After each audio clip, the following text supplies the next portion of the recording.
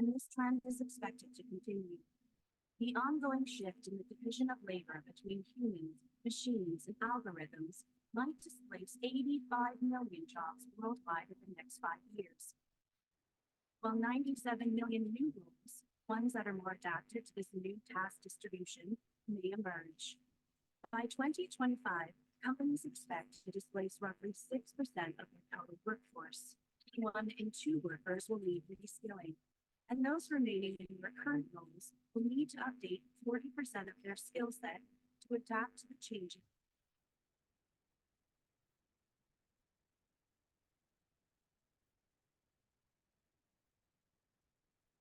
Any economy or company is its human capital. Around the globe, companies are already experiencing a shortage in relevant skills for future roles and are investing in reskilling and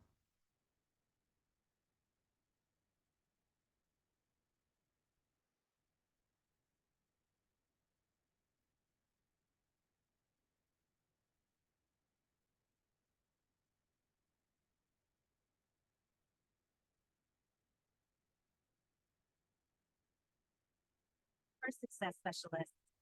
It will take on average between 2 weeks and 5 months for workers to pick up new skills, allowing them to move into these new roles. The data shows they won't need to have the perfect skill set to start transitioning.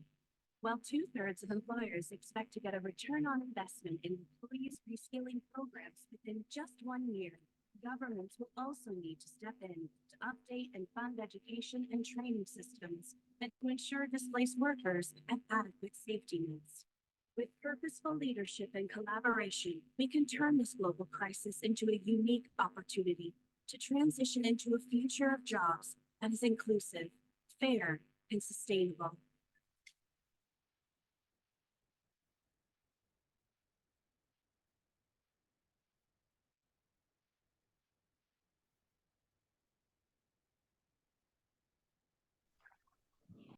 The automation of work, combined with a global recession, led workers to lose their jobs at an accelerated pace compared to previous years, and this trend is expected to continue.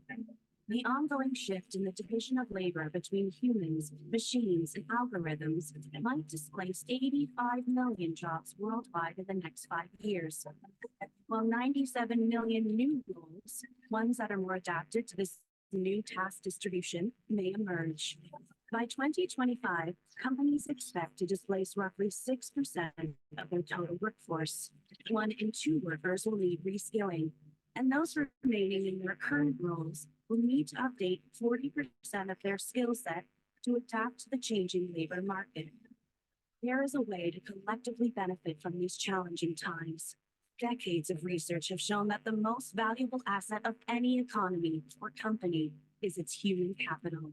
Around the globe, companies are already experiencing a shortage in relevant skills for future roles and are investing in reskilling and upskilling their workforce. By 2025, organizations say they will train over 70% of their employees to ensure they can smoothly transition into the jobs of tomorrow. These include DevOps engineers, artificial intelligence specialists, digital marketing managers, talent acquisition specialists, and customer success specialists. It will take on average between 2 weeks and 5 months for workers to pick up new skills, allowing them to move into these new roles. But data shows they won't need to have the perfect skill set to start transitioning. While 2/3 of employers expect to get a return on investment in employees' reskilling programs within just 1 year, governments will also need to step in to update and fund education and training systems and to ensure displaced workers have adequate safety nets. With purposeful leadership and collaboration, we can turn this global crisis into a unique opportunity to transition into a future of jobs that is inclusive, fair, and sustainable.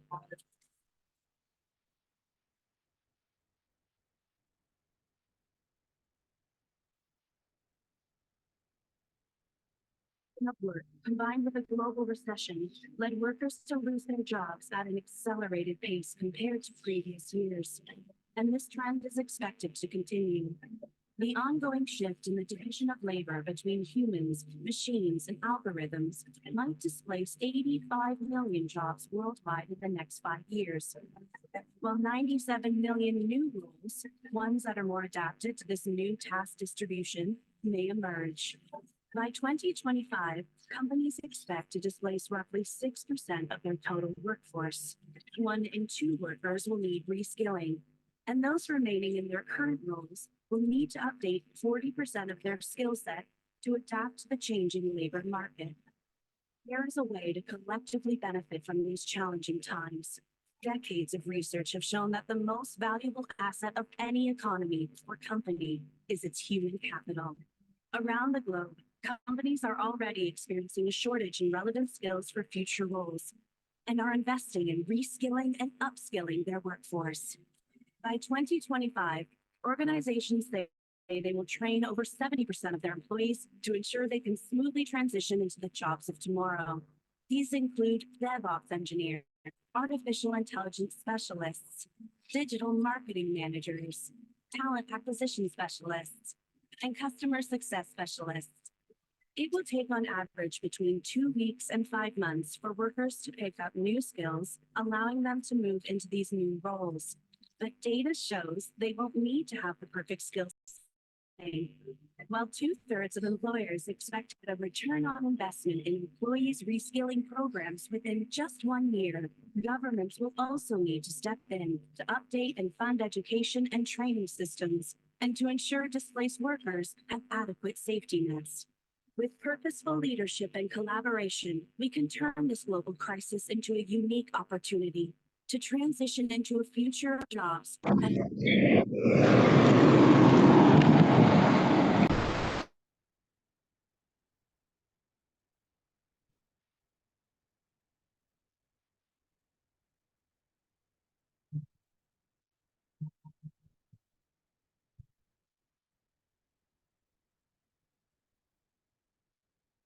Good morning, everybody. Good morning. Good morning, everybody. Good morning. Good Hi. morning. Good morning. Hello.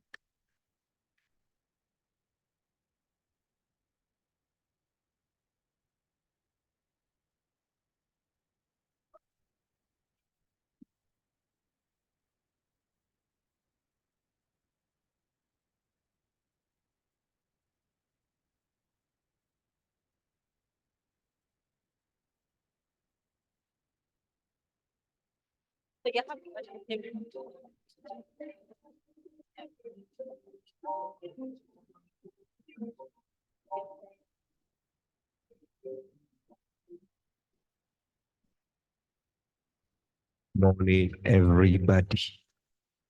Mm. Okay. So, can I have everybody's attention? Media, could you a bit clarity on this microphone? I cannot hear myself very well. It has this, I don't know where it's coming from, but okay. All right. So we are going to start in a bit. There are a few things we want to put in place. I think it's already here. So we'll start in like a few minutes. But before we kickstart the event, I like to introduce myself. And of course, I have a co-host. I'm not here alone. We've all come from different walks of life, gathered together in this place to learn. I mean, when the question of, how do I call it, job creation, was posed to me, there were a lot of variables that I was thinking about because I, for one, for over a long period of time, one of the major things I try to do is job creation in different, facets, either by creation of companies or by events or by referrals or by just setting up a way where I can link persons to person and, of course, get somebody a means of meaningful income. So job creation has been at the forefront of my work for over a decade. My name is Ayodeji. Jayola David. If you're on LinkedIn, you probably know me. I have my co-host. Could you please tell them your name and what you do? Ladies and gentlemen, distinguished guests and esteemed participants, welcome to the Lagos Tech Summit. My name is Kike Lomo Owoyale, the CEO and founder of She Foundry Limited, a genderless company dedicated to closing the gender gap in the tech and funding ecosystem. Thank you. Just get that for her. If people don't know how to clap, Abby, I will make you clap today. Oh my. All right. Well, so like I said, I'm Jayola Ayodeji David. I work at Faster Money Technologies. We, help the education industry. There's a lot more conversation there, but we'll say that for later. To kickstart this event, I mean, for every event, there's always a vision behind it. And there is a visionary behind every vision. And there are people who have put in the work to ensure that we're gathered here today. In no particular order, can we do a small game? Very small game, it's yeah. I'll give the best person a prize. Are you with me? You want my prize, right? Huh? Okay, can you raise your hand up? The left hand, please. Everybody, come on. Really? You're gonna leave me here hanging. Your left hand. All right. Your right hand, please lift it up too. I want both of them up right now. So could you bring them down? No, not like down, down, down, like in front of your, self like this. Could you bring them closer to each other? Take it out. Bring it back. Take it out. A bit faster. Faster. Faster. Faster. Faster. You are not doing the Okay. Ladies and gentlemen, please put your hands together for Mr. Akin Oladeji as he comes to give the welcome address and as we kickstart the Lagos Tech Summit. Thank you.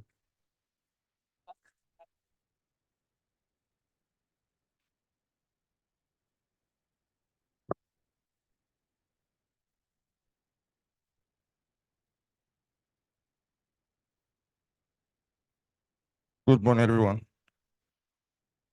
Sorry, I'm sweating like it's been don't let us say. All right, thanks, everyone. I put pen to paper just to remember everything I want to say this morning. All right, again, good morning, everyone, and thanks for taking your time to be here this morning. So, distinguished guests, esteemed colleagues, and aspiring tech enthusiasts, it is with great pleasure and excitement that I welcome you all to this, inaugural Tech Summit hosted by, Learn with Pride. So as the founder and CEO of our esteemed organization, it fills me with immense pride to see the vision come to fruition. Today marks a significant milestone in our journey towards empowering individuals to break barriers and forge new pathways in the world of technology. So with the theme, Breaking Barriers of Unemployment Through Tech, we have convened here in Lagos, Nigeria, to explore transformative power of technology in addressing one of the most pressing challenges of our time today. For over 4 years, Learn with Pride Limited has been at the forefront of providing practical trainings and support for individuals seeking to transition from non-IT backgrounds to lucrative and fulfilling careers in the tech industry.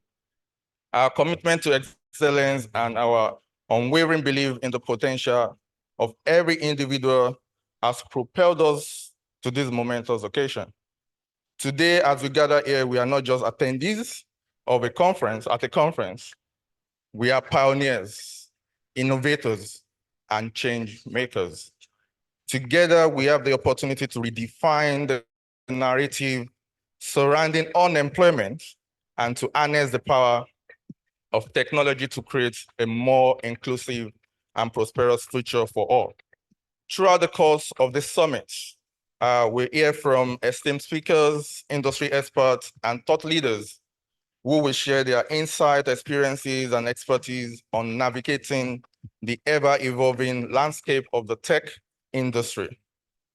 From discussion on emerging trends and technologies to practical workshops and networking opportunities, This summit is designed to equip you with the knowledge, skills, and resources needed to embark on your journey towards success in tech.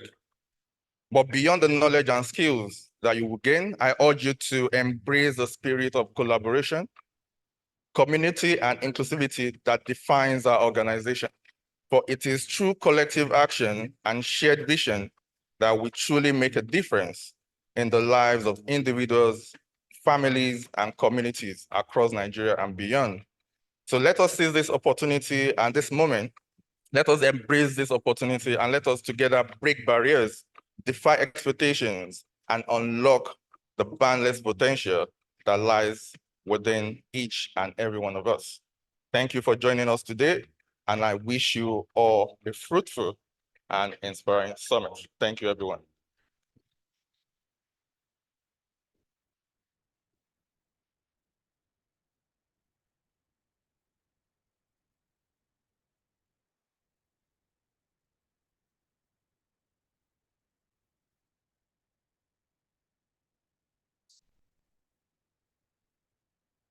All right, so next on our agenda is the keynote speech by Oluwatayo Winkule.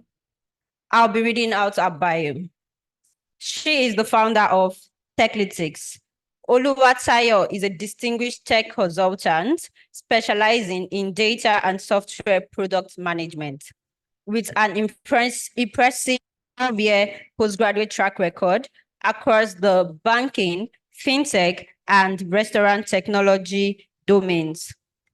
As a chartered banker and certified SAFE professional, Oluwatayo's expertise is prominently woven into the fabric of her career, with noteworthy contributions at renowned organizations such as InterSwitch, Access Bank, Fidelity Bank, and Vendus.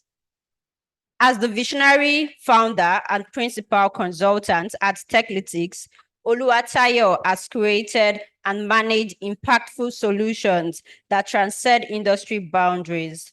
Her leadership has left an indelible mark on startup fintechs like Ware Canada and Fita Uruguay, as well as in the marketing arena with Intent Agency. At Intent Agency, she spearheaded the development of the agency's inaugural digital and artificial intelligence flagship product, Palette.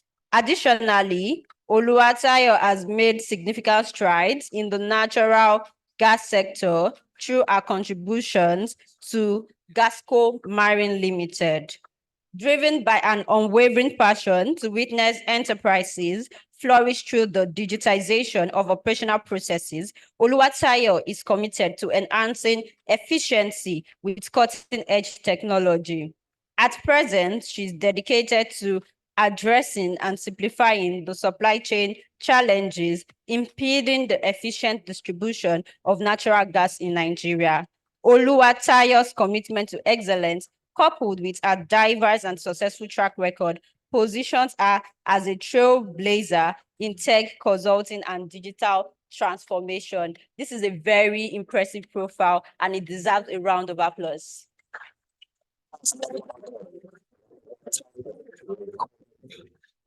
Our transformational leader, a tech consultant, and founder at Techlytics. You can do better. Put your hands together. Thank you. Thank you, Kike. Good morning. It's a wonderful time to be alive. It's a wonderful time to be here also. My name is Oluwatayo, and I am what they said. So today, I'm happy we're having these conversations around how to navigate unemployment challenges in today's world. I mean, we cannot kid ourselves anymore. We're already in the mix of where machines are typically already seemingly taking our jobs. So we're at that junction today where we find the blend between human aspirations and what technology can do for us. So does this necessarily mean that we're set up for doom? No. there is a lot more benefit or there's a lot more value that can come out of that. So yes, while we're at that junction, where we're trying to balance human aspirations, I mean, you and I we want financial stability. You and I want work-life balance. You and I want to find our purpose. We want a lot of things out of life, and the machine is coming. By machine, I mean tech has basically evolved and it's still evolving. It's coming to say, I can do this better. I can make decisions for you. I mean, the other day I was looking at a media on Twitter where the AI was the one chairing the meeting, that is asking for updates during stand-ups. And I'm like, so last now, all the founder, I'm a CEO, it's an AI that can even take that particular job, right? But how do we strike a balance between this? Because of course, we probably have seen news on the internet where people are, wondering if AI will take their jobs. I mean, if you're a cleaner, you would see a robot that can do the job better. And you're wondering, so where do I stand, right? If you used to be a pilot and you are a newscaster that used to cover, that used to cover in her, now we have drones doing that effectively well and even in a neater manner. So the questions are, is it that I'm not going to be having my job anymore? So we've seen those questions, those worries. It's almost everywhere, and everybody's saying artificial intelligence can do this. Content writers are worrying because the ChatGPT is, seemingly doing a great and fantastic job. So those are questions that everybody is asking, right?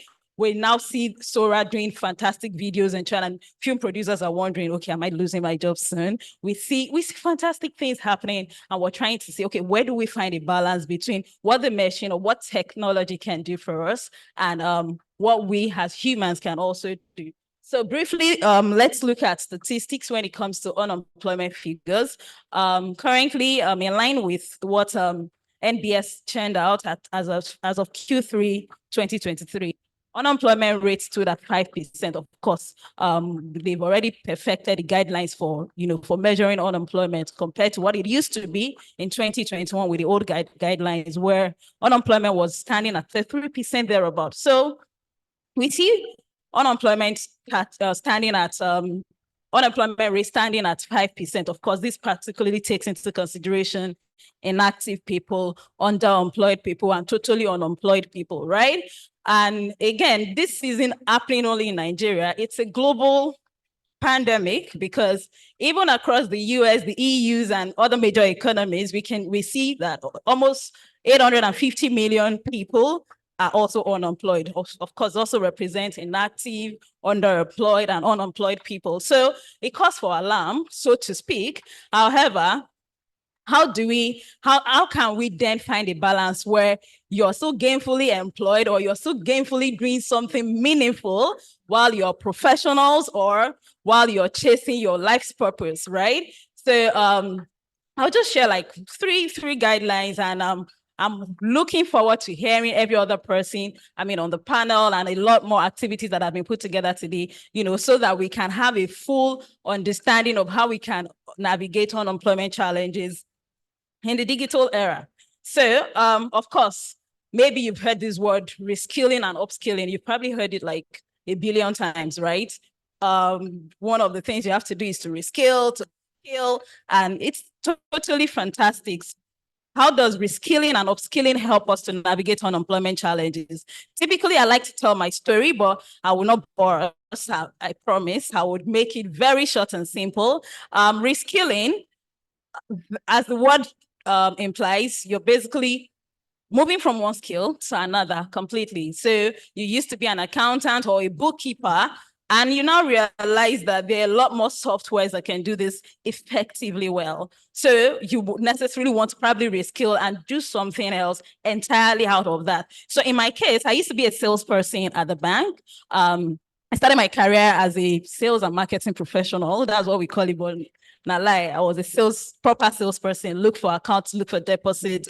I loved the job at the time. However, there's something that comes within, tech is coming, I need another skill. Can I transfer marketing skill, or can I do sales skill in another economy? I just wanted more, right? So basically for me then was reskilling from being a salesperson to becoming a data analyst. So that was reskilling. Now, so that is the basic definition of reskilling. That's one way that we can navigate unemployment. So reskilling for me, and then upskilling would naturally mean you're still in the same domain.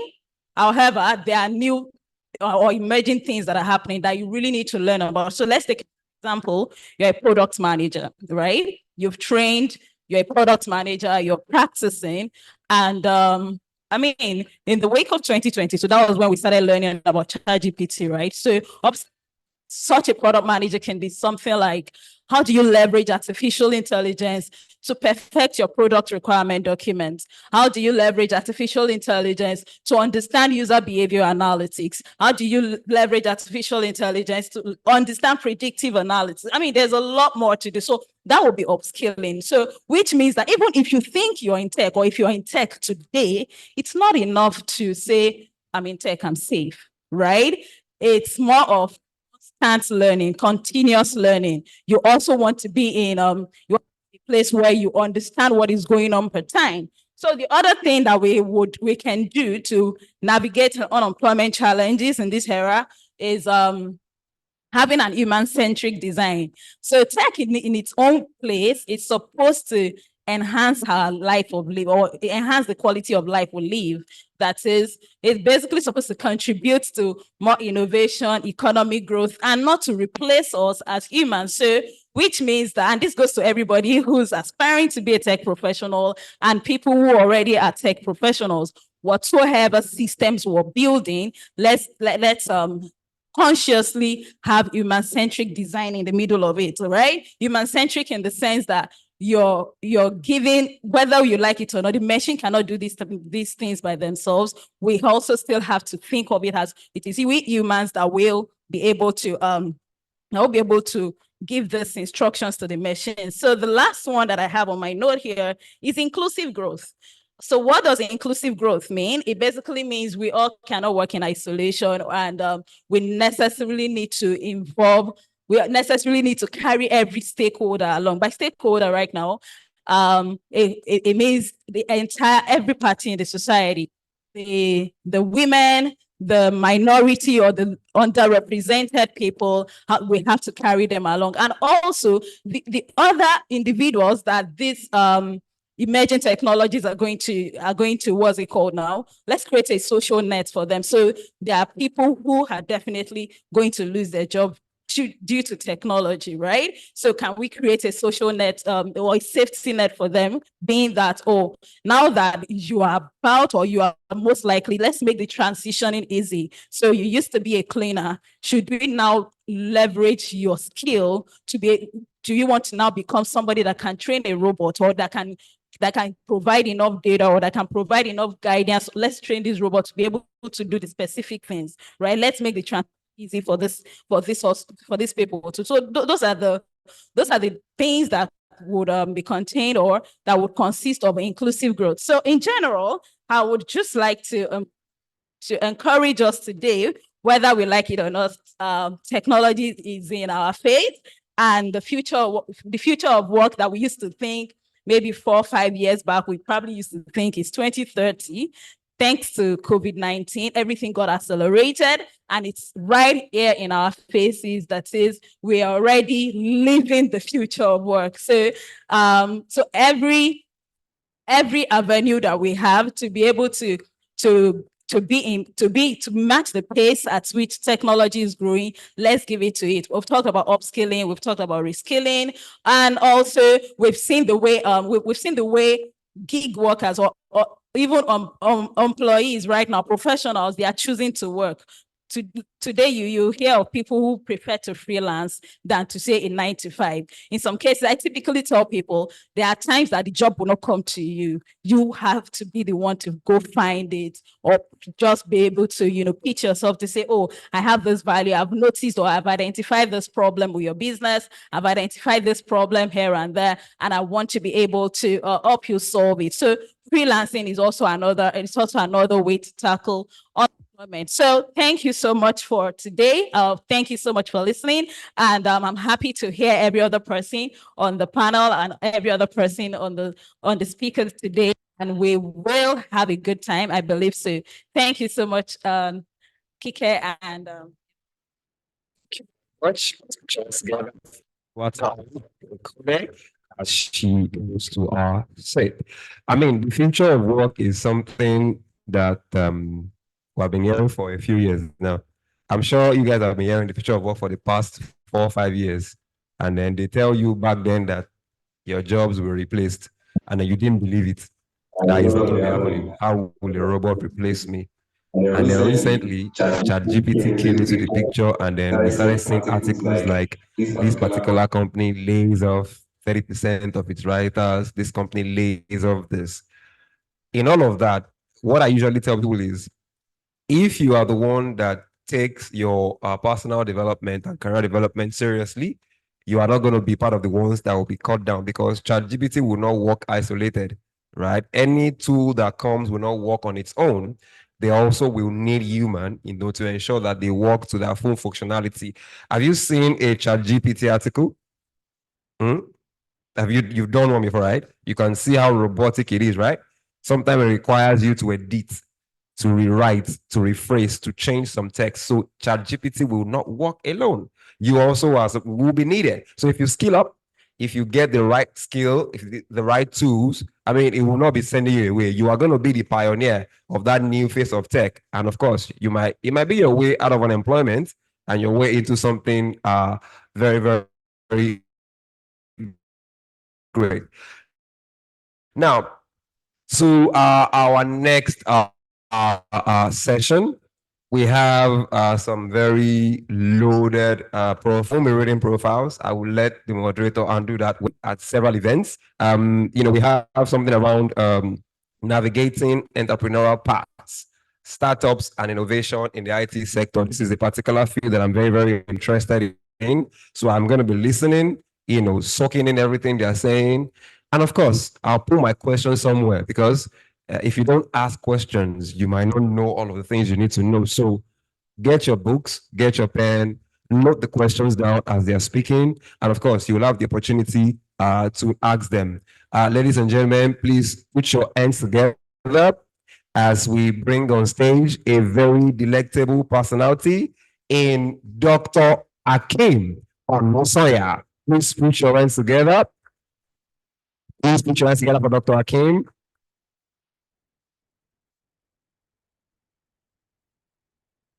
Also joining Dr. Akeem on stage will be Kema Onowa, Head of Trainings, Elvarida Limited. Please could you also join up and say, please put your hands together for Kema Onowa. Please put your hands together as it comes on stage. And lastly, to moderate this segment is my co-host. Please put your hands together for Kike Lomo Owoyale. So she'll be reading, the profiles, the great profiles that they have. And of course, she will take you through the journey. And of course, the questions and the answers that you require to learn the best way. Please, Kike, take over. Thank you so much, our efficient host. Yes. All right. Thank you so much, everyone. I'll be reading Dr. Akeem Onosoya's profile first. He is the head of startups, Lagos State Employment Trust Fund. Akeem Onosoya heads the startups team at the Lagos State Employment Trust Fund. In this role, he leads the curation, execution, and evaluation of interventions that have supported over 150 startups and innovation-driven enterprises in Lagos. In closing the tech talent gap in Lagos, is also leading the execution of a 3 billion naira partnership to train 4,000 tech enthusiasts in Lagos. His vision is to exponentially create jobs while leveraging technology and also position Lagos as the startup capital of Africa and very soon the world. Akeem is an astute manager of human and material resources with over 6 years of experience in the health management, insurance tech, MSME development, public policy, and administration. He was previously the special advisor to the chairperson, Board of Trustees of the Lagos State Employment Trust Fund, where he led the execution of a 670 million naira. I'm just seeing million nairas here. Oh my God. That's 700,000 USD grant support fund in partnership with private sector partners and non-governmental organizations to support 2,779 small businesses that were affected by the devastating economic effects of the COVID-19 pandemic. He is a multiple award winner, being the recipient of the 2022 Oni of Ife's Royal African Young Leadership Forum Award, the 2023 winner of the Future Award Africa Prize for Governance, and was recently listed as one of the top 100 West African young change makers by the West African Young Leaders Initiative. Before transitioning into the public sector, he completed a Master's of Public Policy degree from the University of Oxford as an Africa Initiative for Governance Scholar and was the Vice President of the University of Oxford Africa Society. He's also an alumnus of the Harvard Kennedy School of Government. And that's the end of the profile. You know what to do. Wow, this is really, really impressive and inspiring as well. I actually know Dr. Hakeem. I've heard about him. I've seen him in a lot of flyers, and it's really nice to get to meet him in person today.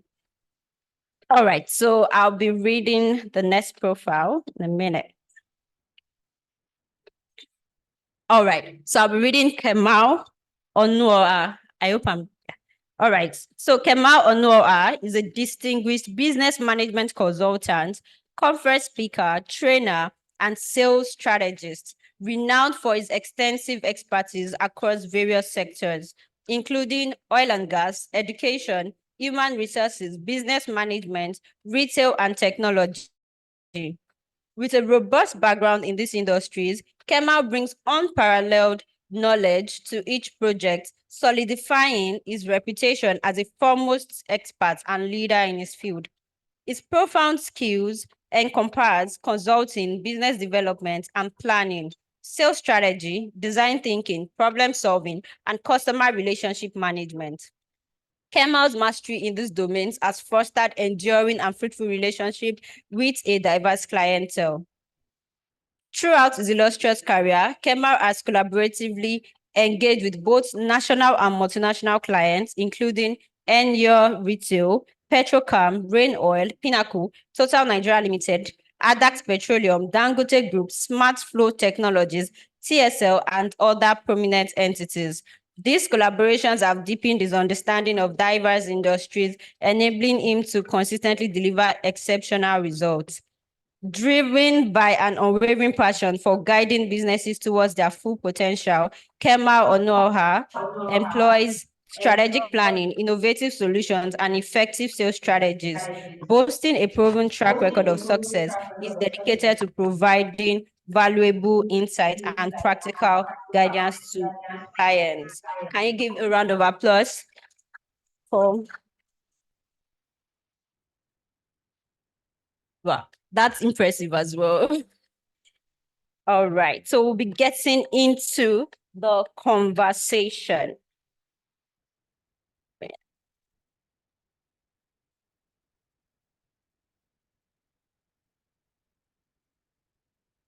All right.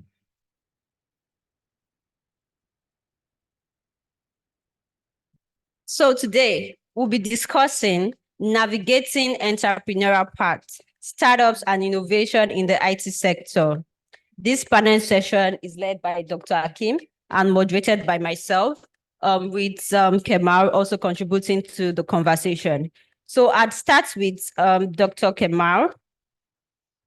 Sir, could you share your personal journey and experiences that led you to your role as the head of startup team at Lagos State Employment Trust Fund, and also valuable points that the audience should also take out from that personal journey? Okay, thank you very much. So you said Dr. Kemal, so I'm sure he was confused when he went to medical school, and I was also confused too. Sorry, Okay. Dr. Hakeem. So just to be clear, good morning, ladies and gentlemen. Uh, uh, on behalf of the organizers, apologies for bringing you out on a Saturday morning because we all have cousins and aunties getting married today, but we decided to be here. Thank you very much. So a part of my profile that she didn't include was that in my former life, I trained as a doctor at the College of Medicine, University of Lagos, and I've had an interesting transition to where I am today. So I said that because career is not static. The keynote speaker said that she started her career with sales in the banking space, and now she's pivoted completely, which also reinforces the fact that what you studied in school, what you got a first class in, is not stamped on your head to be what you would eventually do. You're allowed to pivot at any point. Confuse your village people. Let them think you graduated with this and you're doing this. My parents are still confused. Why did you spend 7+ years in medical school? You don't even use the title again. I'm like, well, I'm allowed.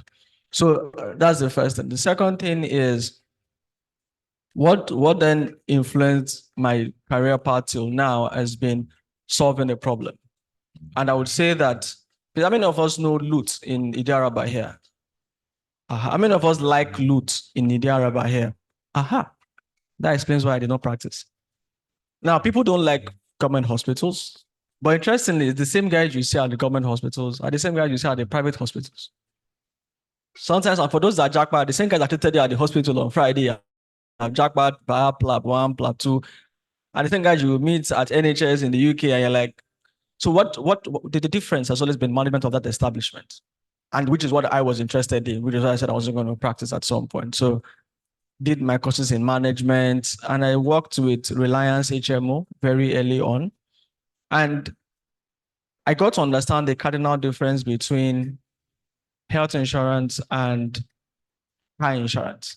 Who wants to help with the difference? Health insurance and car insurance. Why do we have almost everybody in Lagos with car insurance and we are still begging our people to buy health insurance? Who wants to help? There's no right or wrong answer, sorry. This is not SAC class, so you can say what you think it is. Who wants to help? Okay, please come forward. Sorry, it's a panel session, Abi, but I will change it. Please come. What do you think it is? Can she get a mic? There's a mic, there's a mic in the audience, or you can, if you think you can project. Okay, the mic is coming. Good morning. Good morning. Okay, I can only say a little. No right or wrong answers. Okay, for car insurance, there are two types. There's the third party And there's and there's the comprehensive insurance. Now, for car insurance, it covers solemnly the car, while health insurance covers you as a person. As a person.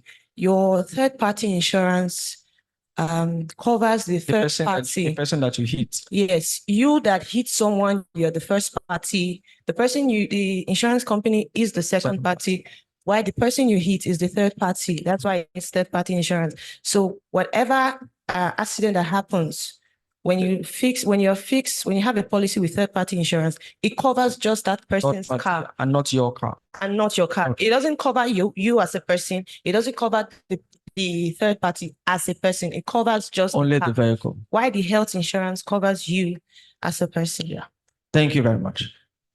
The cardinal reason why we keep begging you to buy health insurance and nobody begs you to buy car insurance is because of policy.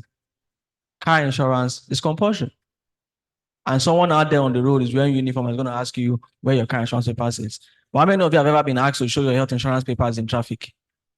Or police catch you and say health insurance and you say you don't have, they say park. No. So it was that headache that then made me decide to go into policy school and learn how this is done. Why do we have certain things happen the way they happen?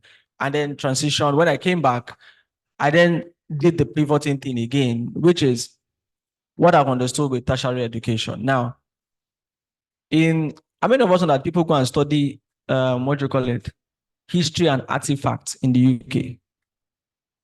People spend their hard-earned money to study history and artifacts. Some of them end up in finance. Some of them become, investment professionals. That's because the background of tertiary education is not to make you a professional as such.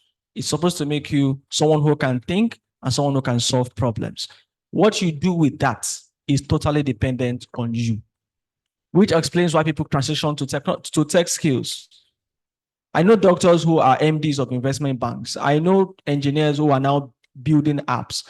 So it's just to open the mind and understand that where you're coming from, where you're going are two different things. So came back to Nigeria and I was like, well, I've always been a doctor. I'm always a doctor. I can always go back into the healthcare space if I want, but can I do something different? Can I try in another space entirely? And then I said, let me join the Employment Trust Fund in the policy and impact space. And I've been there 3+ years and they've not sacked me. So it means I'm not doing a bad job and the likes. And then at some point, I haven't worked in a startup. I worked in Reliance and I understood what it means to run a startup. The least thing you need, the easiest thing to have as a founder is the idea. You think it's difficult? Have the idea first. You will not say that is the easiest part. The support you need, even funding is not as difficult as building the product. When you build the product and you build it well, you shouldn't have issues with funding if you have your customers. But if you don't know if you don't have that sustainable system from converting that idea into a product, running it into a successful enterprise, knowing when to raise funds, knowing when to exit, knowing when to pivot, startup would die as fast as it came to life. And it was that experience working with one that then made me transition to lead the startups unit. And it's been over 18 months doing that and supporting startups across Lagos. So I think the core of my answer is the future is not static. The future is changing almost every second. We need to disabuse ourselves from whatever we spent 4 years and ASU strike studying in university, the kind of projects that we did, the kind of the kind of project we defended at our final year, and be willing to flow with the times. Be willing to ask yourself what you would love doing. And some of us have the greatest headache, or what are we going to tell our parents? Tell them the truth. If you want Sakwa to kill you, let me stay where I am. If you want money, allow me to pivot. And they will allow you pivot. Because eventually what they want is a success for their kids. What they want is success for their children. What they don't want is for you to stay in a place and they really want to feed you. So you're allowed to pivot. And technology has a beautiful role because it is not a structured or a very licensed field. You can't just decide that you studied banking and you want to start treating patients in the hospital. You will land in jail in 2 months. Why? Because there is a structure. You must get this license. But as of today, technology does not have that. So you can sit in your room, you can watch YouTube videos, you can go on Coursera, and you can become a UI UX developer in 6 months. Even lesser than 6 months, depending on your interest. And that is exactly what demystified technology. In the next few years, you might now begin to talk about licenses because technology now has impact on people's lives and they want to be sure that you can handle it. But before we get there, you are allowed to look at any of the sectors that either affect you personally or even what you call it, even keys into your passion. My younger brother studied agriculture in university. He's a UI UX guy today. Why? Because he loves designing. He just likes designing. And he went online himself, learned UI UX on YouTube, watched videos, found Twitter to his marketplace. And now he has forgotten that he ever went to university. And for the tech bros here, how many of you have been told to drop your CV to get a tech role? How many of you have been asked, did you learn this in computer science? No. How many computer science grads? You even have more non-computer science grads in the tech space than computer science grads because of the ease of transition. So I think in general is that fluidity of career, that fluidity of decision making, and the fact that technology makes it exceptionally easy. That's an interesting take. So what I've learned is that you're allowed to explore. Your degree does not define you. Don't be scared of what people would say. It's actually your life. You are allowed to pivot. Allowed to pivot. All right. So you're allowed to pivot. Don't be scared of what others would say. Your parents would be proud of you at the end of the day. And also, you mentioned that career is not static. Thank you so much. All right. Moving to Kemal. Can you also share with us your journey to the point of becoming the head of trainings at your current organization and the key points that the audience should take? Okay, good morning, everyone. So I'd say that my career or my journey to where I am at the moment started back from secondary school, right? Then we were newly what's it called, introduced to the Aspire to Refire thingy. All right. So I was in SS3 and then I met the man Fela Durotoye and I was like, whoa, I want to be like this. All right. And then unfortunately for me, spent 5 years in school studying chemical engineering and I was struggling. So I came out and my father was like, okay, so what do you want to do with your life now? And I said, consulting. I'm like, what is consulting? And so they said, okay, what school would you go to study consulting? I didn't know. And so the only place I knew at the time was Daystar Leadership Academy. And so I said, Daystar Leadership Academy. I enrolled and after that time, I started working, I interned in a consulting firm where I learned how to train. I learned the basics of HR management and all that. And then I transitioned into another business management firm. And so from there, I moved into sales and marketing. And from there, I moved back into consulting, where by then I already learned and I already started practicing with the little things I learned over time, how to write business plans, proposals, how to handle trainings and all that. And so I think it was in 2020, I was doing my own thing, and then COVID happened, and then there was a whole lot of struggle, and then I had to find my way back into 9 to 5, where I found myself in the tech space, worked in an organization that's trying to build a retail product, like e-commerce product. And so we did all that as sales executive, grew the business. And again, I was like, targets and all that, it was just a nightmare for me. So why not just do what I like to do? Yes, I love sales, but I'm not under any pressure if I'm doing consulting. I'm still providing solution. And so that's how I found myself into Elva Reader as head of trainings and head of the academy. All right. So the takeout for me there is you understanding what you want. Do a SWOT analysis on yourself as to what do I really want? What am I passionate about? What am I fit for? All right. And then in between all that journey, I found that also passionate about businesses. And then I found that we do not have so many businesses in Nigeria that had lived beyond their owners. And most of the businesses we have at the moment was built from a place of survival. All right. Either you got fired from a job and you feel like, oh, I need to start something because I was there also. But beyond survival, there is more. If you check other countries, you check Apple, the founder of Apple is gone, but Apple is still running.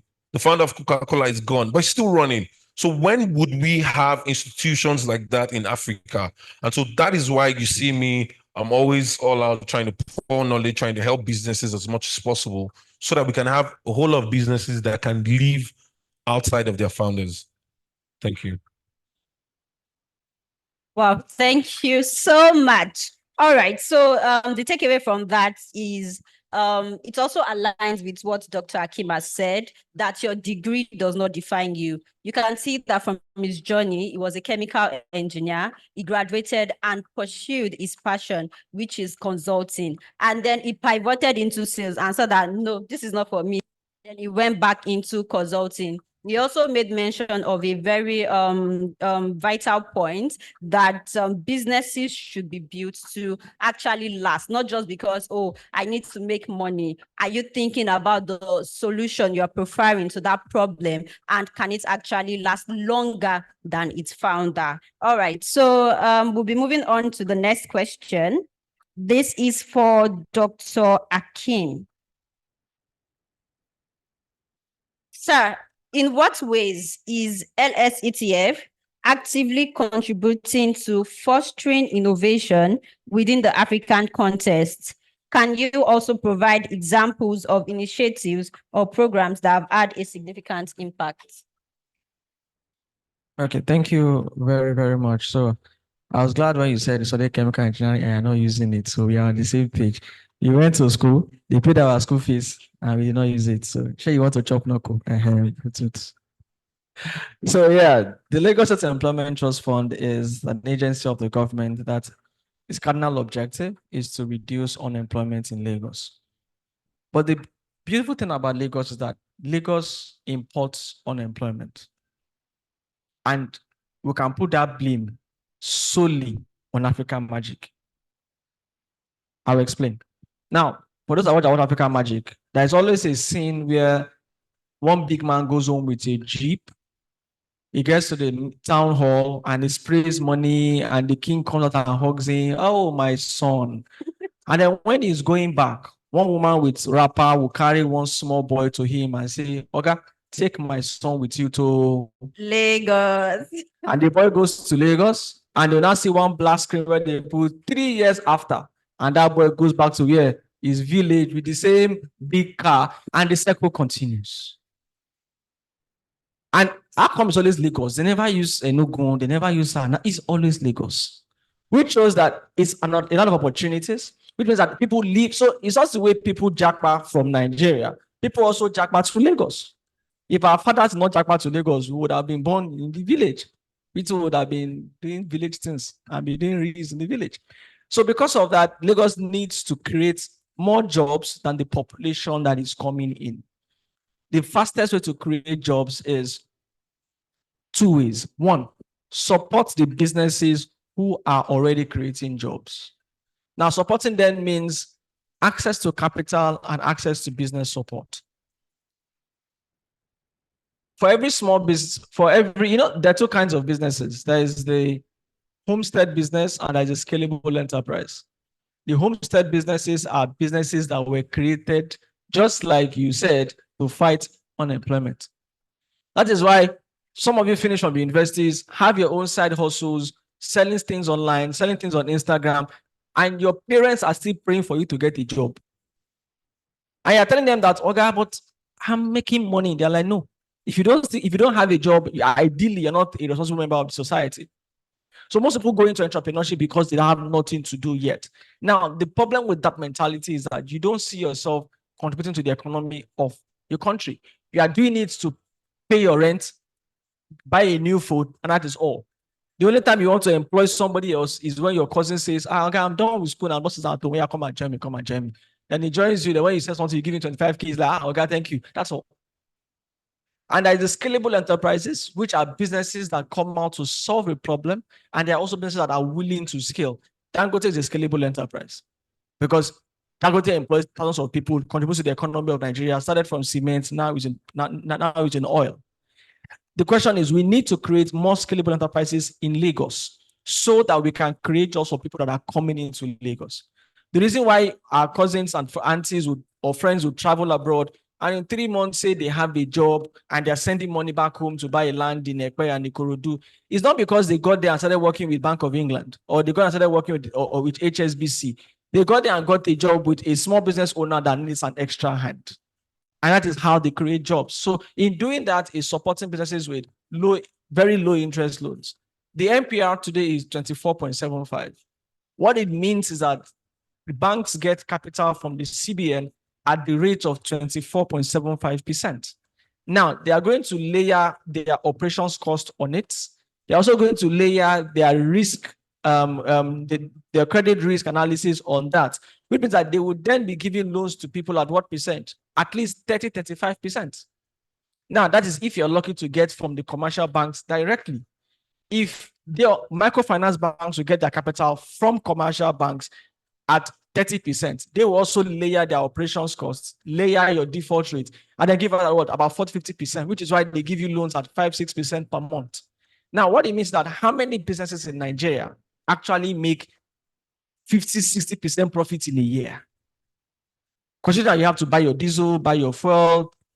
So the question is, someone needs to give those small businesses a very affordable source of capital. And that is where the Employment Trust Fund comes in. We support small businesses with loans from 20K to as high as 50 million. Sorry, as high as 5 million. Don't go 5 million. So 5, it was a mistake. 5 million. And the rate is at 9% per year. 9%. not per month. I'm sure some MFBs do it at even per month. Because the question is, we need you to be able to expand. So that when you expand, you will need an accountant, you will need a salesperson, you will need someone to sit in the shop. Now, that is how employment is created. Now, the next thing is, as Lagos import unemployment, we are also giving our jobs away. Who are the best guys that do POP in Lagos? Nigerians or Togolese or Beninans? Huh? Beninans and Togolese. There's a problem. We have unemployment in Lagos. When we have jobs to give out, we give out to people that are not from or do not even live in Lagos. So it means that we need to that gap in collar jobs. Everybody wants to wear white shirt and go to the bank. Everybody wants to report to a company at 9 to 5, but that is not where the highest amount of jobs are going to be created. Freelancing, blue collar jobs are exceptional. It's basically a blue ocean, but nobody is training for that. Now, when you hear an artisan, what comes to your mind is an illiterate guy that's going to lie to you, is going to spoil your appliance, and you eventually pay him money. No, you just, and if you're an artisan that comes to tell you, oh, your fridge is bad, but I think it's the voltage at this point. I think you should increase your voltage. And when you're done, you have to schedule a 3-4 months maintenance at this level. Won't you be shocked? You'll be shocked because what you want to hear is Ekpa, Eton, Capreton. Oti Jono, 35,000. Owoshe, 10,000. But we need to, because the question is, it's also not helping us maintain our things in Lagos. So we need to plug in those areas and train people creatively and professionally in those areas. Why do you think our cousins and aunties abroad send their TVs that are bad to Nigeria, fix it and it starts working? Why? Because it's more expensive to fix a TV than to buy a new one. You would rather buy a new one than to go and fix it. Because if you call a plumber in the UK to come and check your bad pipes, he will collect consultation fee start. Bratayo, Otibel, you now come. Amarami, 2x4. 35 meters, 10,000. No. Ideally, they're supposed to come, diagnose the problem, and you pay for that.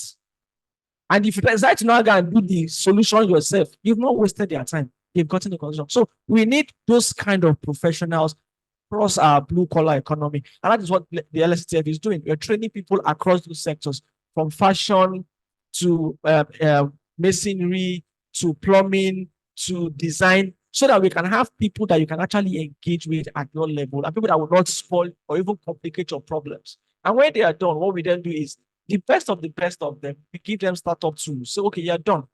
Take this. So you've learned tailoring, you've learned design, but you need to start. If you come out tops in your class, we give you a machine. Take and go and start. So that you don't have what you ordered versus what you see, their customers are plenty here. You give me online vendors and spoil your material.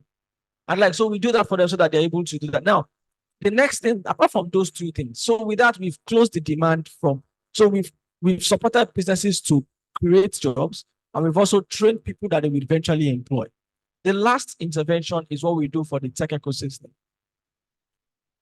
The beauty of living abroad or not being Nigerian is that internet and electricity is a human right abroad. Except if you are in band A and you're now paying 225 kilowatts per hour. Light is standard. Internet abroad, even at the shopping mall, even at the bus park, you can connect to the Wi-Fi. Public is not your hala, whether you want to connect to the public Wi-Fi or not. But in Nigeria, it is not a human right. It is still luxury. And that is why the people the initial guys in the ecosystem were guys that came from the UK, US, and relocated back home. They were guys from the island because they could afford it at that point. How many of the early stage founders in Lagos came from Mushin? How many of the very early stage founders that have built stuff today were residing in Abulegba and Limosho? Because the higher class lived on the island, Yamba and Abu, they were able to afford these things. They could buy internet in their houses, their parents could afford it. Which means that if you can eliminate access to electricity, the issues with electricity and internet for founders, we can catalyze growth of innovation. That's why we have what we call the workspace voucher. So if you're a founder and you're building stuff, you apply. If you apply, what we do is we give you a voucher for between 3 months to a year. What it then means is that if you give you a 3 months voucher, you can walk into any of our partner hubs in Lagos, present that voucher to them, and you sit down for 3 months and we'll pay for you. So pay for you pay for you is now relative. So if to pay for a month in workstation costs you about 30,000 naira, and you get a voucher of 25K, how much are you going to pay? Just 5K. And you use the facilities like it's 0 for 3 months. We are ready for 3 months, 6 months, and 1 year. And we've had companies. How many of us know Utiva? Utiva was one of our beneficiaries. He got a voucher for 1 year. So for 1 year, we paid his rent in a workspace. Just keep building and keep solving. Detalium, the same thing. And for us, we've taken that burden of an office space, that burden of internet, that burden of electricity, so you can keep building. And from inception to date, we've issued over 520 vouchers to startups across Lagos. The next thing that we do is we have an incubation program.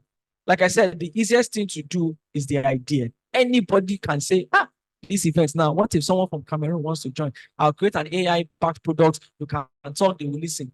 It's in everybody's head. And I'm sure some of you will go on social media and the idea that you had, you were thinking you were going to develop, somebody has built it, has developed it, and you're wondering, so not only me get the idea. But the question is, how do you turn your ideas into a full-fledged startup and build a minimum viable product out of it?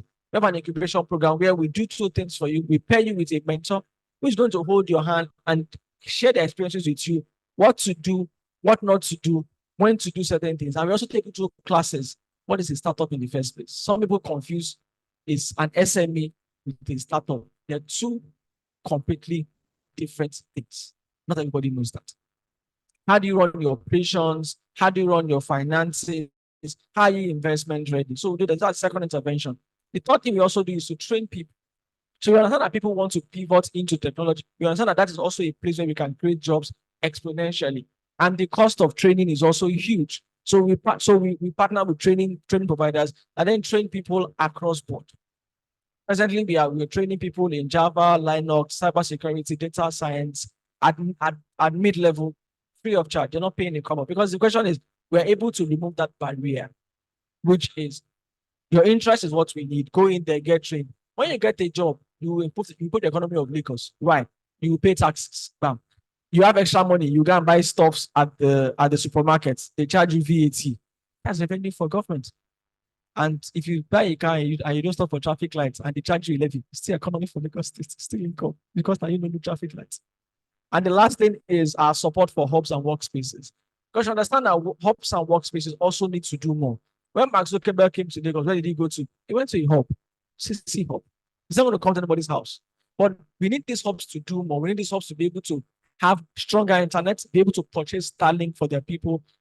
But they cannot go and collect the 40% interest rate per year loan from the banks because hubs run a different business model. They run workspace model where you pay rent to sit down, but they also support startups by running venture studios where they can support you. And when you exit or when you raise, they can get their money back. But running startups is almost like entertainment. For those that have that want to do music, when a manager brings you in, you will meet that there are 4 people of you who are singing. The prayer is that one person will blow. And when the one person blows, the money they make from him is what they use to give all of you afternoon food and give you nice cars to the club. And when he goes, you also will blow. So the question is, you don't assume that every talent in your pool will eventually make it out. But at least 1 or 2 would do that. At least Banky W had Wizkid, had skills. Wizkid was able to cash out from Wizkid and take care of the remaining. Olamide does the same thing. And that's what happens even with founders. When you're in the hub, they support you to ensure that you eventually scale and exit, but at different times. But the one that does from stake in that startup, they're able to get money when they exit to support the remaining startups at their infancy. And we support them 9% interest rate loan. So as a hub, you can get a loan from us up to almost 30 million, and you can get Starlink in your hub. You can get more chairs. You can even rent a different place and continue expanding. Why? So that startup founders can have a place to sit and they can have an environment that sparks innovation. So all of this is what we do. And what we then tell Lagos residents is the least thing you just need to have is just the interest. You want to start a business that is non-tech, we can support you with loan facilities.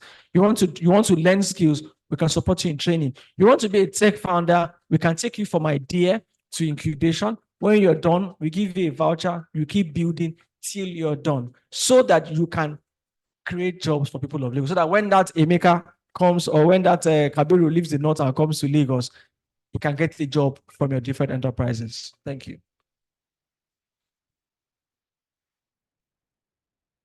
Okay. I know that in the mind of people, they are thinking, oh, how can I apply for this 30 million naira loan? Yeah, me both. All right, sir. So for those that want to apply for the training, those that want to apply for the funding, what do they do? Can you give them a quick guidance? You know, this is when I remember that channel's interview, www.lsetf.ng. That is the answer. Everything I've said can be gotten there. www.lsetf.ng, but I won't ask my guy at the top. Yeah. I can see lots of people pressing their phone already. Okay, just make sure that you pay your tithes when you get those funds.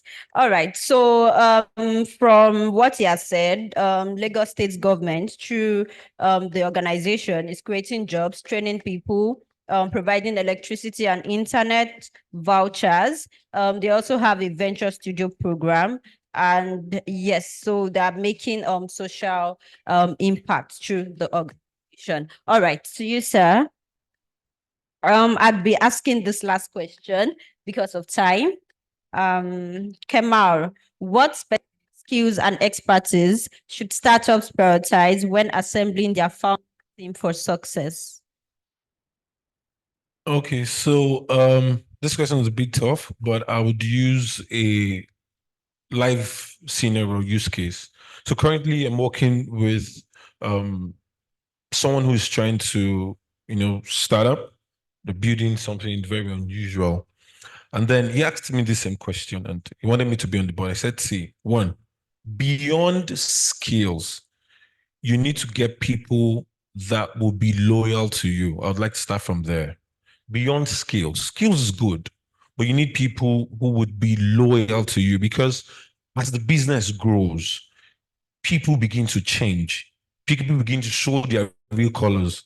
Now you are bootstrapping. It feels like, oh, you're in bed with this person. When you make your major big hit, you see, you raise about 2,000 200,000 USD, and then you see that this same partner of yours or this same team member of yours is showing you a different side of themselves. All right. So first things first, get people who can be loyal to you, and then we can now move to competency, because you need people who are competent enough and people who would be audacious to look at you in the eyes and call you to order.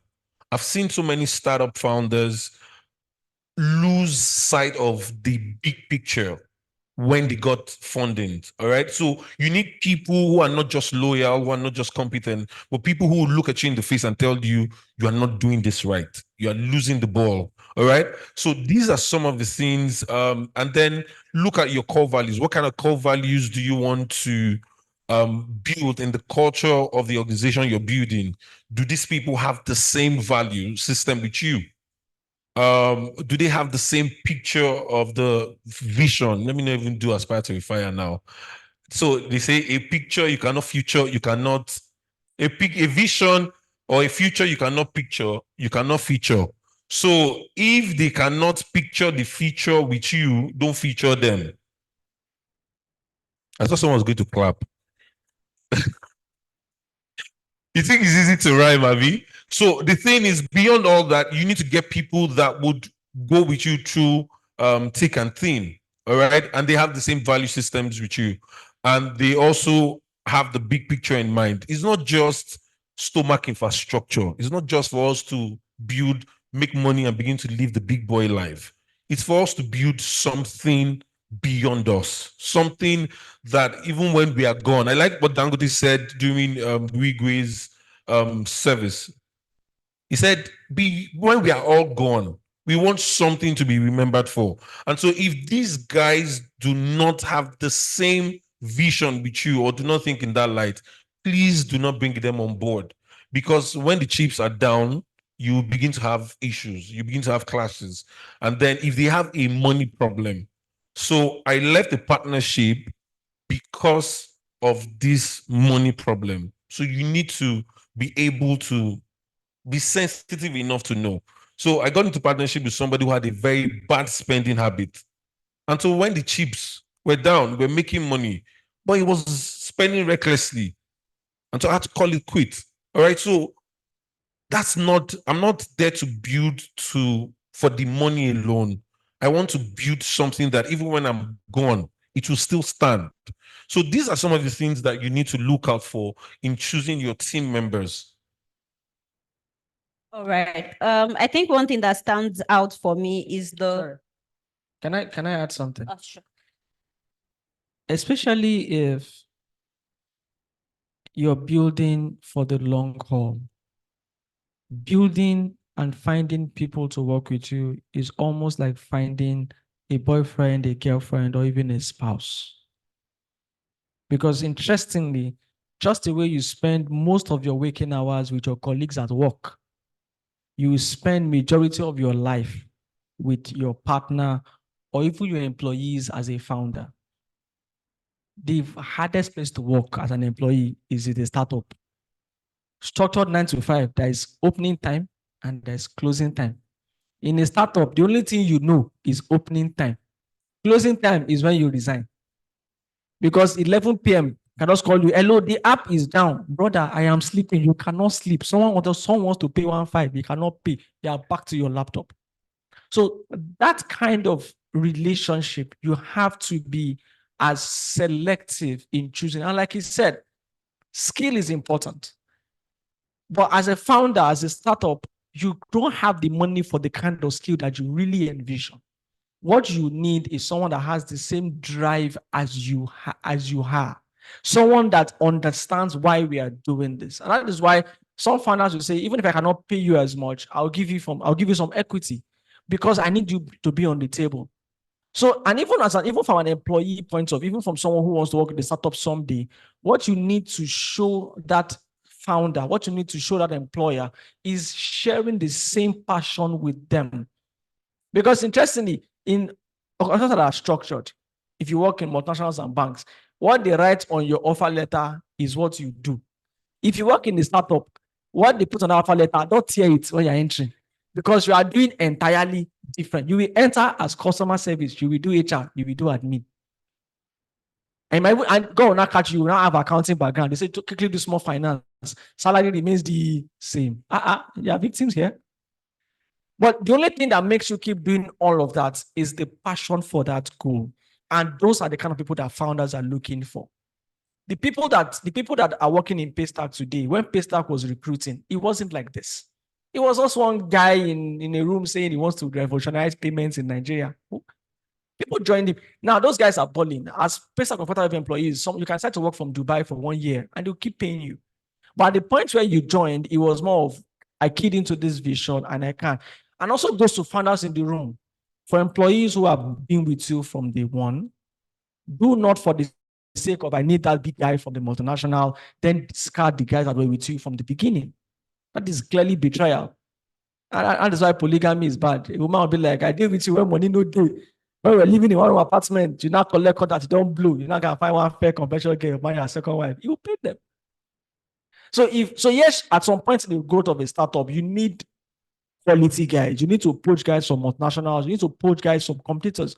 But don't forget those guys that were with you when you were still sharing one extension socket, when you were still resuming in their house in Mushin with the vibe of what you call it, of beauty. And over time, like I said, you then acquire those skills. And finally is understand why you are building as a founder.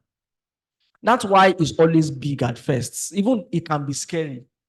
Now, if Paystack tell anybody that I want to revolutionize payments in Africa, they look at him like, okay, are you normal? I've even done in Lagos. But as he goes along, that dreams becomes achievable. So ask yourself, if that dream is just to solve it within your friends and your small circle, when you get there, what happens? But what drives founders, what drives Dangote is, I don't think he has achieved his dream yet. That's why he's in oil. Tomorrow morning, if that guy goes into airline, don't blame him because I'm sure that is something that he's pushing, that is beyond him themselves. And when you do that, it helps you to keep being innovative because you keep asking yourself, what's next? You set a small dream, you achieve it, then you're complacent. Thank you. All right, beautiful contribution.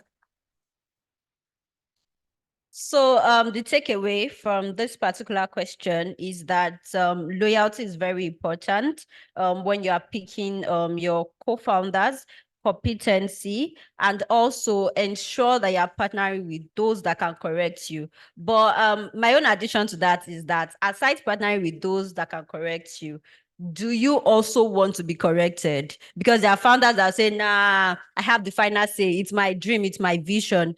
Do you want to be corrected as well? And also ensure that you have those that share the same core values with you. And Dr. Akim mentioned that don't discard those who were with you from day one and understand why you're building, because that would be the constant drive that will take you to your finish line. All right. I think at this point, we just want to have a submission from our panel speakers, something to round up this conversation, advice to founders, advice to those that are tech experts or tech enthusiasts, advice generally to them. Yeah. Okay, so I would like to round off with this. First, I'll say that don't let money be the drive. I like the way everybody's quiet. Don't let money be the drive. Now, the truth is, with my years of working with startups, I've seen that too many of them, especially young guys in tech, too many of them lose focus on the goal when money comes in. Too many of them, they lose focus when money comes in. I've worked with one. We're still trying to, we raised the first seed round and we're still trying to build. The product is not even ready and you're trying to expand to Ghana. Okay, fine. It's a good thing. You're going to Ghana, we're trying to do market research and all that. You're going to stay in a 5-star hotel. You hire the vehicle that will take you around in your meetings with an escort when the product is not ready. You're doing all that with what? Investors' money. So please, if you're going to build anything, let money not be the drive. Let the solution in itself. Let the solution in itself, let vision be the drive. Let a good name be the drive. If you are not here, what will happen? Some people have built Access Bank to what it is. And very soon, or gradually, they're leaving the scene. But Access Bank would stay for a longer time. But we've seen so many startups, we've not even heard the name. It's after they die that we now begin to hear the name. I didn't know there was a startup that was Zazu. It was when he died, I heard of the name, a payment app called Zazu.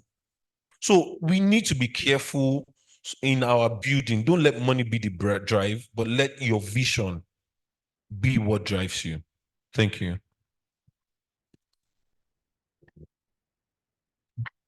The beauty of speaking second is I can see he has said it all and I can write on what he has said.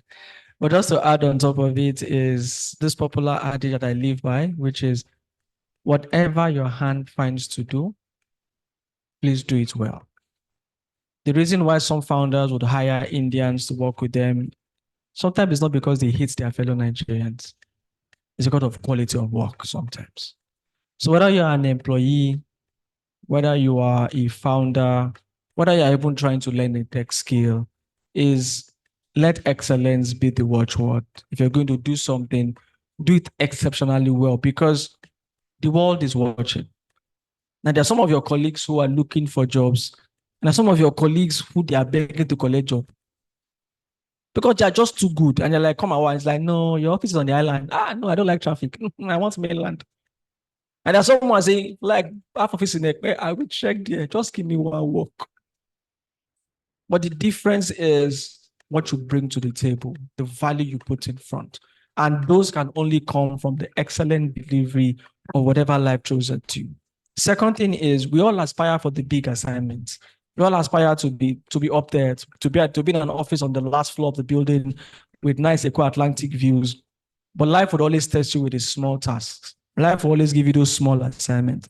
How you do it depends on if you would ever get the big task. So whatever your hand finds to do, please do it well. And I wish us all the very best.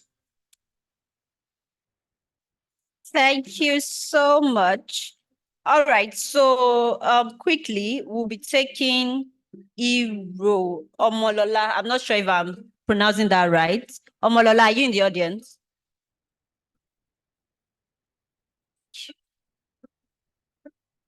Can someone give her a mic, please?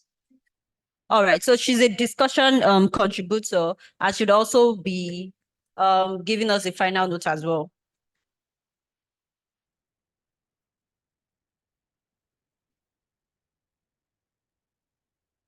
Yeah.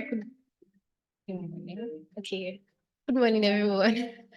Sorry, yeah, my name is Ivro Mola. So I think the final words majorly is just I'll key into what he said last as to whatever you find yourself doing, do it well, because most times I realize that especially people in tech space, they just feel that it's one thing to have the skill. Like the main thing is just for you to have the skill, but beyond the skill, there's this part of not just the core skill as per the art parts, but the soft skills whereby you own the product when you're working. If you have the mindset of the product owner, if you're doing stuff in the company, you do it with all aspect and dignity to the fact that you want to see the product to the end point. So if you have this mindset and you put in the work majorly, it also gives the founder this assurance and the ability to always look out for people with these kind of skills and soft skills in the space. So I'm majorly putting this information to the techies in the house. When you find yourself doing something, put the aspect of being a product owner in mind to actually actualize the goal of the company and do it well. Thank you. Wow, that was beautiful. Thank you. All right, so they've all spoken well. Dr. Akim mentioned that let excellence be the drive. Life will test you with small tasks. Don't just aim for the lofty positions. You have to start from somewhere. While Kemal mentioned that don't let money be your only drive. I think one thing he has consistently hammered on is that you should build to last. Try to build scalable businesses, not just because you're hungry and you just want to, everybody is doing tech startup now. And then there are even some founders that build their products to suit investors, not to suit the audience that they are targeting. And that way, even investors, when they know, they wouldn't want to invest in you. So you need to build something that solves a problem and then that has a product market fit. That is for the founders, by the way. All right, so we've come to the end of this conversation. Thank you so much, Dr. Kim. Thank you so much, Kemal. Thank you so much, our discussion contributor. And we'll be leaving the stage for Deji. Thank you.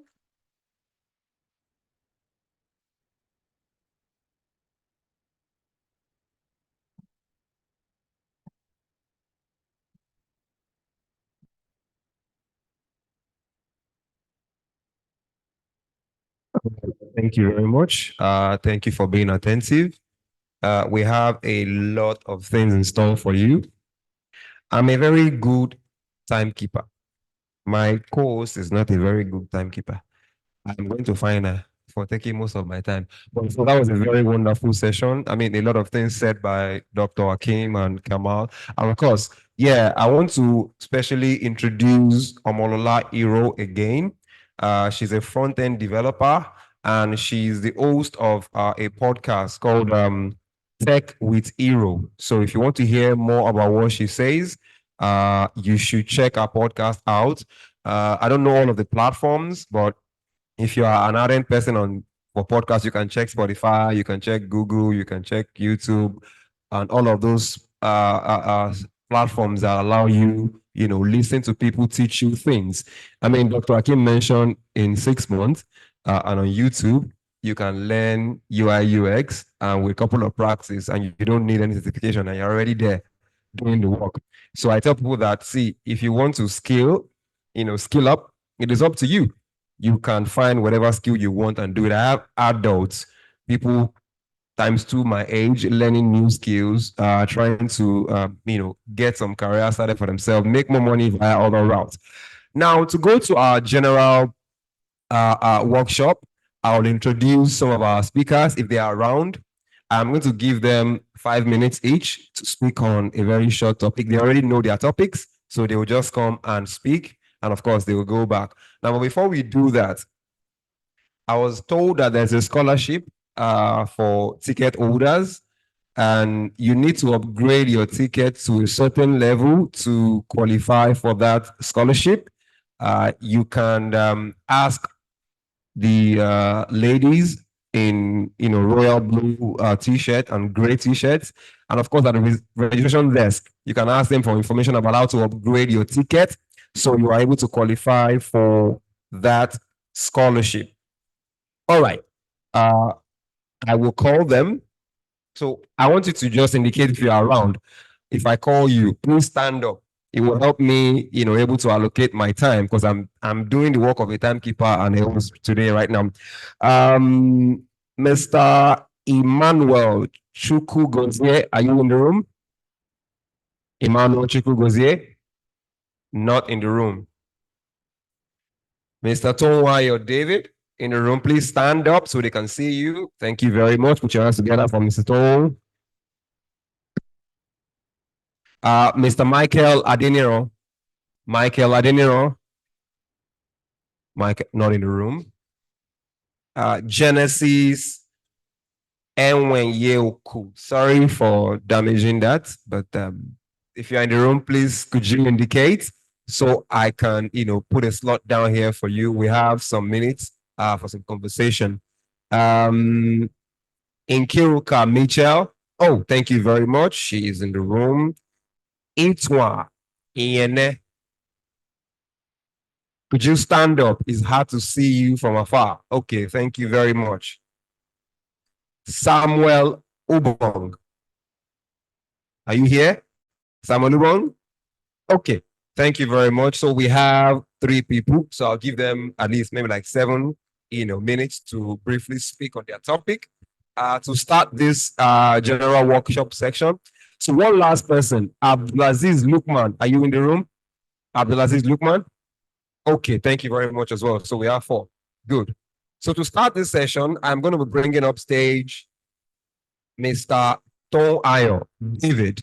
Please put your hands together for Mr. Tonwayo David as he comes to give a very short, session on an already listed topic. So if you have your brochures with you, you can go to page 5. You will see his name and you will see what he will be speaking on briefly, just to give us some, knowledge about what this is. So, yeah. Thank you very much.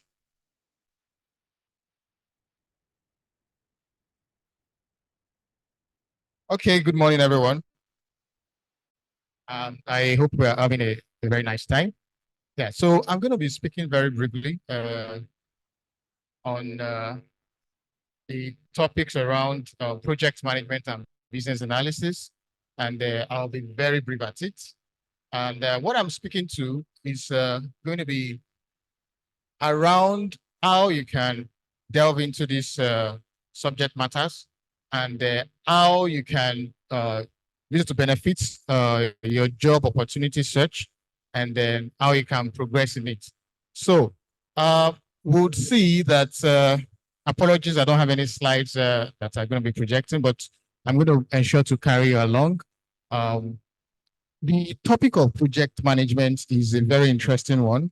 Let me give you a little background about myself and how I came into this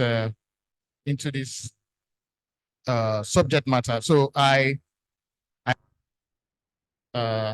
first degree, and I started working in a bank after I graduated, and all of a sudden, I wanted something different.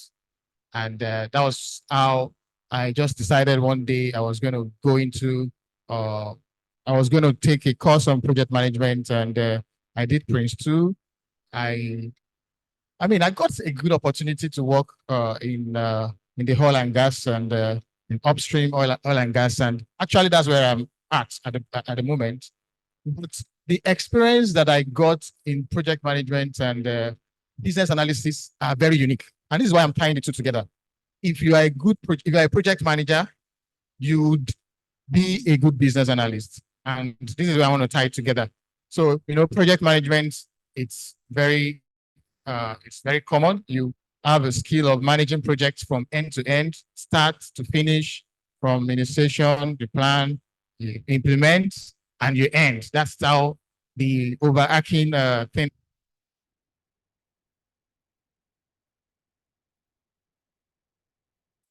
Right? You heard the speakers talking about building.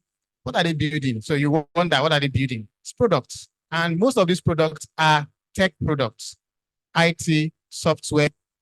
In fact, I was discussing with some of my colleagues, and I said, if you are building anything and you want funding for it, nobody will take you serious if it's not tech enabled. So that's where we find ourselves. Nobody, no, I don't know, Dr. Akim, am I right? Is anybody that is willing to fund any initiative that is not tech enabled? I mean, it's when you raise funds, like you raise seeds for your visions or for your products, if it's not tech enabled, nobody's really interested, no matter how bad it is. So now I'm trying to tie something around each other for you so that you can understand. So if you, like I said, if you're a project manager, right, you are automatically a business analyst. And this is where it gets funny. Now, having all the skills of managing projects at a point when you transition into product will be somewhat irrelevant if you don't have a business analyst skill. And who is a business analyst? That's where I'm going to anchor it. So a business analyst is that link, the person that ties a customer and ties them to the development team. You have one side, a business owner who has an idea, and you have the team that can build upon this idea. Now, those people are speaking different languages. You cannot expect someone like Dangote right now to communicate directly with software engineers. They may not understand him, he may not understand them, right? That's why you need that person that can bridge that gap. And that person is a business analyst. And it is better if that business analyst is a project manager as well. So I sit in that position, right? I've been on projects where we are talking finance, right? Because when you start a project from the beginning, what people that are investing in it want to hear is the finance. They want to hear if the project is viable. Should I invest? Should I not invest? That's the decision. So how do you help them if you don't understand anything about finance, right? So I said that to emphasize on the fact that having these skills will set you apart, right? Having the skills of project management, business analysis will set you apart. Unfortunately, that is the core of what Learn with Pride does, right? That's the core. So apart from the fact that, it's a tech industry that trains people in a lot of areas, the focus is on project management and business analysis. Now let me summarize and finish my my monologue to say that the skill of a project manager, right, is relevant in the industry we are today. And some of you wonder, project manager, how do I become a project manager? You can do that in a lot of ways. You can take courses, you can self-study, you can get certified. And if you don't even want to go that route, right, you can learn it by experience. Your life is a project. I used to teach, when I teach my students, I used to tell them simple things as you renovating your room. That's a project. Anything that costs you time and that you have a plan and you have time and you have a cost. Yes, you have a time, you have costs, and you have a plan. It's already a project. So you coming to this event today, it's a project because one way or the other, you have committed here, you're going to spend time and you have planned your schedule. Maybe you canceled something before you came here. That's a project. So it is the time for us to be consciously aware that project management is a key and essential part of the industry we are today. If you look into the employment, scope around Nigeria, you find out that a lot of employers are interested in people that can manage projects. Even if you are working in the bank, if you are working in any sector, people are interested in people that have these skills. And having these skills, tying it to the finances and analysis is something that will set you apart. All right, so even though I have limited time, what I would say is if they have the opportunity, to upskill, I would advise you to go in the direction of learning about project management, business analysis, and sorry to finally cap and drop the mic. When I say project management, a lot of us think about the waterfall, what I call the traditional method. No, that is not. I'm talking about entirety of both agile and the waterfall. Yeah. So, and if you go into agile, we have a lot of methodologies that agile applies in managing projects. I hope that we'll have more opportunities to discuss about this or have questions, which I'll be willing to answer. But let me just drop it here and give back the mic to the anchor. Thank you. Thank you very much, Mr. Tim. David, the idea of this summit is to expose us to different ways of, developing our careers in, different manners. This is one of the skill set that you can take up. And people have taken this skill set up and they've changed the course or the trajectory of their career the way it was going before because they now have new added skills. There are some jobs you go for the interview and they ask you, do you have some specific skills? If you don't have them, they will tell you the same line they tell everybody. We will get back to you when we finalize the interview process. And that's the last time you will hear from them. But when you have the skill set that they look for or they require, e.g., this one that we've just been briefed about, you stand a better chance at getting that employment. And of course, being able to negotiate your fees. I've been in several interviews where people are negotiating their fees. And why they could do that is because they have leverage. Leverage in the sense, the kind of skills I wrote in the advert and say, if you have this, it's an added advantage. And when they come and they show it to me, they explain, where they've used it, and of course the impact. I have no choice than to bend to their will. Now, we are going to present some awards. If you've read, the agenda, you see that we have some awards to present. To present this award, I'm going to be introducing the visionary, Mr. Oladeji Akin, on stage. Please put your hands together for Mr. Oladeji Akin as he comes on stage. He will be, helping us present the awards to some of our awardees. Of course, I will call them when it gets here because it won't just be him, doing all that calling. So first and foremost, to start with, please put your hands together for Dr. Akin Onosoya.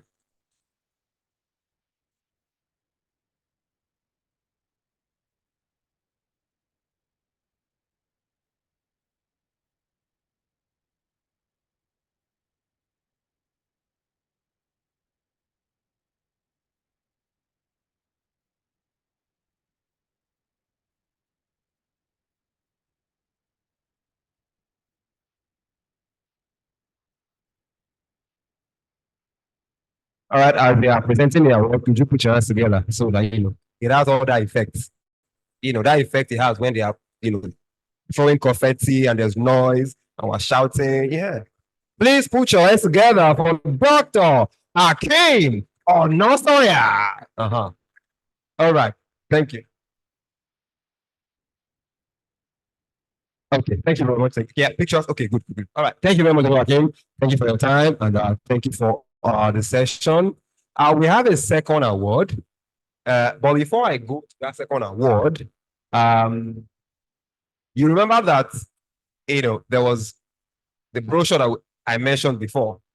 And Mr. Tom was trying to give us some information about the courses. So you can go to that brochure on page 5. You will see his name. You will see that, that course. You people should go to Learn with Pride's website. All of these things are there. It's the easiest place to find these courses. You cannot miss it. Just go there and you will see what you're looking for. See, set a goal for yourself. Between now and the start of Q3, you should have a new course in your CV.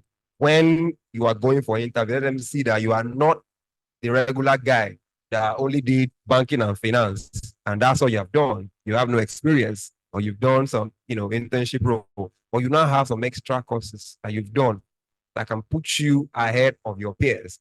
I'm using this to wait for, sorry, Mr. Akin, I'm using this to wait for our other recipients.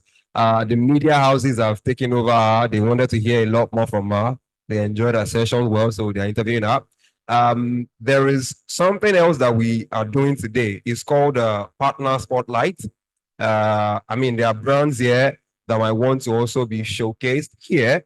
If you are one of those, you can see any of the, ladies, beautiful ladies in t-shirts, or you can go to the help desk outside. If you are a business owner, a brand, you want to, be on our spotlight, we'll give you time, to speak about your business, or you have to go outside, make it known, register, and of course, that time will be communicated to me, and I will pass that information to you people.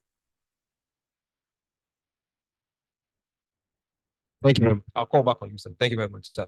All right, please put that together for our visionary, Mr. Akin. We'll clap for you like 100 times today. Every time, please soak it in.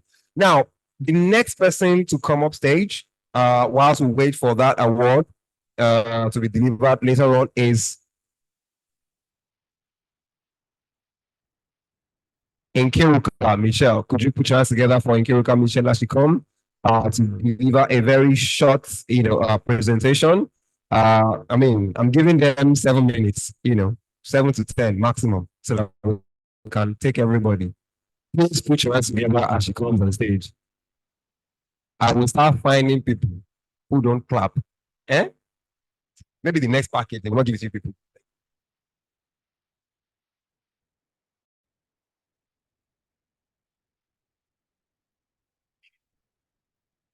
Okay, good afternoon.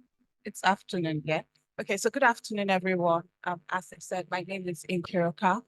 I'm a practicing product/project manager and I've been practicing for about 5 to 6 years now.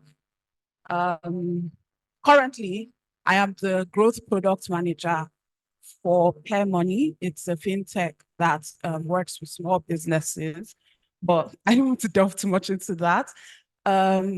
As you can look at your brochure, it tells you what I'm supposed to talk about today, which is bridging excellence in product and project management. So what I'm going to do is I'm going to delve into some of those key tools I use or techniques I use that has helped me stay in this field for so long, practicing and of course, making key career moves. One of the key things or tools I tend to lean into when it comes to bridging excellence is I always try to ensure that there is clarity in my scope, as well as alignment in our different goals and objectives. As a product/project manager, it's important that you remember that even though you're developing solutions for problems that your company might be facing, try not to deviate from what your organization has prepared for themselves, goal-wise, vision-wise, plan-wise. Ensure that the solution you're coming up with aligns with whatever it is that your organization is currently trying to push. Also, it is not, no need for saying it, but generally you should note that whatever you're producing has to go through enough testing, because a key point for you is the quality of your work. There's nothing more embarrassing than doing a push that supposedly goes live and it has so many issues that you have to take it back. So test like a mad person. Have yourself test, have strangers test, have people that don't even know anything test. It's very important, because that way, even issues that you never thought might be issues might end up being a stumbling block to your successful launch. So keep on testing, keep on tweaking, keep on touching. Now, we're not saying that you will not now push because you're testing for all the situations, but test till you're about 90% sure in your product before it goes into the market. The next thing you should do is user experience satisfaction. A key thing that gets lost in the sauce when there's conversation about, trying to develop a product, I think someone talked about it before, was trying to please investors. But you have to go beyond trying to please investors. You have to first understand who is your target market and how this solution was for them. You found a problem that they were facing and you came up with a solution that will satisfy them. Correct. So how do you go about ensuring that this thing that you have created actually satisfies their need? Do you just throw it out there and if that they like it or not, you move on? Or do you ensure that they're actually satisfied? Do you get feedback? How do you take and process that feedback? It's very important, because sometimes it might even be the feedback that you get that would motivate a new feature in your product. Remember, product creation is a continuous process. It doesn't just say, oh, I've created this and I'm never going to improve on it. Your day-to-day apps is always telling you to update. That's them improving on the app. Another thing you need to do is, you're a leader. You're supposed to foster collaboration. Ensure that everybody is not working just on their own as an island. Ensure that there is communication. Take advantage of your meetings. Take advantage of calls. Do not make yourself an unapproachable person, because it is their ability to approach you that helps there be synergy within your team. So let there be an air of collaboration. Do not be a tyrant. Do not be a terrorist. Be democratic in nature. Take their feedback and actually make use of the feedback that they share or give to you. Another key thing, as I just said, was, well, don't be rigid. We hear agile project management, I'll hear, oh, that means, okay, tweak and twist things. But even as yourself as a project manager or a product manager, remember that you can't be rigid when it comes to developing something. You might be wanting to launch a product that requires physical presence and a pandemic occurs. You do not now say, oh, by all means necessary, I have to still launch this thing, knowing that nobody physically can show up. So you pivot. It doesn't now mean, oh, because the pandemic has occurred, you now bury what you spent money on. You pivot, you adjust, you make changes to improve on your product, so you are still able to hit your market launch time. But even if you're delayed, a maximum under a month, you're able to still hit that market launch time that is set for yourself. And then you make use of your tools and know your industry. You are, as a product and project manager, supposed to constantly be aware of what is happening in your industry, especially in an economy like Nigeria, where laws just sometimes pop out unaware. You're supposed to be in line and track trend analysis within your industry so it doesn't shock you or take you unaware when it comes. We saw what happened with Gokada, their full investments in the bikes, and then what happened? It got shut down. There was no way to walk around it. So what did they do? They pivoted to the delivery model. As someone that is in that field, it falls on you, because you are technically the CEO of the company. Not the company, but the CEO of the product. So it falls on you to see these laws coming and begin to look for ways to pivot so your business is in, well, influx. Lastly, all I'll just like to use to end my section is, as a product/project manager, although it has like a big title, it's very important that you remember that you are a servant to all and you are a master of none. You don't own anybody. You can't force people to do work. They will do the work. So it falls on you, knowing that this is a tough field, and in the end, it is your responsibility to ensure that the product comes out on time, to deal in motivation, to deal in emotional intelligence with how you handle people, Remember that you cannot directly control people's outputs. All you can do is make suggestions. So tap into your emotional intelligence, take up soft skills, learn patience. If your developers are getting on your nerves, take a break, go and breathe, go and drink water, and come back and beg them. Because if they say they will not work, they will not work. There's nothing you can do. So you take a breath, calm yourself down, and you ask yourself what exactly are the issues that is preventing them from working. And you listen. It might be stupid, it might be ridiculous. You listen, you let them know that you are listening, and then you respond with maturity. As a product manager, there's no air for being immature, there's no air for being childish, there's no air for being easily offended. If you are easily offended, you would hate this field, because so many things can offend you in a day. But it's your ability to calm down, take a breath, and know that it is not a personal affront at your person, but it might just be something else that is going on in their life. So how do you take, yes, you play the role of a HR. How do you mend their feelings to get back to do the work that you need them to do? But yeah, I think that's everything I have to say. I do the project/product management cohort for Learn with Pride. So if you want to get to hear more from me, you can possibly sign up and get to know me more. Thank you, guys.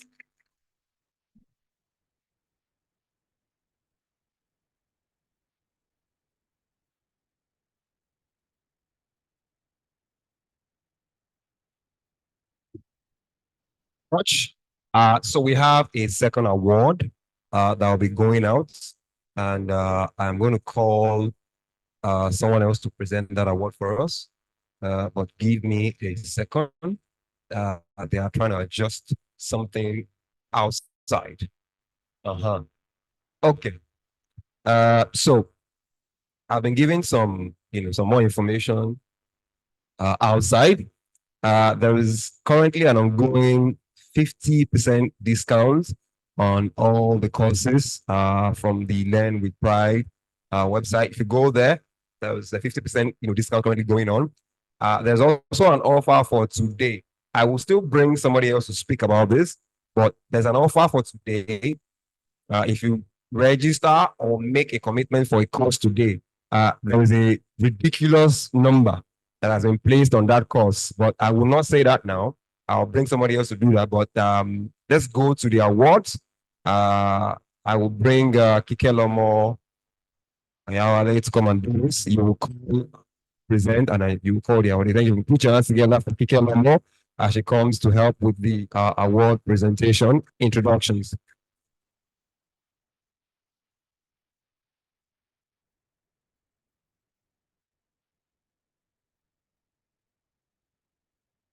Hi, everyone.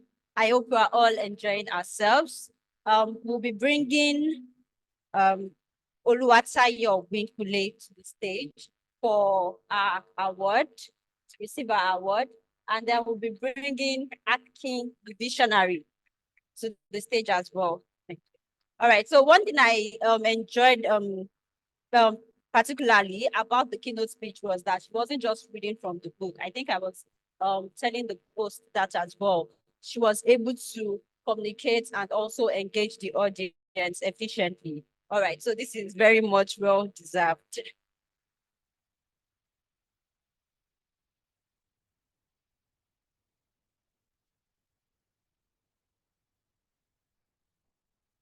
I've been together.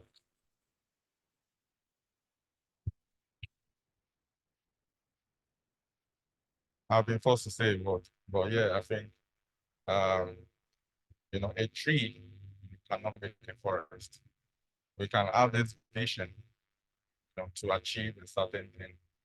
Or if we don't have the like-minded people to support the vision, then it's nothing. So thank you very much for my invitation.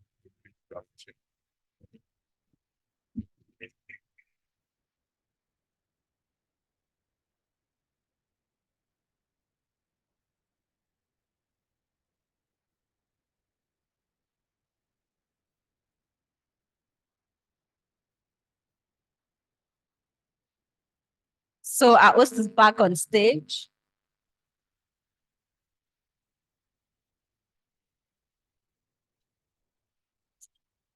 All right, so we'll be having a general session now. And our facilitator is Itwen Iyene. I hope I pronounced that right. Itwen Iyene. Are you in the audience? Please put your hands together as it comes on stage. And Mr. Itwan Iyone is still part of the general, workshop session that I'm giving them 5 to 7 minutes for.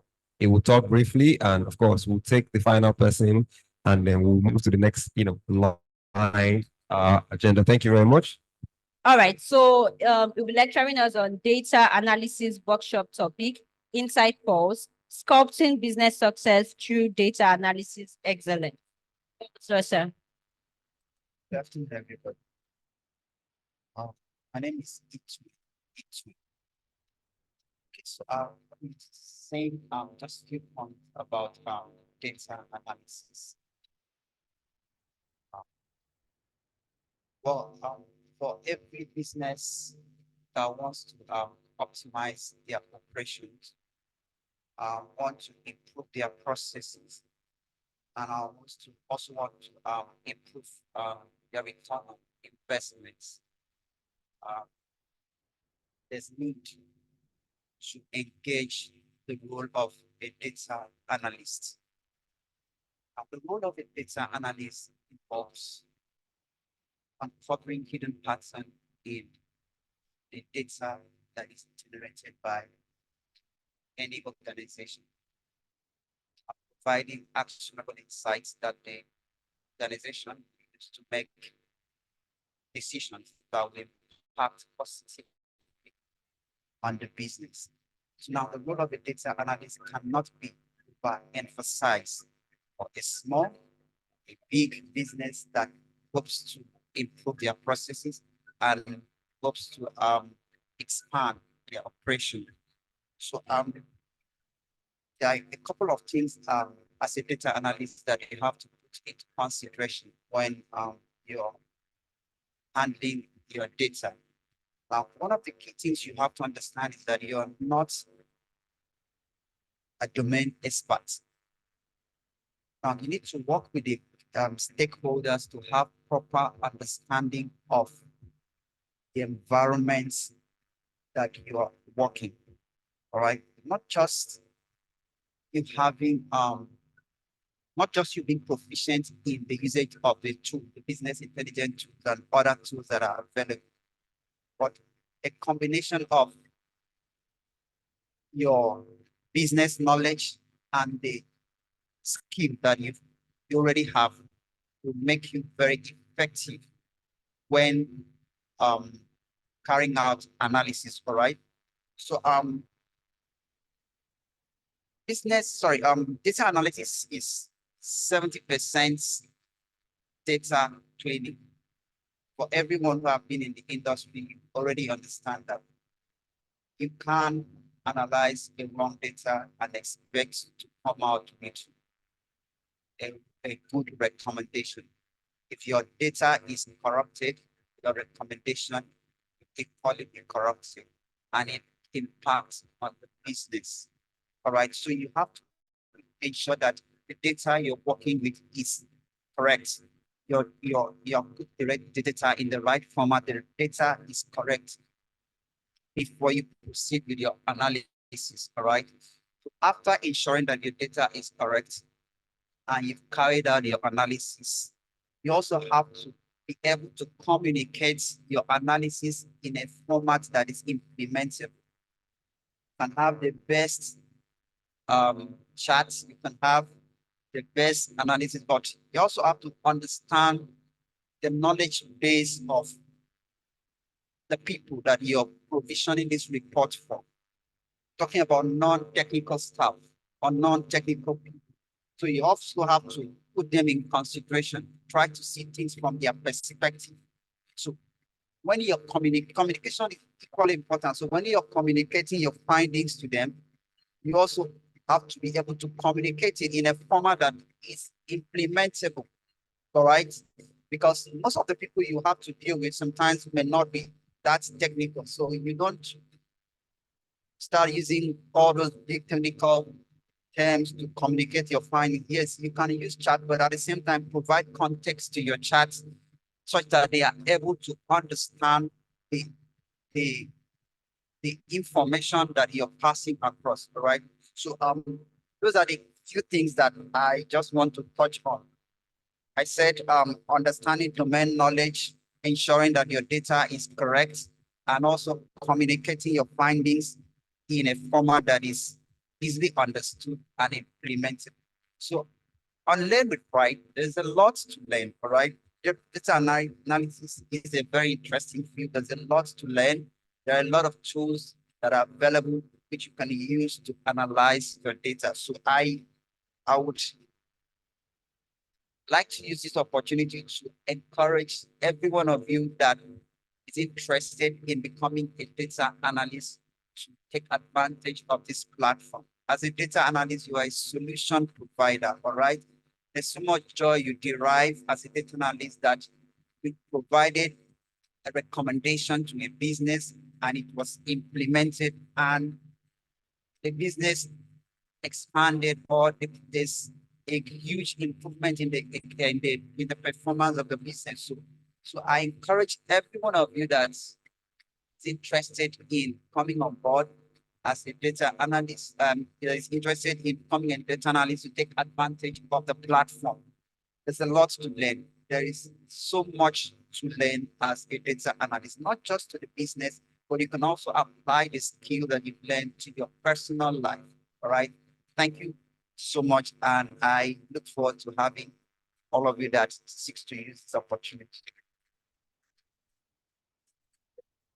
Thank you. Thank you very much. Thank you very much. So finally, I'm going to call on Abdulaziz Lukman to take his own session, another 5 to 7 minutes, and then we will go to our next line of agenda. These next 2 lines are very interesting for me.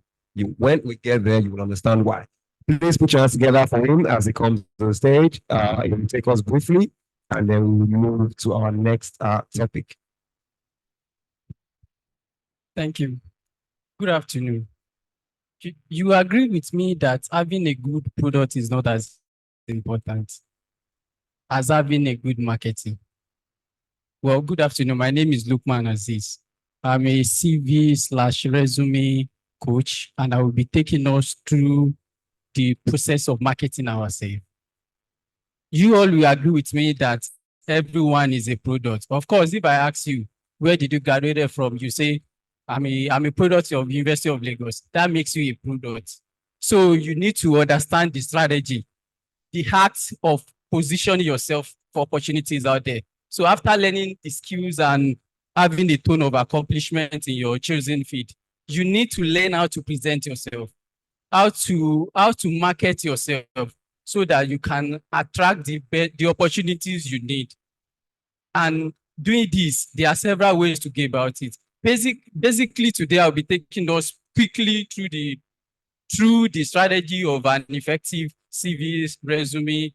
We talk briefly about LinkedIn and we close it with lead to interview and portfolio for tech professional.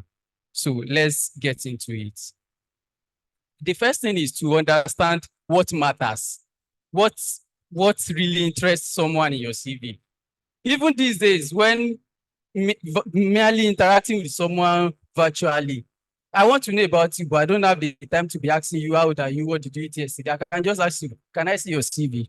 So whatever it is the world is going, for a very long time, CVs is going to be a topic that we need to pay attention to. But then, what are the key things that determines how effective our CVs are? And I'm not going to be answering this question straight up. I'm going to be answering from the perspective of a job opening that you intended applying for. After the first thing you see, they might say, okay, data analyst at Learn with Pride Limited. So they tell you Learn with Pride is an e-learning company. Brief introduction about the company. The next thing they go into is about the role. They tell you the data analyst at Learn with Pride, we do this, we do that, we do this. Then the next thing you have is the job description. in bullet, it's most times it's used to be in bullet points. If they have enough time and they're very serious about it, you can have 5 to 7 bullet points of things you are going to be doing on a daily basis. The next thing you have is the job specification. That is when they will tell you PSC and economics or relevant courses, 2 years experience in a startup or high growth organization, interpersonal and communication skills. They might name 1 or 2 software proficiency in Power BI, Tableau. You can have that as well. And those are the things that you need to have on your CV. So how do you now take what they have on the job description to be on your CV? That is when we come to the aspect of the essential component of a CV. The first essential part of a CV that we all know, we might not have acknowledged it, is the experience section. Because the first thing, a lot of graduates that are just coming to the market, those days we used to have the problem of they are asking for experience. I don't have it. They won't, at the point, they won't even ask, what did you study in school? How many years of experience do you have? What have you done before? And that is why sometimes it is usually very good to leverage every opportunity to do something that can add up. The next important thing is our skill sets. And the third one is education. Let me take us into each and every. One thing I need to say before going forward is that CVs are written for two categories, it is written to 2 people. The human resource professional and the both in form of the ATS. Most of the CVs out there did not even get to the hand of the recruiter before it ended up being trashed by the ATS. And that is when you have to take cognizance of the fact that in as much as you are having in mind that a HR person is going to review your CV, you need to impress them. You need to first understand that it cannot land in the hand of a recruiter without it being scanned by ATS. And that is where the strategy comes in. So the first thing you will have in every CV, sorry, I don't have a slide. So the first thing we have in a CV is the basic information. That have your name at the top, your address, your phone number, email address, and the URL and portfolio and other things that are just going to be the caption, like the introduction to your personality. The thing about this that most people ignore is the fact that even if they say the role is remote, for most of the remote job, you are going to see it. For a lot of them, you are going to see it remote. Sorry, they are going to write Lagos in brackets remote. They are telling you that this person is going to work remotely, but it is for someone in Lagos. And one of those things we don't pay attention to is that ATS go as far back as checking the location of these people. Outside Nigeria, in places like United States of America, where the states have very strong power. There are some companies that cannot pay you when you are a resident of a particular state. So they need you to be residing in a state where they can employ.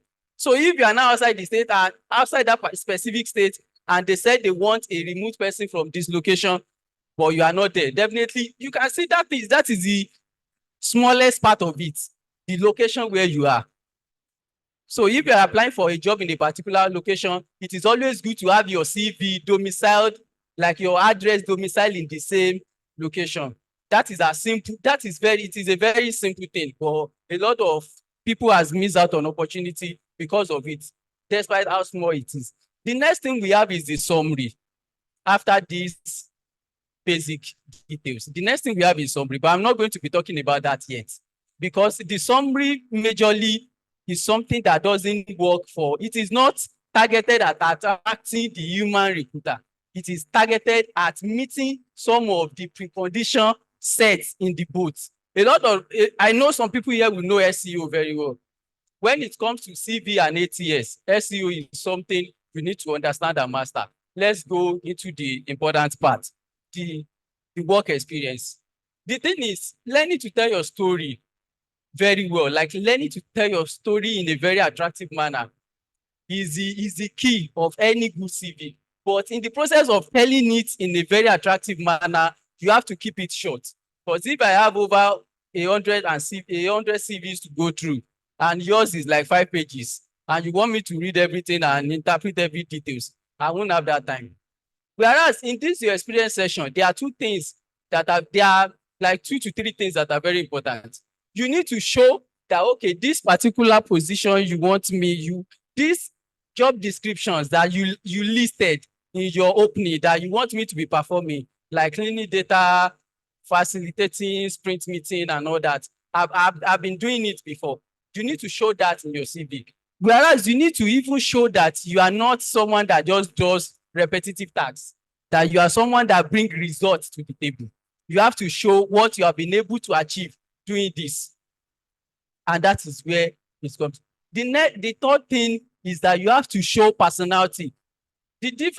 When Ms.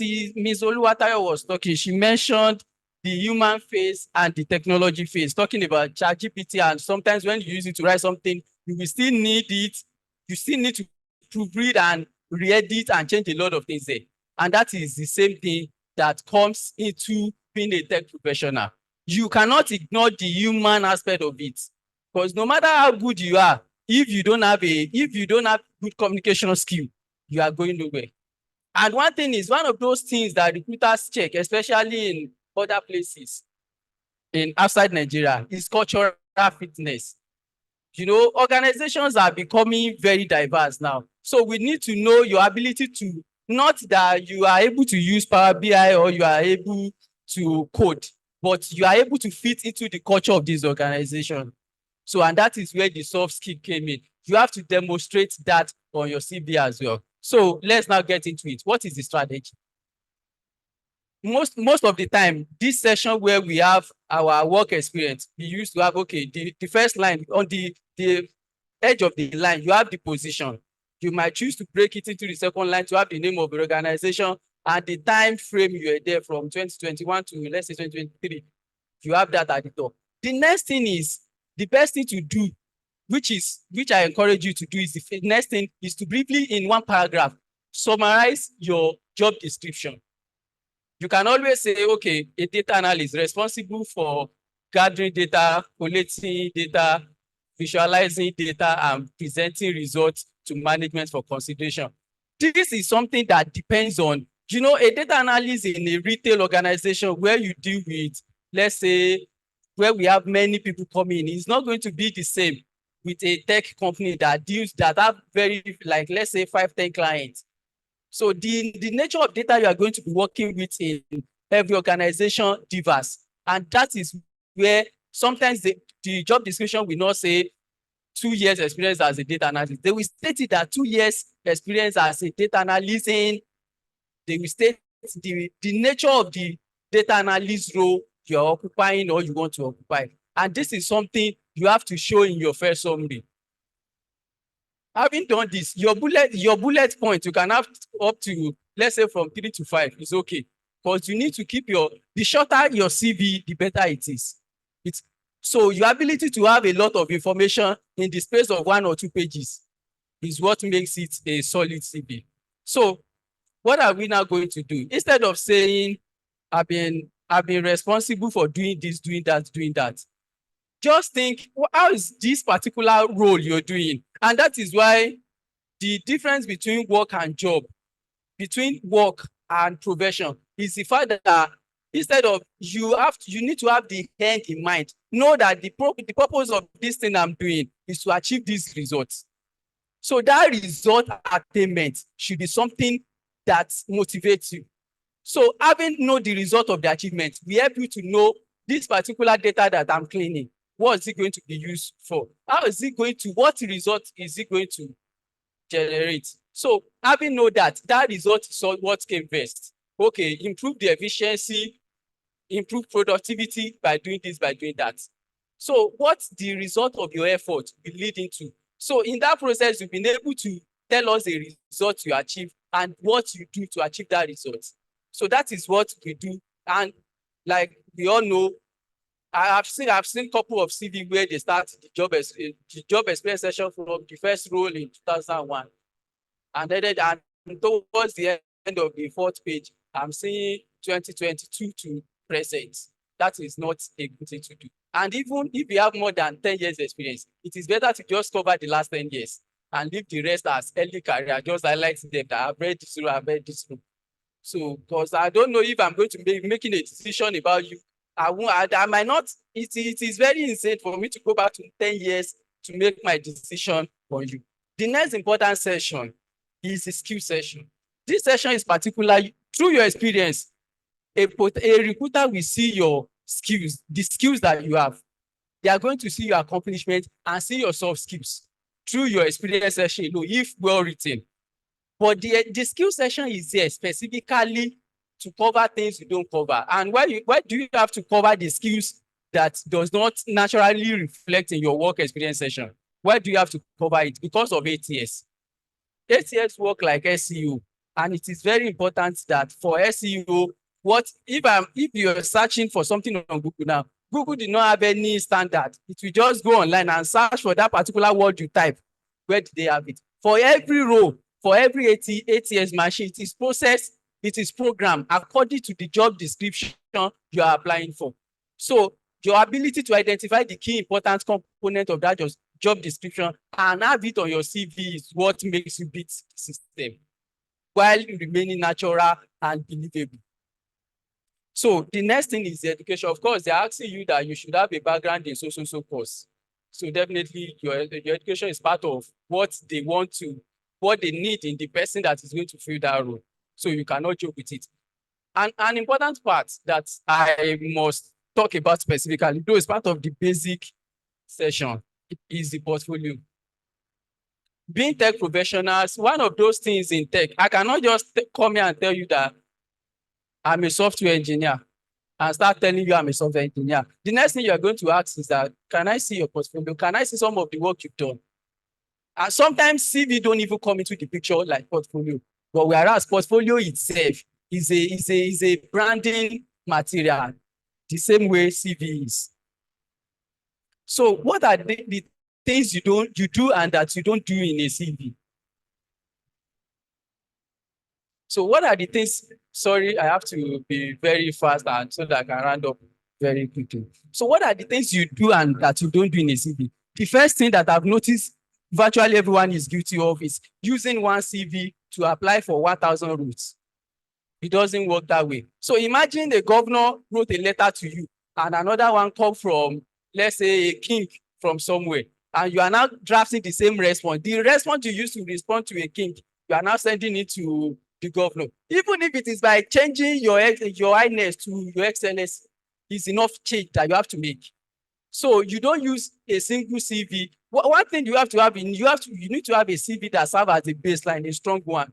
But for every role you have to apply for, you have to have a CV that aligns with what they want, that speaks the language they want to hear. That is very important thing. Another thing is there is no point having a CV as long as 34 pages. If you can keep it in one page, it's good. But 2 pages is the industry standard. A lot of people criticize the 1 page, but I think everybody agree with the 2-pager CV. Another thing you don't do is, by all means, avoid making grammatical errors. They don't care if you study English in school or you are a student of literature or whatever. They just everyone wants to see in a CV is perfection, because it also communicates something that you can pay attention to details. Not that you are not good in English or something, but that you can pay attention to details, which is very, very important in whatever it is. There are so many things I'd like to say, but then you can always with Learn with Pride, we have a service that allows you to enroll for our career coaching services, where instead of us addressing you as a general audience, you are going to be your CV, what you've been doing before attending the training and transitioning into, and that is one of the reasons why you should choose Learn with Pride. Because it doesn't stop about learning this. It doesn't stop where you complete the training. It even goes further to cover what you do after completing the training, ensuring that you transition successfully from whatever it is that you are coming from into tech, while even checking your career trajectory so far and aligning it to make sure there is alignment between where you are coming from and where you are going to. Thank you, and do enjoy the rest of the program. Thank you very, very much. Hmm. What you just said is very, very vital. I mean, I've had situations where I had to call back, people. I'm not talking entry level staff. I'm talking people with experience, 25 years there. But the way they presented what they've done, it was not very good to, whoever was already there. So sometimes I have to sit down and rewrite it before I send it. So if I'm sending it to a multinational who will be passing it through different, when I'm saying the way it's arranged, if you're a recruiter or you're in that HR space, you understand what I'm talking about. It will become an headache. So what you just mentioned, very vital. And we're here today. Learn with Pride has almost everything, if not everything you need to take you from A to B in this your journey of tech and tech career. So we're going to be moving to the next. If you have your brochure, you will see it. I think it's tech scholarship raffle draw. I will not be anchoring this session. My co-host will not be anchoring this session. To lead us in this session, I will be bringing Oluwatoyin Akoni. She is the project manager for this Lagos Tech Summit. Could you put your hands together for Oluwatoyin Akoni? She has done a tremendous job. She's also, the business development specialist and analyst at Learn with Pride. She will give us the instruction and she will lead us in this, scholarship session. Thank you. Thank you so much, my able host, my co-host. Good afternoon, everyone. So we have come to a very important part of the program. And shortly we'll be doing the raffle. Yes. And I would like to throw it again that if you need to upgrade your tickets from the 5K to the 10K, to the 15K, you could meet with the volunteers at the registration desk to do so. Yes, shortly I'll be making a choice of our lucky winner. But this time, just two.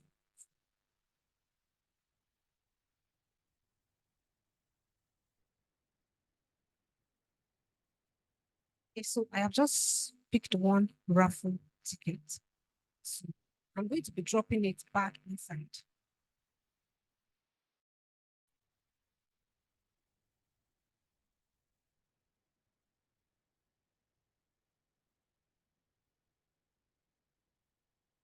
Another one.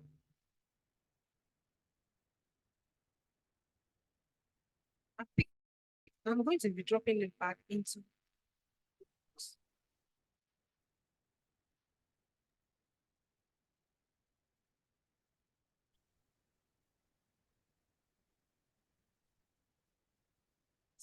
Picking another one. So this is the last time.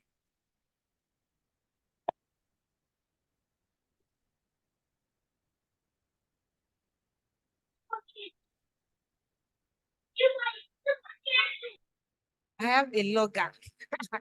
As I was bringing out the ticket, I have a logger. So I have to drop it.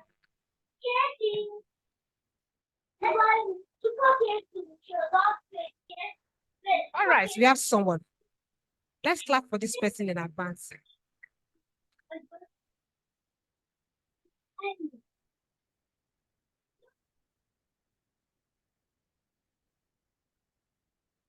Ooh. I have tickets number 9. If you are the person, please could you stand up?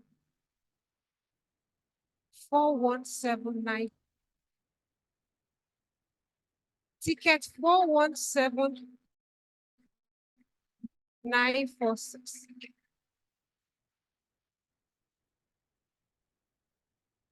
Do we have 2? Are you standing? Madam, please confirm again. I have ticket AD 417946.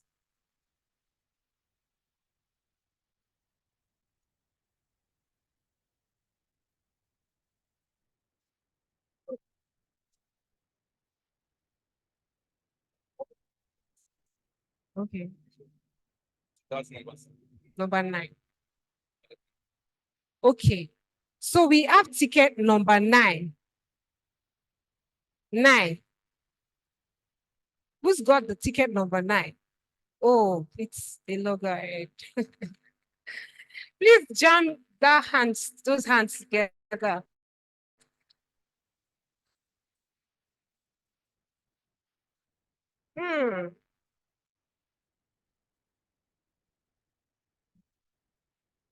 All right. Madam, could you please go outside and put your name down with the volunteers? Please, can we usher her with a clap as she...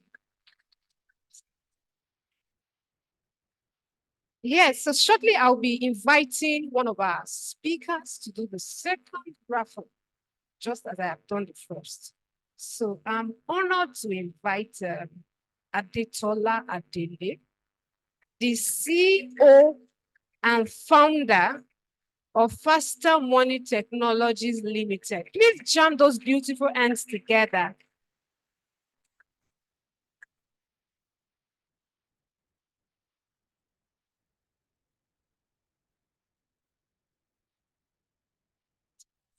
Have a logger, you do it again.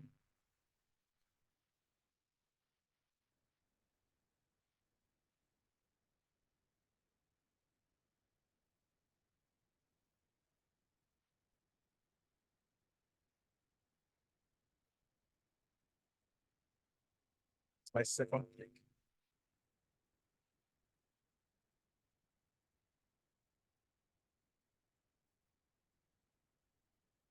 The third one. Let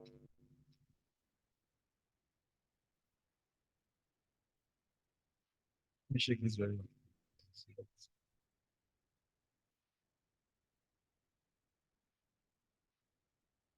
So I have a lucky winner here.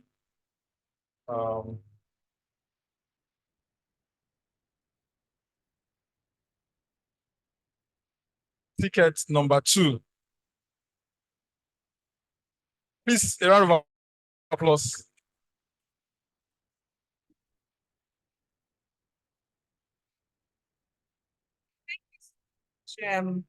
The founder of the Faster Money Technology. Please, can we jam our hands together for him as he goes back to his seat? Yes. Please take some few steps backward and register your name with the guy in the blue shirt. Please, can we jam our hands together for the winner? Yes. So as we continue in this most revered summit, I would like to invite my amiable host and my co-host to continue this session. And I pray that somebody else will be a lucky winner. Thank you so much.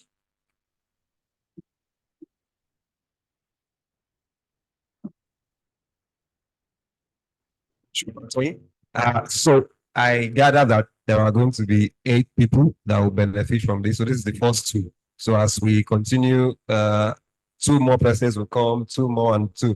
It's why she told you guys to upgrade your ticket. If you're on 5K, you need to go to 10 and 15. So that you're able to partake in this, special raffle draw that you've just witnessed.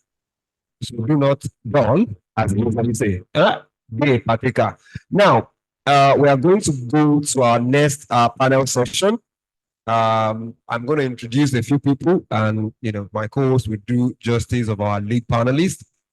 Please put your hands together for Mr. Maruf Adewale, our moderator. Please put your hands together as it comes. Upset, do not stop clapping. Continue to clap. When you clap and people are walking, they get encouraged. They walk faster. They are more confident. They stand tall. Please put your hands together for Mr. Maruf Adewale. Thank you very much. Also, in the same light, I will call on stage my very good friend. I've just seen him for the first time since we started talking. Mr. Segun Oladele, please put your hands together as he also comes on stage. Now, I have someone else I need to, call before we call our lead panelist. I hope she's in the hall. Ms. Leah Ogunleye, is she around? Please put your hands together for her as she also joins them on stage. And I'll leave my co-host to do justice to our lead panelist as he also joins them after she's done introducing him. Okay, so for this panel conversation, our lead panelist is Omotunde Adetula, the head of software development, Wakana. Yeah, so I can see that you're looking at where's the person. Don't worry, let me read out the bio and then he will join us on stage. Omotunde has established a compelling record as a technology leader. Oh, sir. Welcome, sir. Now a round of applause.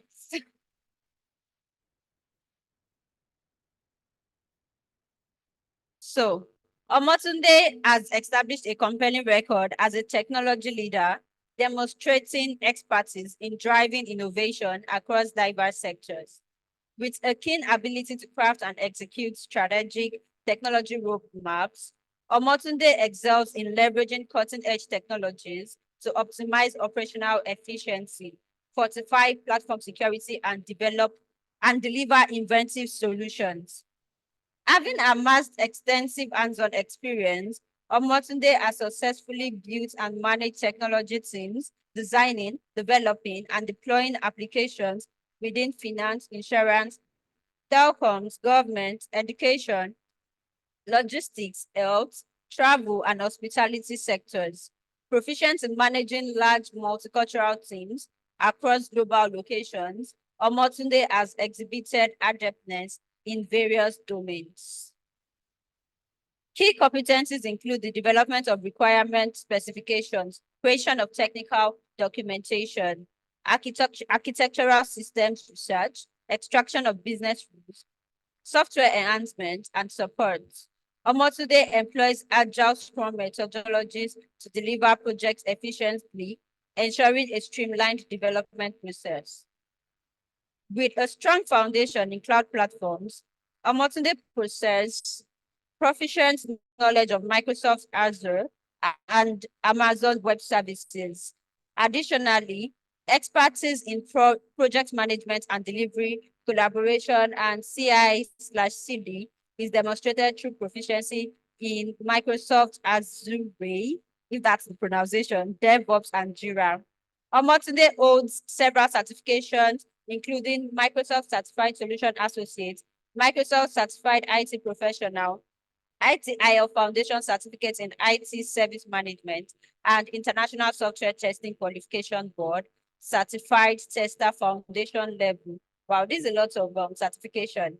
Committed to continuous learning, Omotunde has received training in platform economy, blockchain technology, SAFE, Agile Scrum Master, CMMI for development, project management, advanced web application security, and software testing. A round of applause again for our lead panelist. All right, so I'll be leaving this conversation to the moderator.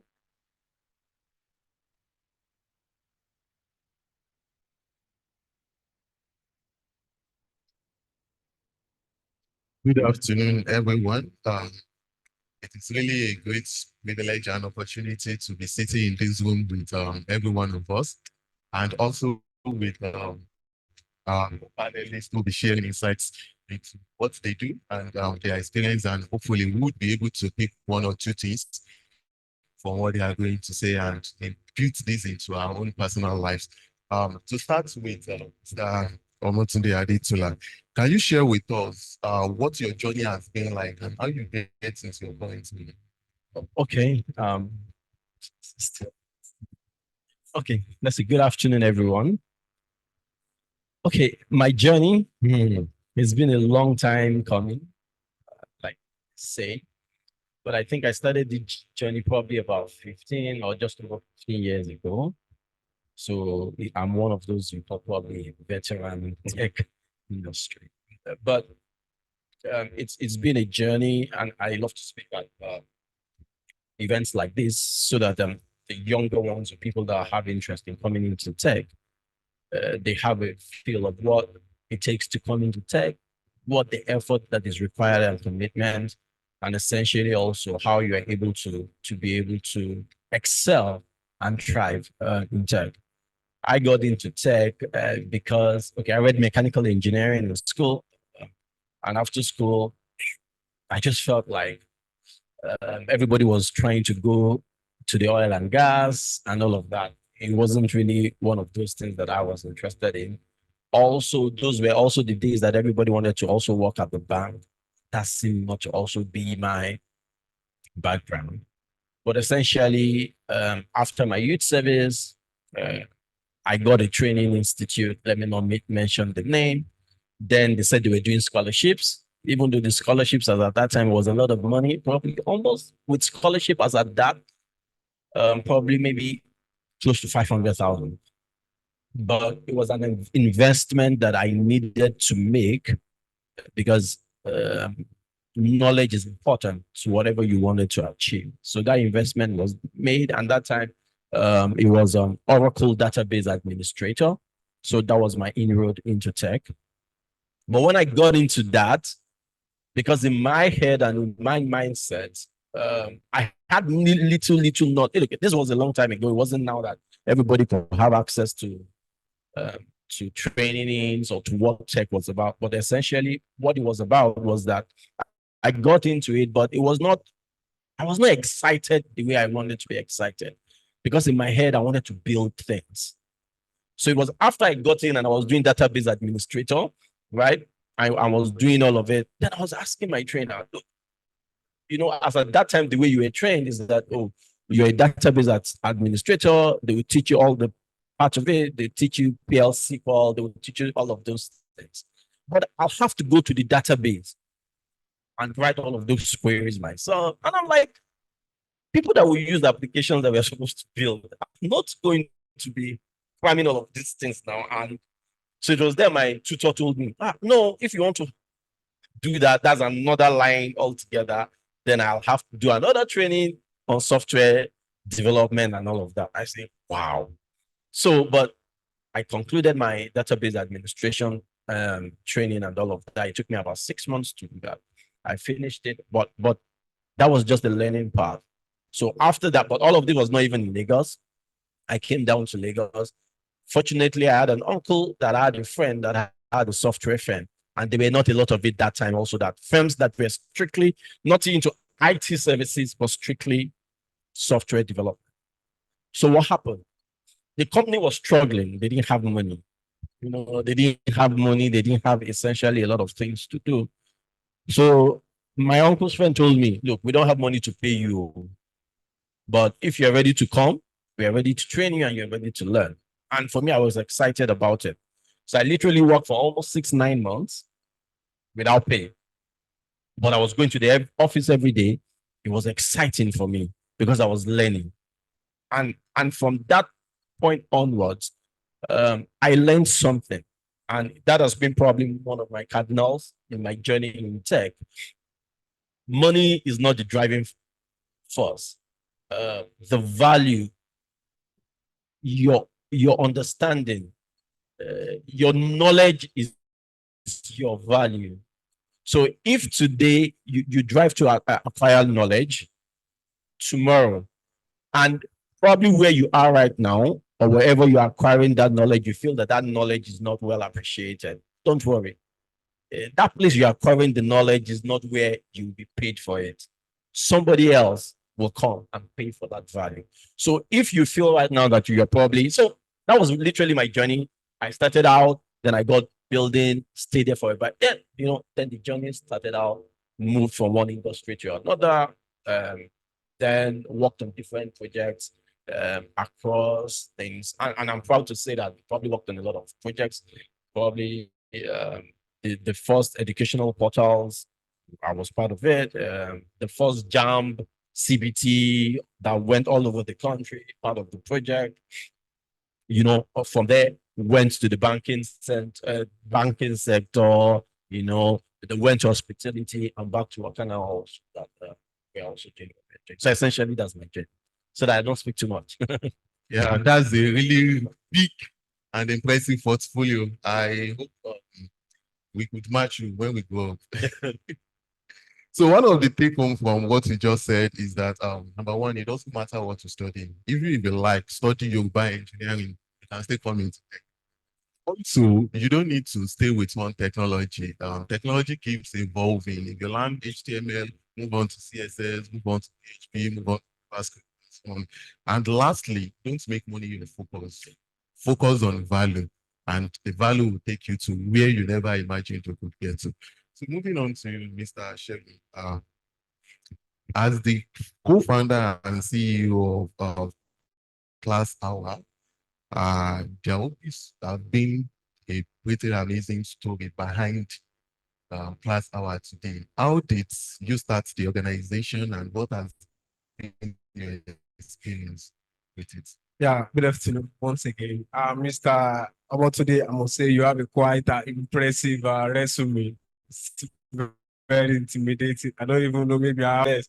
Actually, my story is that of perseverance, commitment to unending learning. You know, full of up and down. I was a former student president of one of the best universities of technology in Nigeria, which is we always put ourselves as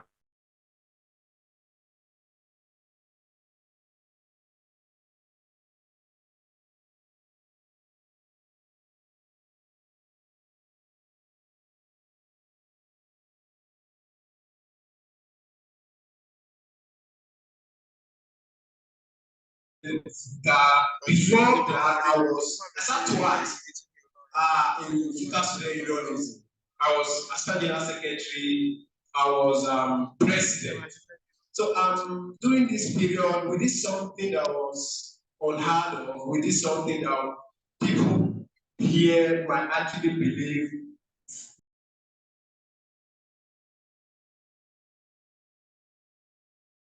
Nigerian University education system. We had a crisis in FUTA at that time that made it so very difficult for academic activities to resume. But with the junior level myself, we were able to run a complete semester without non-academic staff. That's the first time something like that will happen in the end of Nigerian University. We ran a complete semester without non-academic staff. Where am I going? This thing took a lot from me. Honestly, it took a lot. It took my academics, it took almost everything. So I had extra year. You know, in university, you had extra year. You can have extra year. You can have extra year. You can have spillover. You can splash. And you can still splash. So those are 4 categories. You have extra year. You spill. You splash. And you, ladies and gentlemen, I am authoritatively informing you all that I passed through the 4 stages. I had extra year, I spill, I splash, and I splash. So one thing that was so great about all of this thing is that was the defining moment in my life. It was the defining moment in my life. When I had all this issue, I don't think about problem. It has happened. There is absolutely nothing I can do to change what has happened. What I can do, what I have power over is what is yet. Admittedly, I have an extra year. Nothing to do about that again. So how am I going to position myself so that I will not have any more extra year in life? No, we have quite a lot of young people that still have it, I think, carrying over courses. When I say courses, it's not university courses, so they are carrying life courses. And if there is any single thing one must not fail, it is failing in life. So this moment was so defining. That was when I started my tech journey. I have a thing on Internet of Things, IoT. I have a guy, he's in UK now. He always move around, talk about IoT, about what is it we can do differently. When I was president, I bought an IoT tool, 10,500 naira. My guy was already in it. Yeah, I don't know much about it. I just gave it to him. Please, I will be coming once in a time to come and learn this thing from you. I never remember we met for up to 3 times before the. So during this period, I started learning artificial intelligence, machine learning, and that was actually what led that is my story because it's still a story, it's still ongoing, it's still a chapter in my life. But that is actually what brought me here, my story, my background, my everything about technology. And as regard the question that you had about class hour, it is still from my experience as a student union leader. There was a particular time we were in Gombe for Lance Convention, the National Association of Nigerian Students. I was to have an exam on Monday morning. Believe me sincerely, ladies and gentlemen, I'm still in Gombe on Sunday. I have an exam 8 a.m. I can never forget, Physics 306. I have that exam on Monday morning, 8 a.m. My bro, I'm still in Gombe. We want to do an election. So what happened is I had to leave Gombe very early on Sunday morning. From Gombe to Akure was about 18 hours journey. In fact, the bus that I took had additional driver follow the bus. When we get to Abuja, the driver had to change. The one that drove us from Gombe to Abuja, was so very tired, and that person had to take over. For you to know the distance, also, I got to Akure around 2:30 a.m. I make a separate plan for myself, my friend Wale. Okay, bro, I already called him. When we get to exam office, I want to sit beside you so that I can, know how we do things. So we can. So unfortunately for me, when I got to the exam hall, it was another story. One of my lecturer, the invigilator, just come. Sola, okay, you cannot sit here. Please go and have your seat there. So it's not possible. At the end of the day, I was able to. In fact, I was alone, and that was how I had 16F in that course. Now, 16F. No, there are some exams that you sit for that. Even if nobody needs to tell you that I already failed this exam. So there is nobody telling me, so that you're going to pass. It's not possible. So I know this is something. Now, what happened is, I know it's my brain, it was my brain. But I didn't think there was a platform at that particular time that I could leverage on, that I could easily get someone to take me through certain or core things in that course. Perhaps I might have even done better than what I had. So there was no platform of such, and that was actually one informed class hour. It is not necessary for you, for myself, to be in the same world before we can get things done. How do we bridge education gap? How do we bridge learning gaps? It is not compulsory for a student to be in the same confined locations with their lecturer before they can get access to education.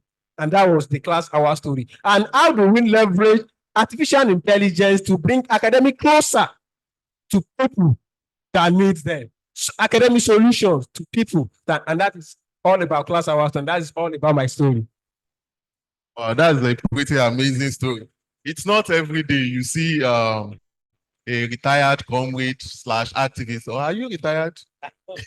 I'm not saying I even forgot about I contested the House of Assembly in 2019. See, it's not retired. So let me just say tech is just a journey. Like I found refuge in it already. I enjoy it. It's part of my life now. But I don't think politics could actually be taken away from me. That is who I am, and that is what I've become. But like I said, I found everything tech. It's something that has given me so much joy, so much peace of. There is no peace in politics. There is no peace in it. You wake up with one problem to another. You wake up, people calling you. I've not. This thing is happening. You come and so there is no in tech. You can sleep without any worry at all, and that is the most important thing to me. And that is what I've been enjoying. That's really amazing. Specifically, I like the fact that you were able to turn your challenges into opportunities, and you also leverage on the power of collaboration with your co-founder to ensure that you create a solution for people who might be in your own situation and be able to do it better. Thank you so much for that. Now to you, Ms. Leah. How exactly did you get into digital marketing? Good afternoon, everyone. Like my co-panelists here, I wasn't involved in any social activities in school. I was just the student of going to school, read to pass, and just graduate and find whatever I want to do. So I studied English education when I was in school. I've always had a thing for learning and teaching. I was that student in primary school where what do you want to become in future? Teacher. I was I will actually raise up my hand and say I want to become a teacher, but probably because my parents are also in that line. So uni days, like I said, I was just a regular student and I finished and I went back to teaching. I was teaching in secondary school and all of that. Then I learned a skill. I started my business. That was when I finished NYSC. Then COVID came and we're all at home. What next? I can't go to the store to, produce shoes. I can't make shoes. They're so limited. I was so limited to things I could do. And I have a lot of time. I was so young, just sitting at home. Then I think I was online and I came across one particular post about, how you can build your business online. I'm like, wow, I think I need to learn more about these things. I can't just sit down at home. I'm too young to be sitting doing nothing. Then I started researching on how I can build my business online. How can I sell? How can I attract customers? I don't want to be limited to people in my community. I don't just want to open a shop and people will come in. I want to reach outside my community. How can I do this? And I started researching and I also started looking up to people online, people that I don't even know them. Like, let me call them mentors. I go to their page. What I do then, I go from one mentor page to another, searching for free resources. I'm so good at that. I'll go to your bio link. Let me give you a tip here. Link tree in bios. There are so many free resources there. Go there, you see, click on it, download this, register this. At the end of the day, they might ask you to pay to join another class, but at least you have access to those free things, free resources. Then I took a course, this Google Garage course in digital marketing, and that's how I started my digital marketing journey. And so far, I'll be able to work with international companies. I freelance, and I'm still doing my first love, which is teaching. I teach digital marketing. I've written several campaigns for different brands, and I'm doing well. Thank you. Thank you so much for that. Key take home from your introductory message will be to always be willing to read and to research. It's a common knowledge that they say that when you want to hide something from a black man, put it inside book. Now that book has turned into our laptops. We all must develop the culture of reading. From there, we'll be able to take some very useful insight. Back to you, Mr. Omotunde. You've seen technology from when they used to be archaic to what we currently have it now. What exactly would you foresee technology to become in the future? And how do you think enthusiasts in the field will latch on it and make the best of it? So for people that probably enthusiasts that just want to go into tech, you must have an open mind and also have this understanding that, look, tech is broad. And because tech is broad, what I always advise people or say to people is there's always a part of tech that you can fit in. So yes, when you hear tech, everybody gets to hear about the shining stars, in quotes, the engineers. That seems to be the tech bro. The guys that has the controls, the guys that, they look different than every other person in the workplace. They seem to be the shining stars.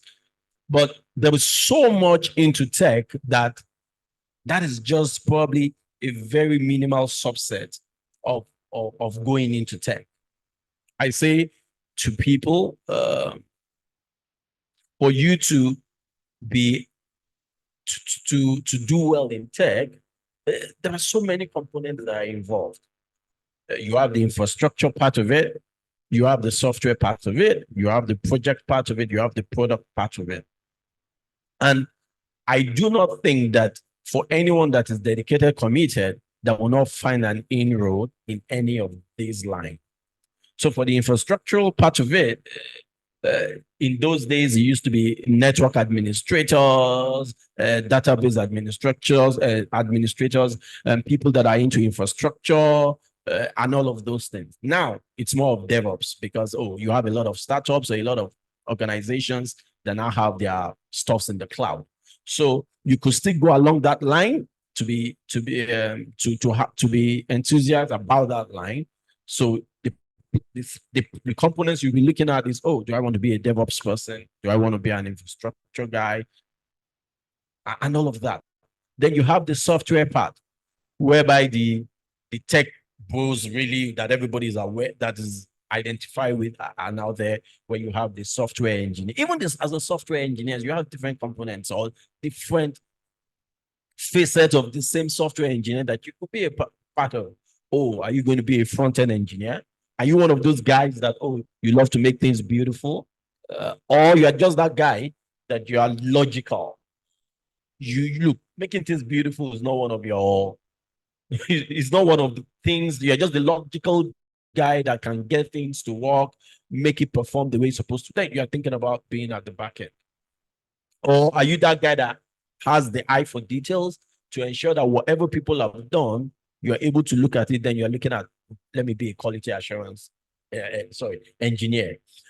That is another line for the engineers, the core engineers. Then you have those guys that will say, I'm full stack. They're also in that line also.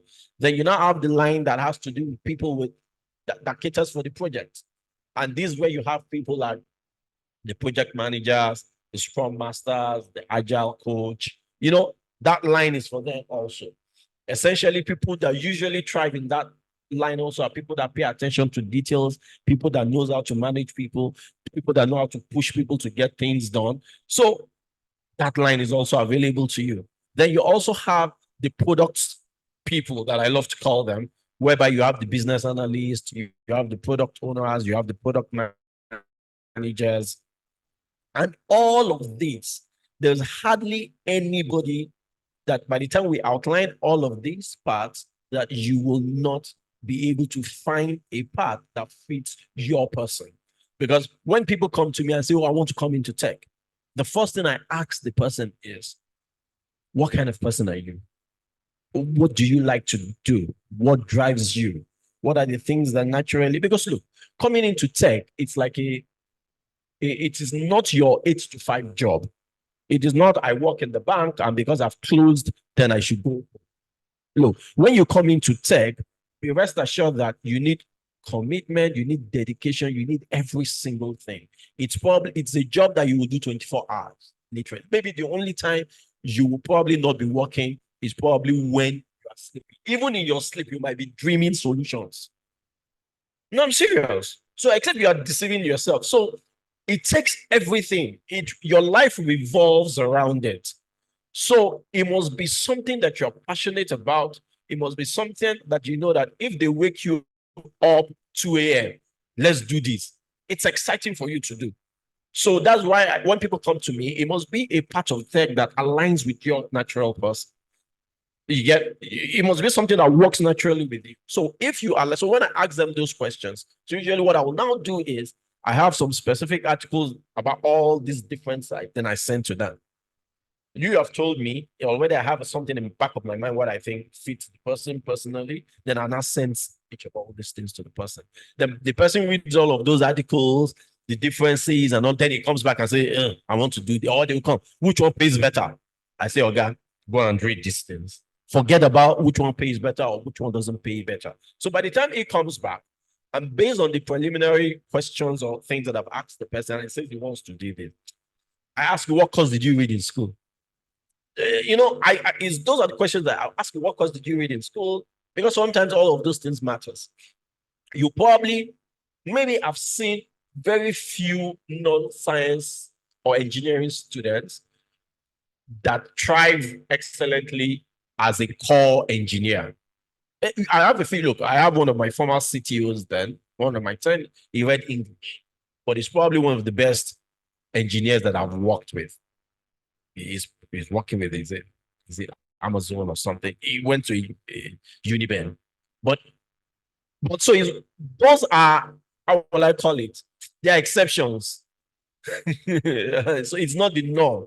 But when you look at it naturally, people that are best probably in core engineering are people like the sciences or engineering. Look, with your engineering background, it sets you apart. You get, because you already have training that builds you for that life. You get, but let me not delve too much into it. So with that, it's not easier for you to now advise you. What are your strengths? Those are the key things that matters, because at the end of the day, you don't want to pick up something that you won't be excellent at it. There's no need for you to pick up a part of the job that you won't be excellent. I've worked with people that the guy comes into me and says that, oh, he's an intern, he's a tech guy. After working with the guy 6 months, I'll say, oh, God, please move to QA. You can't survive in this. It won't work. So it's better for you to align yourself to where we work. Or sometimes you move the person to as a business analyst or as a product owner and things. And then you not give the person direction. Okay, go and learn this, send the person's materials and the person. So essentially, tech, there was too much in tech that, or tech is so wide and broad that we have specific area of tech that can align with your person, your interest. And it's always better to look out for that things that aligns with your person the most, then you will excel more at it. Thanks. I agree with you on the fact that you need to have a science background or engineering background if you want to go into core tech. You understand mathematics, you understand data structure algorithms. So when you program, it is easier for you to gain those concepts compared to someone who has a background in finance. But that doesn't mean those other fields too doesn't have a role to play in tech. Of course, we have tech organizations who have CFOs, and you won't take someone who is a core programmer to come and be your chief finance officer. That's part of working in tech too. So when we say tech, look, when you have an organization, you provide value. So let me give you an instance. You have a Paystack, you have a Flutterwaves, you have maybe a Workanow. Okay, so let's even start with Learn with Pride. It's essentially probably a training that is how will I put it now? That is taking advantage of technology to provide a service. Now, because we provide that service, they will still need a finance person to do what? To do the financial part of things, accounting. They will need an HR person. They will need, how will I call it? So you need every essential part. You need an operations person for whichever part. But for the tech part, so what I'm saying is, for the tech people, yes, you can have a financial person, an account. Look, I've seen people that read accounting that are engineers. When I mean engineers, I mean core engineers. I've seen people that read psychology that are excellent engineers. What I'm saying from my personal experience is that the people that look, those people, it comes to them natural. It's not as difficult as other persons that do not have that core engineering or science background for core tech. But you see people that probably did accounting, that did other things, they will try more in business, product management, all of those other things. They try more in as a project people. They try because their background, it's like, look, asking somebody that really has engineering background to now start doing user stories and all of that. Initially, it's not naturally there. I'm just being open. It's naturally not there. Over time, they could become better at it. Yes, and they become excellent at it. But where you see them try more is when you pick 100 engineers that are good, that are excellent, that are both mediocre. When you pick 100 of them, you can be rest assured that 80% of them are either engineering or science background. You cannot have those exceptional non-science and engineering background that will still be good. But you see, for the other part of it, which is maybe projects and products, that is for all comers. Most times, anybody that has that exceptional details, pay attention to things, loves to make things happen, loves to follow up, always strive in that. so much for that beautiful insight. Moving on to you, Mr. Shegun. It is a well-known fact that in Nigeria there is employment and there is underemployment. We suffer too. Currently, there is also some concerns that AI is taking up people's jobs. How exactly do you think putting AI in Nigeria or tech in Nigeria, how is it going to turn it around in such a way that we do not have employment, or rather, we do not have unemployment, but rather change the story for the better? Okay. Yeah, but I think there is third one. You said unemployment, employment, and there are some categories of people that have work but do not want to do. How do we categorize that one? Are they underemployment? So? Just on lighter mode. Actually, artificial intelligence, aside from the fact that it's a bankable test skill, should anybody ask you what AI can do, just point out to me. Just if I'm around and anybody asks you, what can AI do for me as a person? You do not need to worry yourself. Just point the finger at me. That is what AI is capable of. I am just getting started. There is a lot of other guidance, awesome things with artificial intelligence. It branches of machine learning, computer vision, deep learning. I am not particularly sure there can be. I don't want to express the bias here because I'm an AI person. But I'm not particularly sure there can be any other tell skill out there that can actually, take someone to certain levels. Of course, like I said, I'm already expressing bias and I don't want to do that. So I wouldn't want to go deeper into that. So aside from that, that is a no fact. Aside from that, I think artificial intelligence could also be leveraged on to provide equitable distribution of jobs for talented youth. Government organizations could leverage on it. The Honorable Minister, Bosun Tijani, is doing a whole lot on artificial intelligence.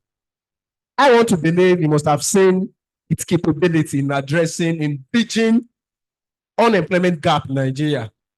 I have seen it from a personal view, and quite a lot of other people are also seeing it from that view too. So AI could be used, organizations could leverage on it to scale up, match up talented youth for jobs that meet their individualized capacity. When you hire someone that not fit a role, what you are creating two problems. You are creating one for yourself, because every time you walk into your workstation, you nag, you complain, you have one or two things to talk about the other person. The other problem you are creating is the person, even if he had the capacity to deliver on the job, you already lost what's called the confidence. Why not save ourselves the trouble and only match people with requisite ability to deliver on the job? It is only artificial intelligence that can deliver such. So AI is a novel technology that, if properly managed and if properly harnessed, will go a long way in ensuring that not only that job will be much more available. You can use it to free up vacancies in government agencies. There is a lot of ghost workers in government agencies. Whether we like it or not, in this our economy, government is still the largest employer of labor. I may be wrong, often I am, and I always want to be put right. But government is still the major job provider. Private sector are doing a lot. The government is also, where I'm going is there is a lot of ghost workers. People that have traveled, that have jackpot to that country and still collecting salary at home. We can just say how to free up the vacancies. Then match this AI again, then match people that are ready, that have the capacity to deliver on the job, match them with this available vacancy. By the time we start deploying AI in critical sectors of our economy, we begin to see that there are even more jobs for every one of us that is looking for a job. It is only artificial intelligence that can provide such solutions. Go to Federal Ministry of Health, go to even private sectors, organizations. There are a whole lot of things. And one interesting part about artificial intelligence is this: even if there is no vacancy available, for example, in an organized private sector, because you know the skill, you have, let me say, because you are an artificial intelligence developer or something, and because you have the skill, you know what it takes to move on the job. Are you with me? You are equipped with all the necessary. Job will be created anytime for anybody that can deliver on it. The artificial intelligence could play even far pivotal roles in creating more vacancies that people can fill in. Okay, sorry, let me add a little bit to this. A whole different perspective. Let's look at probably, okay, for a lot of us that started already, let's look at 15 years ago. Who knows about who is a digital marketer? It was not a job role that organizations were. It was literally let me use that word, non-existent. Probably 15 years ago, I don't think there's any job title like product manager, business analyst, product designer, UI UX guy. What am I trying to say? With new advents of technology or new ways to do things, it's natural. What do you think are there's always a shake, meaning that the jobs that used to seem at the jobs, right? There will be a transition. What will simply happen is that those jobs will cease to become important. The newer ones are born. It is now, so the people that are now able to still remain relevant in the new world or in the new dispensation or in the new dimension or whatever English you love to use are the people that are able to transition, learn, train themselves for the new opportunities. Is AI probably going to take away jobs? Yes. Is it going to open up new doors? Yes. The kind of job is going to open up, can each and every single one of us that is in this all be able to fill it up? No. So let's look at it from that perspective. Look, the banking, when I was in the university, you couldn't send money. My dad couldn't send money to you and you get it almost immediately. When you go to the bank, how many technology people were working in the banks as at then? Banks didn't have mobile app. They didn't even have internet banking platforms. But now, the people on this table now can build a financial app. If they have the required skill set, I have a backend engineer, I have a product guy. Look, I was reading one, was it on Instagram or was it on Twitter, that now, every Tom, Dick and Harry is building a payments platform. Any tech boat that feels like he has small startup sense, the only thing everybody is building now is financial app. Or God, can't we just think of something new? What I'm just trying to say is basically this. These new technologies, AI, augmented reality, blockchain, all of these things, they will, because look, they are here to make the jobs, the mundane jobs that some people sit and do every single day, they are here to take it away. Let me give you a typical instance. You want to write something. Look, even when I started out, even in this engineering, this one that you can see materials for learning everything, it's not available. You have to buy a textbook. You have to buy textbook. I want to learn programming. You go and buy textbook.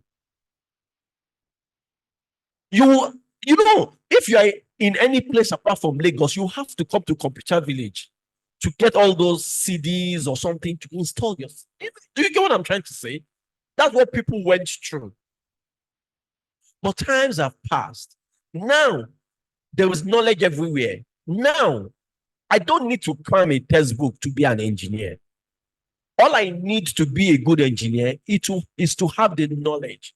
Oh, when I want to do this, this is what I need to do this. When I want to do B, this is what I need to do B. When I want to do C, this is what I need to do C.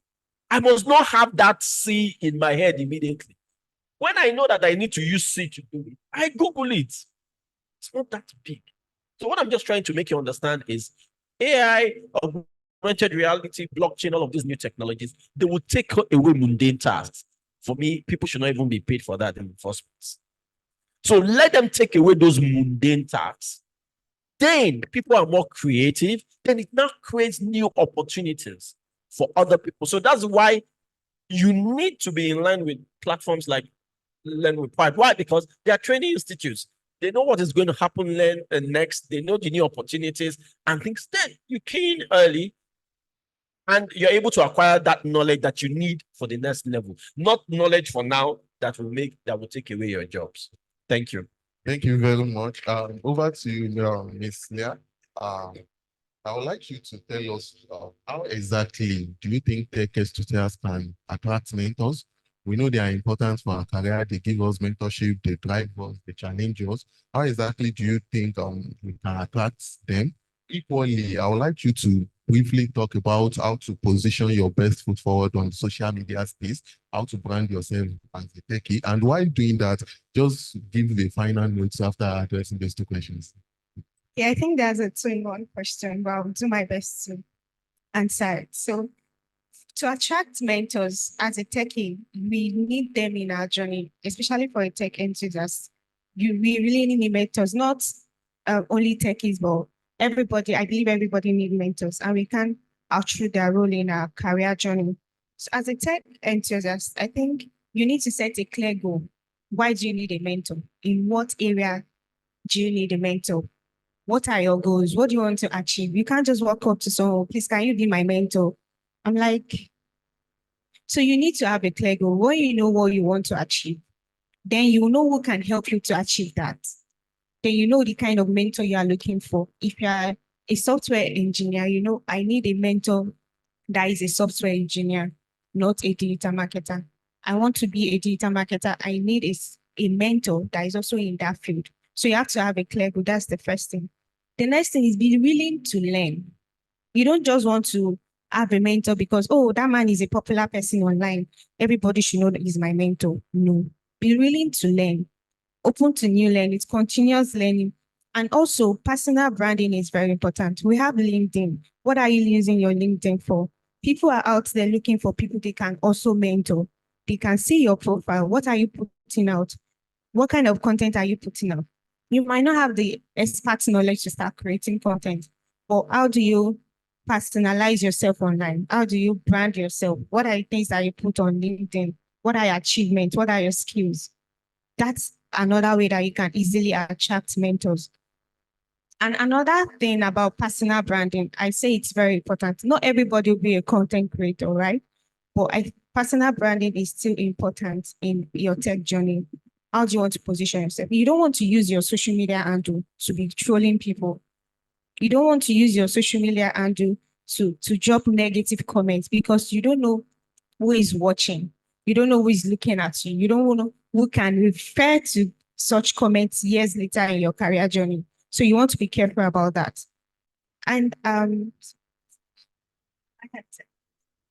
okay, on the final notes, like my boss here said, there are so many aspects to tech. You can be a technical writer. I think because I'm a digital marketer, I not everybody will be a software developer. And also Learn with Pride is another avenue.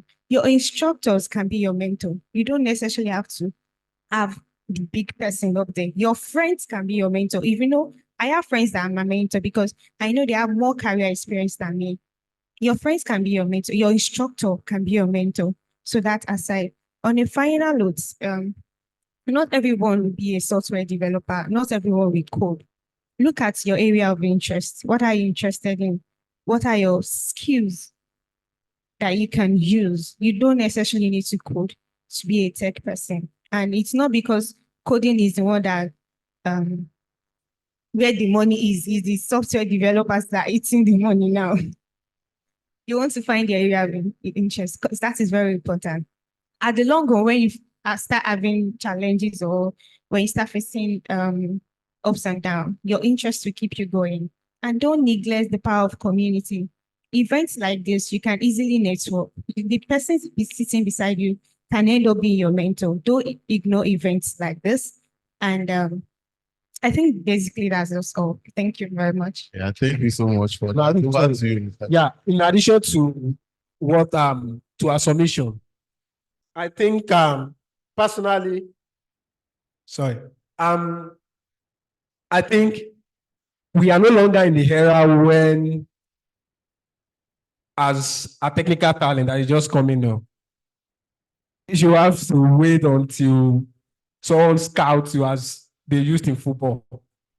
They scout me. I was scouted. Tech professionals are busy with what life is throwing at them. Even people at the topmost of their career in tech, they have, I wouldn't want to call it life-threatening challenges, but they are hustler. All of us, we are what? We are hustler. But if there is anything that is an enabler, it is technology. So as a talent, you need not to wait until someone reach out to you. But yes, Shola, I would like to mentor you. Approach, having put to use what she said, strategic positioning, your ability to brand yourself, especially on LinkedIn and other social media. I don't expect the technical talent to be on Instagram. Sorry, I don't. I'm sorry. Or TikTok. I don't know. But if there is one social media that should be taken very seriously, I wouldn't even want to say Twitter. I will say LinkedIn. Because LinkedIn was specifically created for what? Professionals. So if technical talent can leverage on that, position themselves strategically, and take the initiative to reach out to someone that they wish to be their mentor. And if there is anything that I have learned thus far in life, I'm talking to young guys that may be thinking of reaching out to people that, that they want them to, that they want, to be their mentor. You do not have to have the fear that if I reach out to this person, is going to answer, is going to. You need to try out first. Whether or not the person reach out to you is no longer things that you need to worry yourself about. Then you must have at the back of your mind that yes, I have taken that step. I've taken the step. The rest is now left. And if there is anything that is so important in human communication that I have learned thus far, is humans' inherent ability to be appreciated, to be acknowledged, and to feel important. Even the Pope in Rome want to be appreciated, want to be acknowledged for all of the beautiful things, even though he doesn't say it. But at least I've done something I want people to say, no, we noticed you. Thank you very much. The might not actually say anything, but the person might not actually say anything, okay? But with time, you will feel so happy, you will feel so acknowledged. So when you reach out to people, always try to do a little bit background check of their story, where they are coming from, where they are, the rough patches that they've gone through.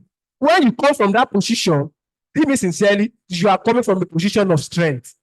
When you reach out to people, you talk about those things that they've done, that they've passed through, and your willingness to understand them, your readiness to learn, because you talk to them, hey, Maruf,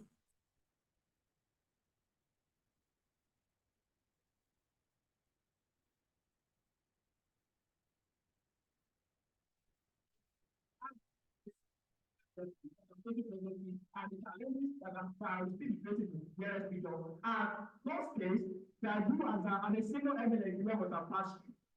For it to be all right for you to mentor you. All it takes is just every minute of your time, every month, you ask me 1 or 2 questions about the that I have. So if you are coming to that, I wouldn't want to believe anyone who be through that. I would not want to, even if I would have to, someone have been trying to reach out for quite some time now. You responded, and we had a very brief, I want you conversation on Twitter. So it works. If you can leverage on that, believe me, in shorter time possible. Even my thoughts here, that is what I need to. So, in time, you will learn someone that will be able to put you through. And if there is anything that I've learned in tech, it is more faster when you see someone that can guide you through, that can put you through, that can, okay, no, don't do this. This is how to do it. So it's the journey become much more faster and much more easier. So that is just the few thing I want to keep in thank you. Please, I also want to add to that. What you can also do to attract mentors is check their socials, follow them. Like you said, read their stories, comment on their posts, like them. By the time you message them, they are familiar with your handle. They want to hear from you. Drop meaningful comments in their comments on their posts. If they are familiar with your username and they want to hear from you, that's give you an edge over people that will just drop random message. And you don't want to drop, "Hi, sir. Hi, my name is." You want to go straight to the point. Greet them, state your purpose, appreciate them, and reach out. Just tell them the main reason you are reaching out to them. And I think that also helps too. Thank you. Over to you, Mr. Montoya. Final words. Okay. My final word, I think, is already probably embedded in a few of the things I've said earlier. Coming into tech, disabuse your mind. Don't make money your priority. Ensure that what is of utmost value to you, especially at the initial stage, is acquisition of knowledge. And that has to be strong. Look, don't try to learn whatever you are learning halfway. Try to be the best at it. Look, remember this. We started early, we probably had a few of us in it, and it was easier to climb and go and to grow. Look, almost every single person that is in university now or almost graduating will have one tech skill or the other. So it means that in the next 2, 3, 4, 5 years, the market will become more not saturated. Look, there will be a lot more competition. So you can't want to be in tech and you want to be in tech because, oh, how will I call it now? Because you just think it's the easiest way to get a good job. No, because now you have a lot more people that have that beginner skill set or intermediate skill set. So what will stand you out? One, that detail or commitment or dedication that you want to be one of the best. Two, and how are you going to achieve that? By putting so much value on that acquisition of that knowledge. Personal study, going for trainings, getting your certifications, and all of those things. So you must be deliberate about it. Look, maybe my 10-year-old, my 10-year-old school, they're teaching them coding. What I'm just trying to make you understand is the exposure to tech is becoming so mind-blowing. So just thinking that you can just stay by watching one YouTube video or you just read one article, then you read it maybe once a month or twice a week, it ain't going to cut it for you. So you must be dedicated. You must know that this is a career path that I want to follow and you are fully dedicated to it. And you can be rest assured that, look, one thing I've learned with this is that, look, if you've not gotten to that point that you are thinking and you're working, you are eating, you're probably sleeping or waking up and you are dreaming what you want to do, you've not started. It means that your mind is not in it. So you must put in everything to be successful at it. And with platforms like Learn with Pride, they are also there to give you the proper training that you need. You get the value for your money. And essentially also, you now have people that can put you on the right path for you to get to your final destination. Thanks. All right, thank you so much. With that final words from Mr. Omo today, we've come to the end of this panelist session. And I believe strongly the tips and insight that has been shared are enough to transcend anyone from amateur into a professional in any tech field of your choosing. Thank you very much. Bye.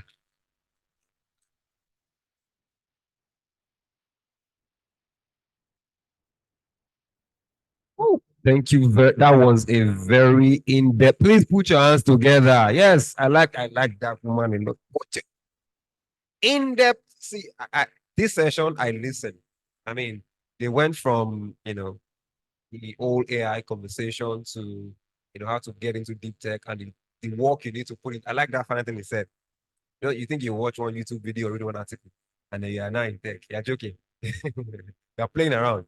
You will focus. I mean, somebody shared a material with me, almost like 14 gig of different for just UI UX. I'm like, how many years am I going to use to go through all this? That. So it's work. You need to put in the work and it will it will yield the result.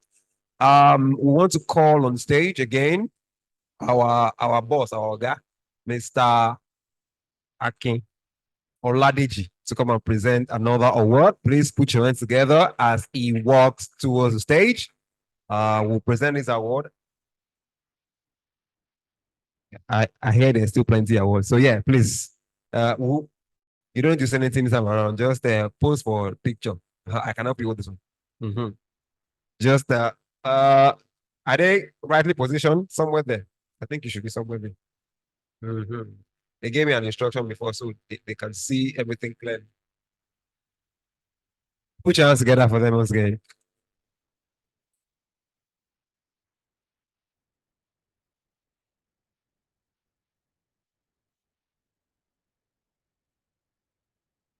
Okay, so before you go, so he has something else to tell us and we'll be back. So when it's done, we'll have a short 5 minutes break to stretch our legs.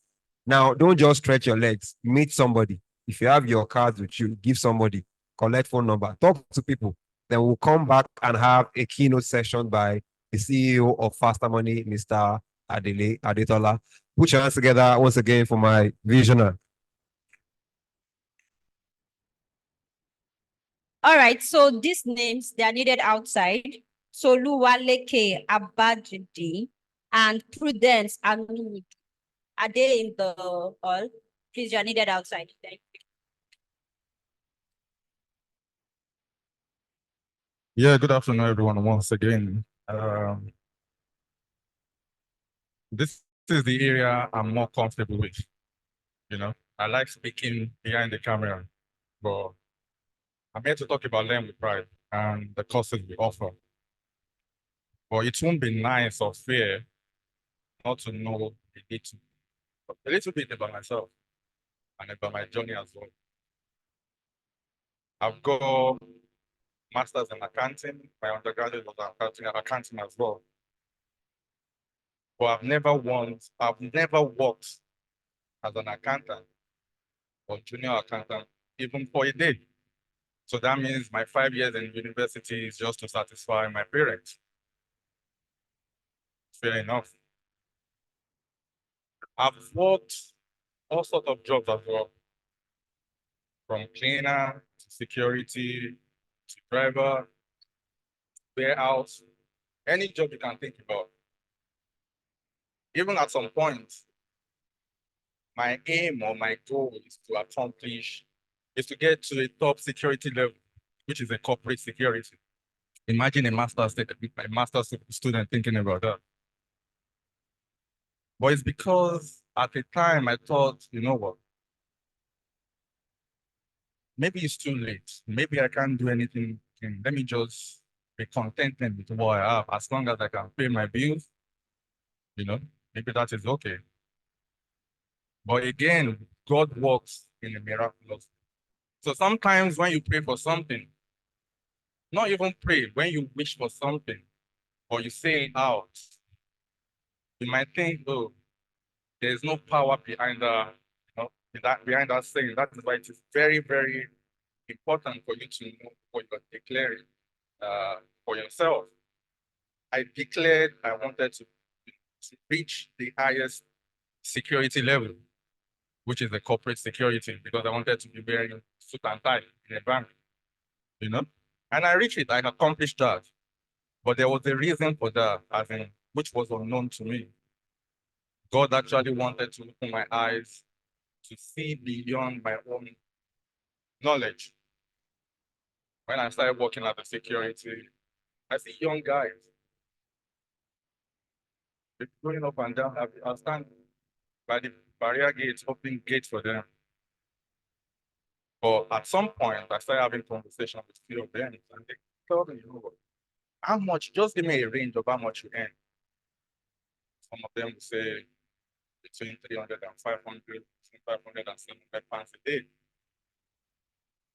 I quickly calculated that roughly 8,000 pounds per month.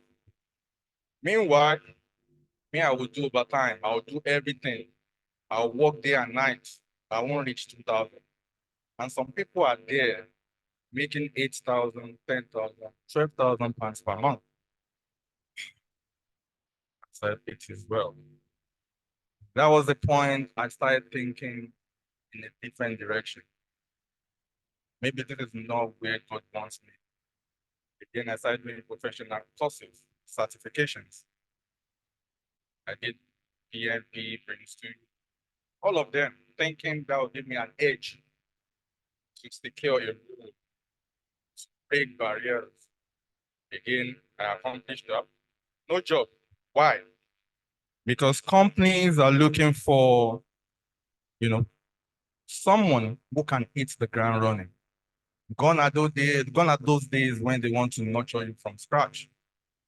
You need to have something, you want to offer. They need to see a potential in you. At least develop yourself to a certain extent before they continue from there.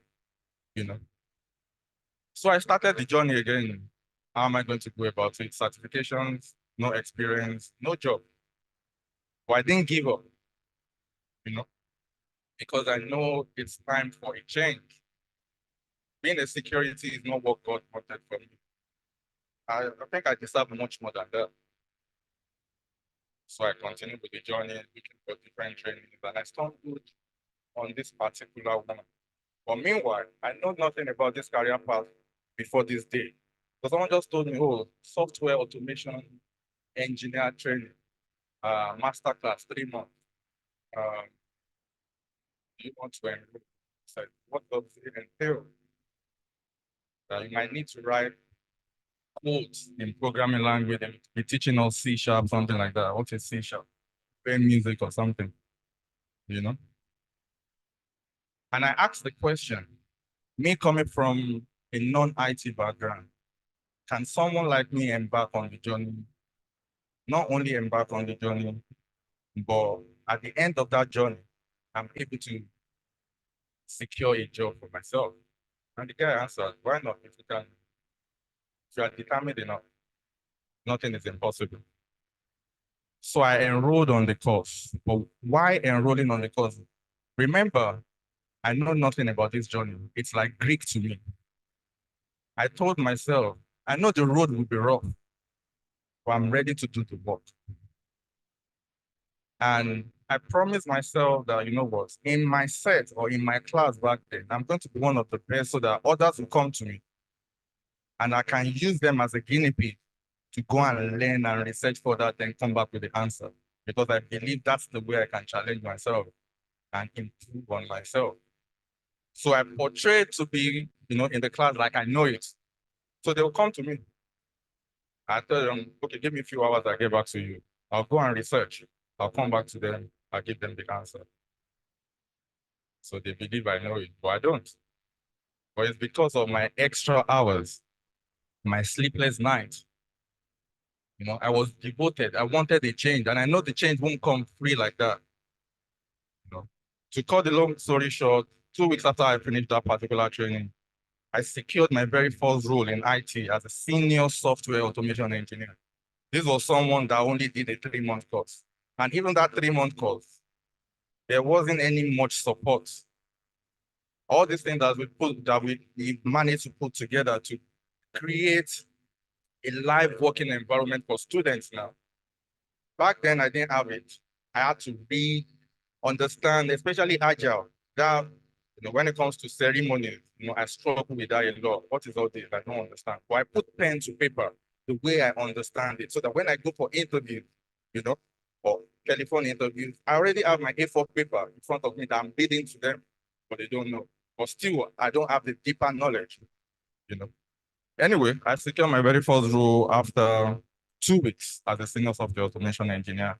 And this whole Learn with Pride today, that was the turning point. That was what gave birth to Learn with Pride today. So we only started with software automation testing. And I was the one doing that. I was the one facilitating it. How did I start? Friends and family will come. It's one of my guinea pig at the back, my nephew. You know? So friends and family will come. You're now doing automation. Teach us now. Started from family without charging. You know, I'll teach them. They started getting jobs. Then friends started coming. Oh, come and take me on the journey. If you can pay me, why not? I'll take you on the journey. They started paying and they started getting jobs. That was when I realized that it's like I'm doing something different. I never trained in my life. I don't even know I have the capability or capacity or whatever it's called to train. But none of my students has ever given me a bad review when I started training. Remember, I only did a 3-month course.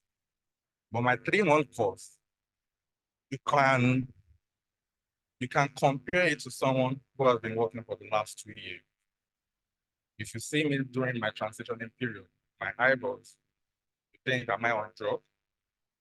You know, because as I was doing my security job nighttime, I'm going back to a day job. I have to do, you know, the task for my trainings as well. It wasn't easy. But there must be a sacrifice that needs to be paid for the journey. It won't come for free. I always tell my students, your inputs will always equal to your output. Yes, you are embarking on a 3-month or a 6-month journey, but you need to devote your time every single day into the process. There's no magic. There's no magic. It's not a magic. It's what you know you are going to go out there to defend. And the only way you can know it is by challenging yourself every single day, going above and beyond what you covered in class. Don't rely only on your facilitators. Do your own research. Do your own due diligence. If I can do it, anyone, you know, with a great determination can do it. I'm not exceptional. I'm not brilliant. My HND, I don't even know why. I remember I came out with scuba class. That's to show you that not that, you know, but there's nothing impossible. And transitioning doesn't have anything to do with your background, what you studied in school. Whether you studied accounting or you studied customer service or whatever. What matters most is your determination. If you can have that determination, and if you can get a training company that is ready to walk the walk with you. Remember, we have like 1,001 training companies out there. Majority of them just want to collect your money, promise you what they can't deliver, and after 6 weeks, they give you high and dry. On whatever we promise at them with pride, I always ensure that we will go above and beyond to deliver it. That is why none of our courses, if you enroll in any of our courses, you are getting more than what you enrolled for. Take, for example, if you come to me and say, oh, I'm interested in project management, we have a different packages that, you know, will not only train you on project management, we'll train you on business analysis, we'll train you on Scrum, like 3-in-1 kind of a training. Why? And you're paying for one, you know, you're paying us for one training, but we are giving like 2 or 3 trainings back in return. Why is that? Because when you are done, you are not restricting yourself to just one. You can leverage on others as well. As you're applying for project coordinators or project management role, if that one is not forthcoming, you know, you can apply for a BA role, business analysis role. That is the way we treat you at the end of the day. You know, we give you more than the value, more than, you know, what you paid for is what we, you know, the way we our platform, you know, we are ready to walk the walk with you for anyone who is ready for the journey. Mind you, it's not everyone who is ready for the journey. Some people are joining the training because they saw their family member secure the business analyst role and paying so much. And they too, they run and, oh, you know what, I want to enroll on business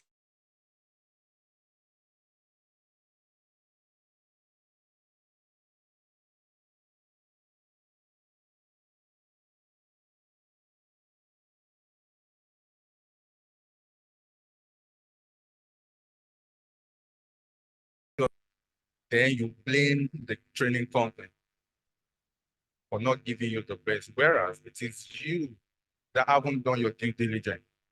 You need to know what suits you. Everyone, you've got your soft skill. You know, you have your strength. Because all these IT courses, you need to leverage on your strength if you want to transition. Are you the type that likes communication? You like managing people? You like, arranging meetings, documentations? You like to be at the forefront? You like talking? Or you are the type that, you know what, I just want to stay at the back, do my job. I don't want to get involved with all these politics. I just want to do my job and do. What type of person are you? If you can decide what type of person you are, then you'll be able to select the right course for yourself. Imagine you don't like talking, you don't like engaging with people, and you say you want to become a Scrum Master. How do you want to become a Scrum Master? You don't have the potential in you to become one. Because it is whatever is in you that we are going to work on and make much more better, so that you can deliver the best at the end of the day. So in the nutshell, that's the story of that the whole Learn Required today started, as I said, from that transitioning journey. And again, if I can do it,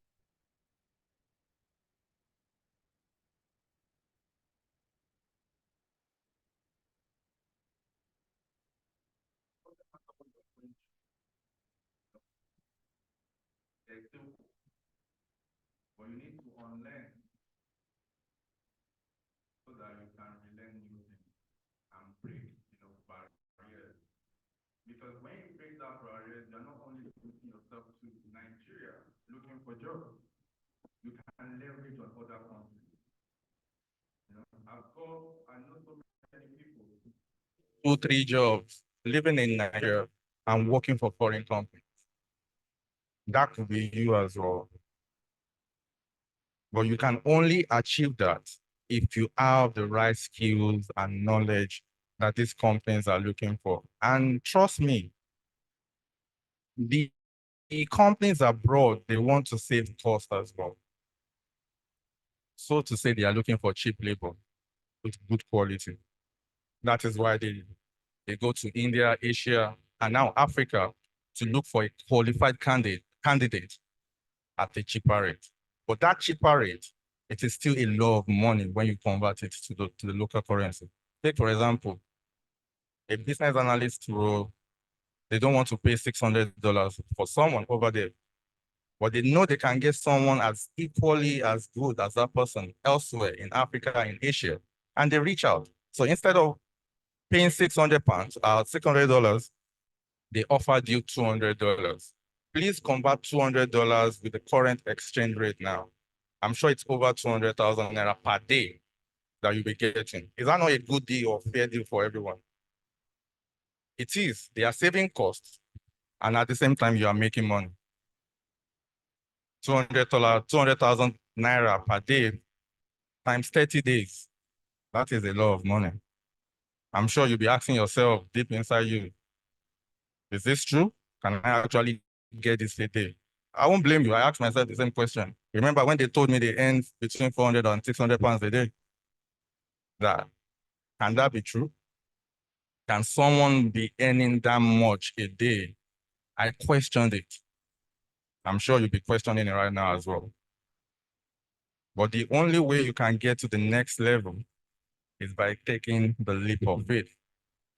I can't tell you what awaits you at the end of the tunnel, but you need to go through that tunnel for you to know what awaits you at the end of that tunnel, And if you can do your own bit by equipping yourself, you know what you want. Work on that thing that you want. Equip yourself with the right skills, with the right knowledge. Do your own 50%, then see what God will do to perfect it.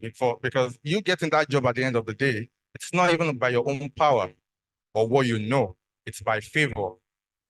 But you won't get that favor, you won't get to the point you get that favor if you don't have the right skills and knowledge.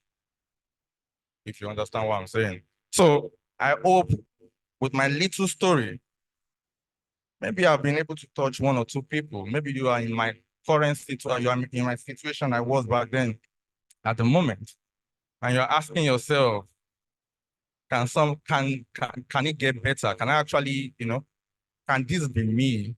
Can I turn, the whole situation around? It's never too late for anyone.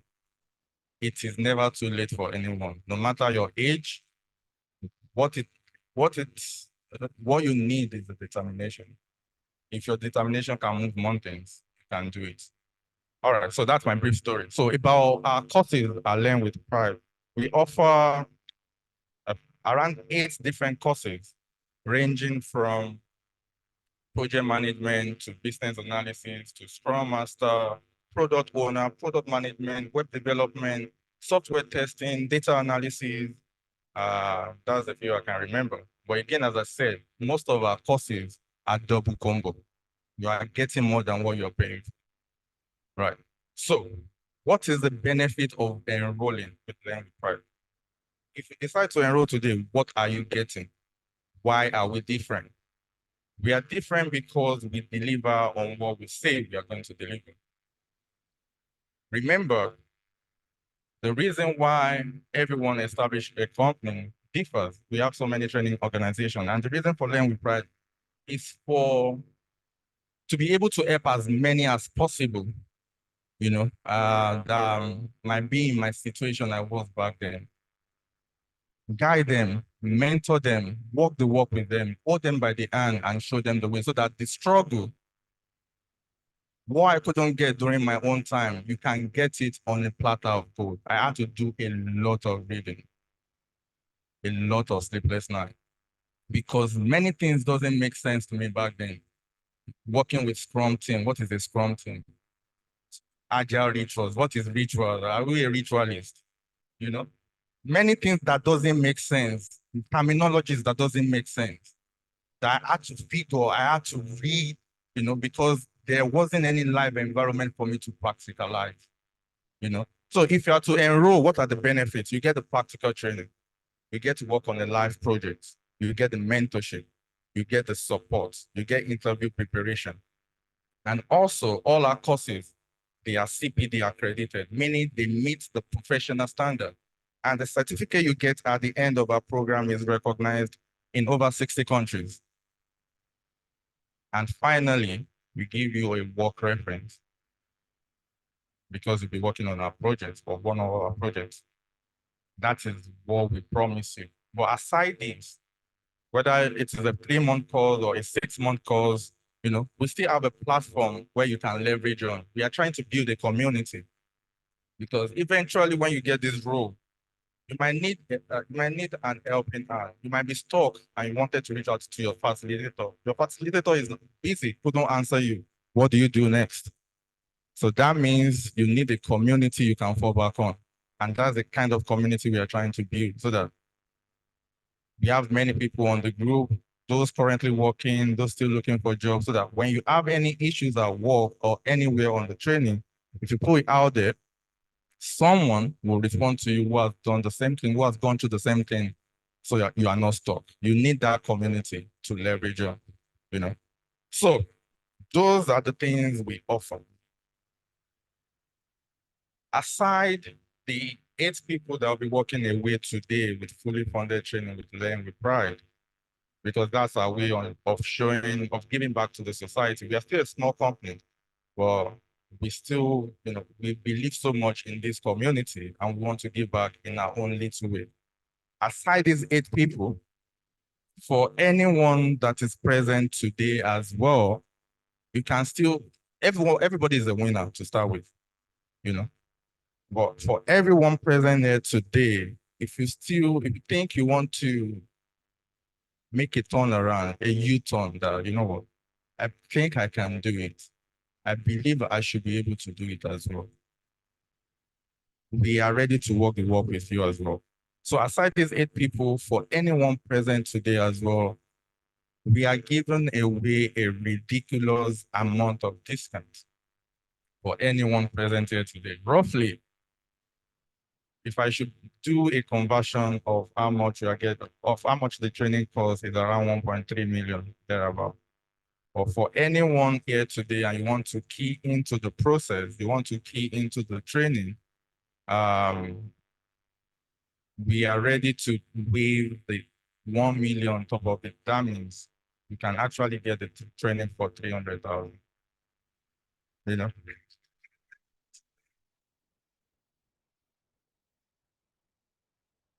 Another good thing is you don't even need to pay the 300,000 once. You have the opportunity to pay it twice. You know? So for anyone here today that wants to key into that, that is the only offer that lasts for a day. There'll be a commitment fee just to show how serious you are, because back from tomorrow, the price goes back to our normal price. But if you are here today and you want to key into that, you are interested, you want to know more, you want to secure your spot, whether we are starting it in 4 weeks' time, in 6 weeks' time, you are interested, you can see any member of staff, to make the commitment fee and we can start the journey together. If I can do it, you can do it. Thank you, everyone. I'm happy to help.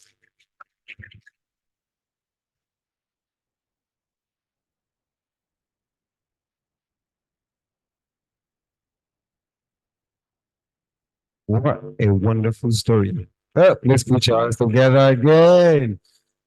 I mean, see this final point. If you can key in today, the offer lasts for just today. I mean, from 1.3 million to 300,000, and you can pay it more than once. I don't know where you go to that you get that kind of discount or that kind of rebate. I mean, jump on it now. If you don't jump on it, you are still going to come back in another week or two, and you might only meet the 50% discount. That's like around 700,000 plus. 300K, you can get it now. I won't get 150K now, and go outside and pay your money.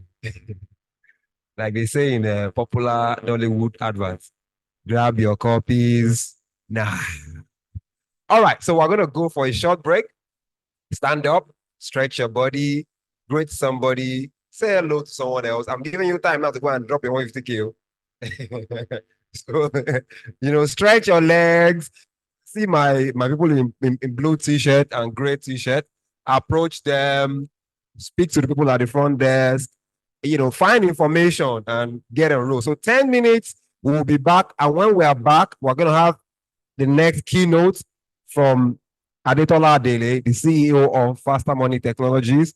It will give you a very, precise conversation and you'll enjoy it. So 10 minutes, talk to people, talk to your friends, and I will be right back. Yes, so anyone interested in enrolling, please, you can go to where the roll-up banner is, the roll-up banner that carries elevates. Someone will attend to you there. Thank you.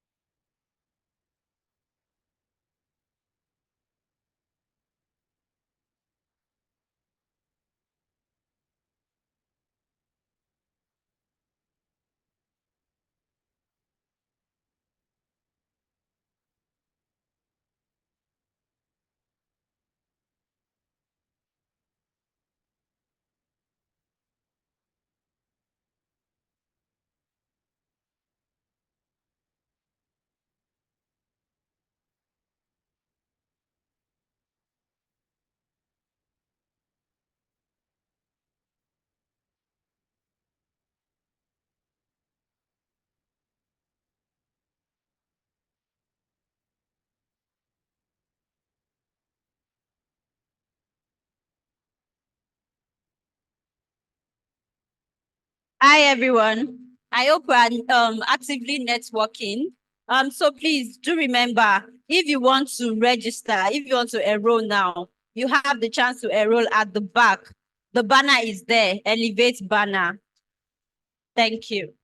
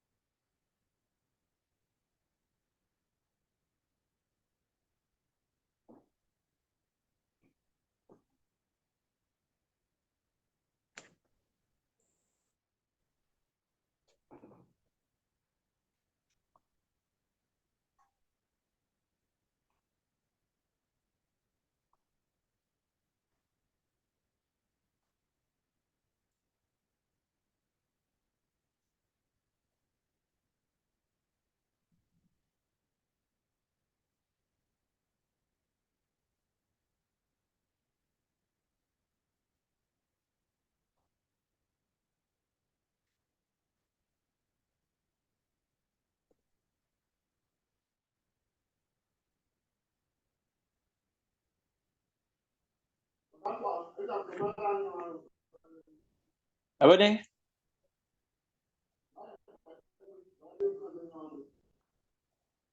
Mấy ma đừng xuống nhau. Em mò ba.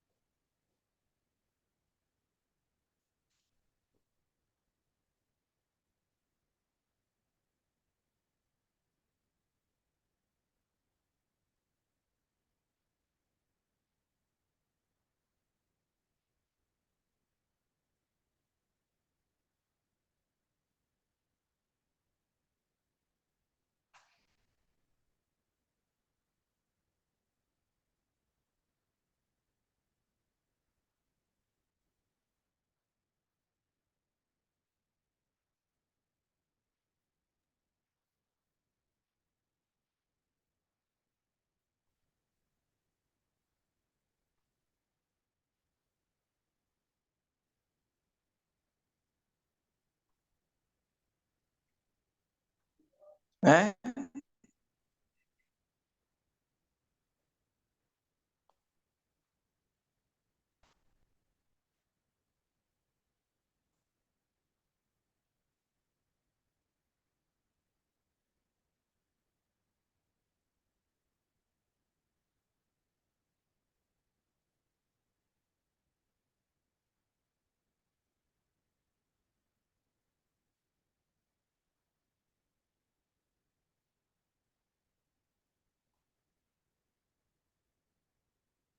Yeah.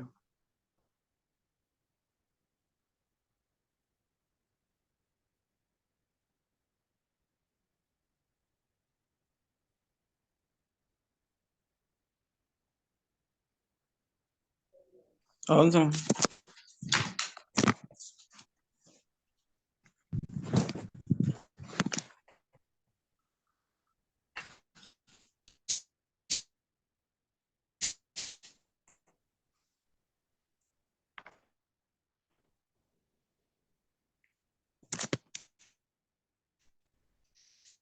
Yeah.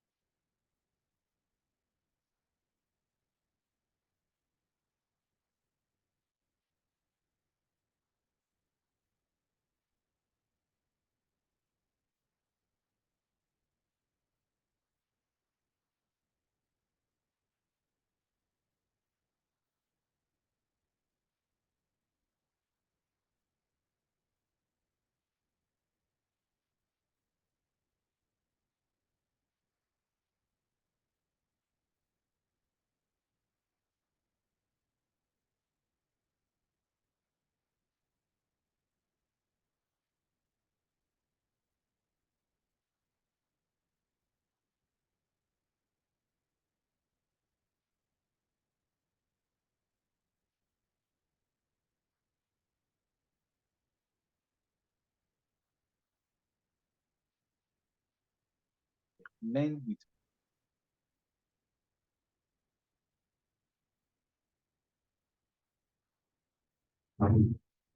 Okay. I think our 10 minutes is now officially over. The registration is still going on for those of you trying to register for the 1 day offer of paying 300,000 in tranches. Take advantage of the opportunity now. If you are outside, please let us come back into the hall. Like I mentioned before, I am our timekeeper for today. I'm trying to keep to time and ensure we don't stay longer than I've envisaged. This is 2:45. I have a plan of leaving here by 3:45. Everything done and dusted. If you have seen the agenda, you will know there are a couple of things that we need to still go through. So let us come inside and continue the session. We will still have an opportunity to network with one another, take pictures, and do some more networking that is required for you to maximize, events such as this. somebody was talking about LinkedIn during the I think it was the last panel session. And one of the speakers mentioned that, oh yeah, that's how we did it. Because he reached out to me. And I reached out to the organizer and said, this guy has this. And he's right here sitting down. Power of network. Some people, you might not be able to speak to them fully today. Get their information, connect with them on LinkedIn, on Twitter. I mean, you are 4 tweets away from speaking to the president of any country. If you want to be honest, you can speak to anybody. I mean, when they announced the new ministers, I think it was early last year or something. And I realized I knew one of the ministers. I'm like, okay, I'm 1 tweet away from the minister of the federation. I don't even need 4. I just need to text and I'll get a response. And I tested it. The moment they announced, I say, hey, congratulations, sir. The next week say, hey, yes, so congratulations to us. Immediately. Minister, current minister, serving and doing great work. So the value of network is immeasurable. You cannot value it to the level you say, oh, I can quantify it. It's why I tell people when they say pay for networking sessions, I go all out because you don't know what complimentary car you might go home with. I've gone home with several complimentary cars that has become something. So if you are still outside, let us come back in. That backdrop will not disappear. So you will still take your pictures because we need to go to the next keynote so we can have, continue the event. Kike, are you still here? Okay. Good. So I'm just trying to make sure we have as much as possible people in the hall before we conclude. I need a couple of volunteers here so that can help me dislodge this market I have outside. They will not come back inside and someone goes and get them in. So can we come inside? Thank you. Let us continue the session inside. We will go back and take our pictures afterward. I promise you, 3:45, you can go and do whatever you like. Take pictures with all of the buildings in this place. I won't mind. But we need to continue this session. To usher us to the new, the next keynote, I want to call my co-host, Ike Lomo Oyale, to come and do like the introduction. So she will read the profile and of course call our next keynote speaker, and then we can continue. Maybe I should go and do the chasing in myself while she does the introduction. Thank you.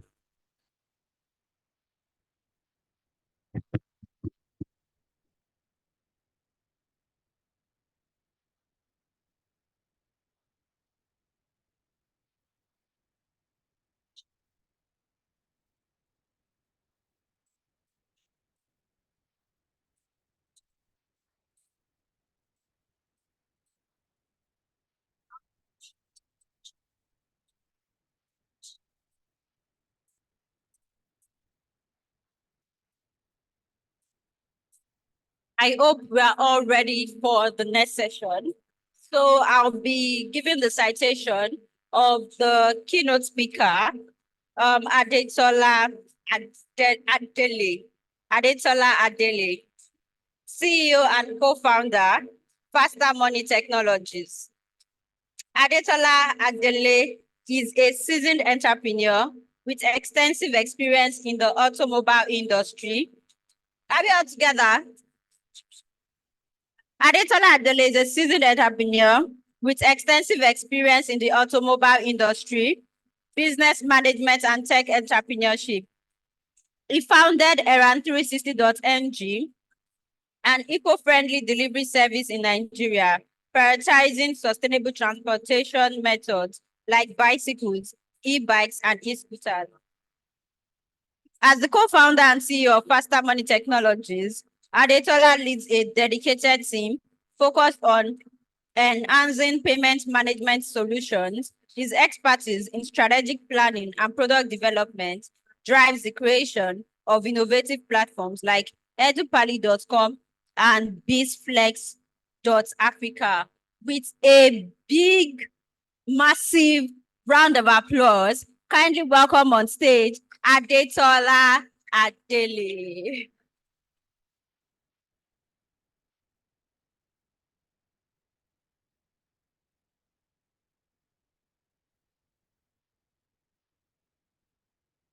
Good afternoon, ladies and gentlemen.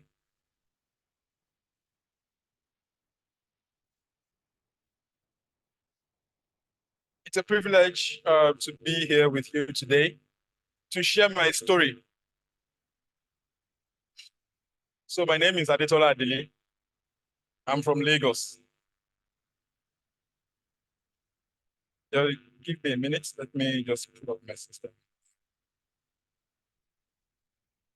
Okay, good afternoon again. So my name is Adetola Adele, and our speakers here and panelists have actually done a fantastic job by telling us how to learn and then become employable. There are several skills they've dived into, and I can't do a better job than them. So they've done a fantastic job. But I'm here today to tell you or to preach to you how to learn and become a solution provider. I've been opportune to found 3 companies. A couple have done well, and of course, I've failed woefully in some, right? And I think I have some insight I can share with you, and hopefully it will help guide you and shape your journey if you decide to, finish learning with Learn with Pride and then want to become a solution provider. So I don't call myself a founder often, I call myself solution provider because that's basically what founders do. They provide solution to problems. So what founders does for me is I look at my environment, I look for problems, and I try to provide solutions to those problems. And that is one of the ways you can actually make serious acts in your society and the economy at large. I'm going to be delivering a speech on tech entrepreneurship, the title, sorry, tech entrepreneurship paving the way for employment generation and economic growth. So in recent years, there has been a remarkable surge in tech startup and entrepreneurial venture across various industries. These endeavors are not only disrupting traditional businesses, but also creating new pathways for employment and economic advancement. Before diving further into the discussion, I would like to share my own personal journey through the realms of tech entrepreneurship and how it has significantly shaped my perspective on innovation, empowerment, economic prosperity. And I hope my story would inspire you. So I began my entrepreneurial journey from a very early age where I had to work and sell alongside my mom. Of course, she sells food stuff, and I had to, she had to teach us the essence of being an entrepreneur and how to, generate money from a very early age. So I did all that, selling a lot of products. And then I also, delve into repairs, phone repairs, in terms of repairing 3310. I don't know if we all are aware of 3310 phone, Motorola and Co. I did those stuffs because of the passion I have for technology. Now, I've had speakers say, oh, you can study this in school and then still dive into technology. That's very correct. I actually studied estate management in University of Lagos, but I have not, I've not done estate management for one day, right? Because I love technology so much that I just don't find it interesting to actually do what I went to study in school. I've also delved into import and export, where I imported heavy machineries, cars, I'm also a car dealer for over 12 years. So I've done several businesses, right? And I also import heavy machineries, like I said, for businesses, factories. If you are looking for someone who can help you or show you the way to import your machineries from China, from Europe, yeah, I'm the person. I've done that a lot.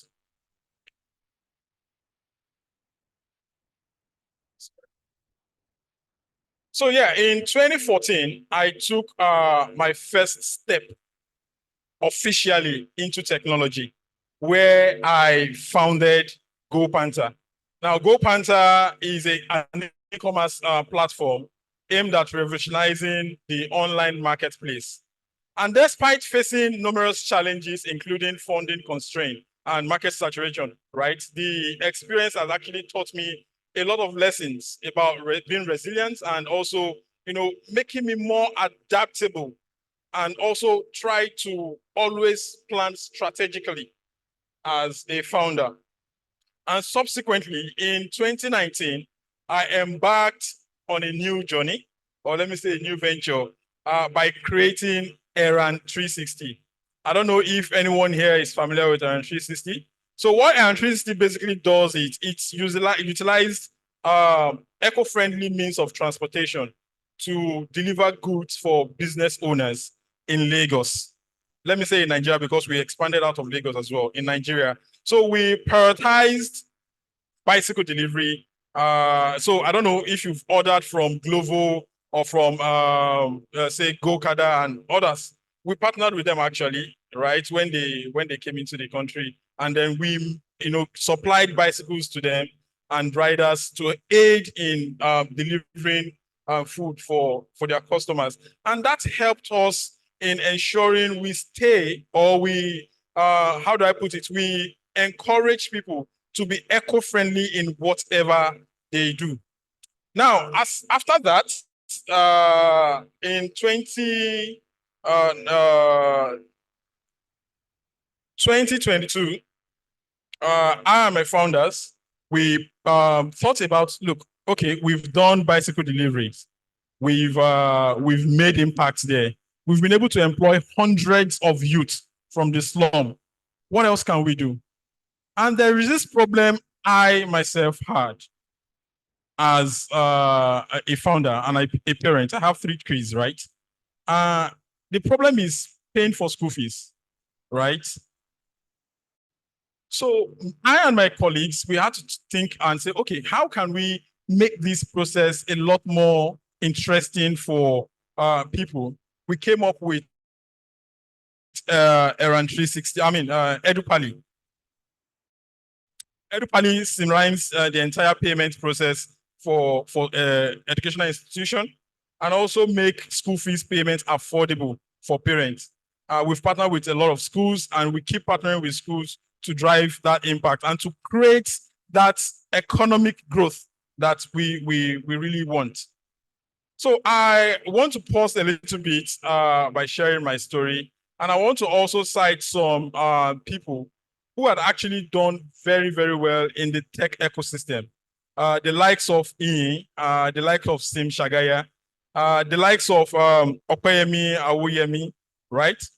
Who has done exceptionally well by not just, seeing the problem or learning and then going to become employed, which is good, by the way, right? But they also went ahead to provide solution to those problems which they've actually encountered one way or the other.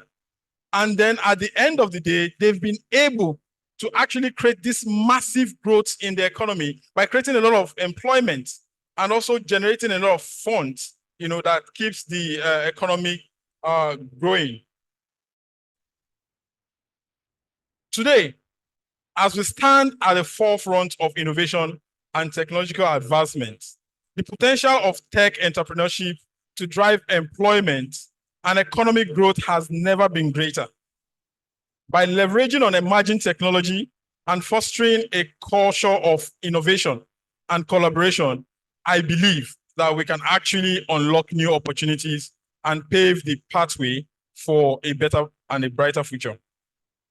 Now, the business of tech presents immense opportunities for entrepreneurs to create employment and of course spur economic growth from artificial intelligence, blockchain augmentation, and Internet of all things.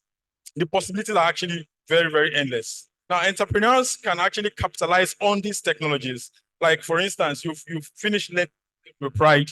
You can actually look at what interests you as a human being and look for a problem in that particular field and capitalize on these emerging technologies to be able to produce or provide solutions to that problem that people are really looking for. However, to succeed in the tech or in business of tech rather, requires more than just technology prowess. It demands a deep understanding of market dynamics, customer behavior, industry trends. An entrepreneur must be agile, very, very important, right? And adaptable and willing to embrace change to thrive in today's fast-paced business environment. As an entrepreneur addressing you today, my job here is to urge you to dream big and take risk and dare to turn your ideas into reality. Let me go back a little bit. If I had actually sat down and not do anything about introducing bicycles as a means of delivery for businesses, even though we faced a lot of resistance from businesses who are not sure if it was going to work as at then, we won't be able to motivate a lot of businesses who are now, adopting bicycle delivery, into what they are doing today. I don't want to mention names, but we have countless of businesses who now saw it that, okay, yes, for real, bicycle delivery can actually work in Nigeria. Now, if we didn't do anything to pioneer that, we're not going to be here today. Now, moreover, launching a tech startup isn't just about making money.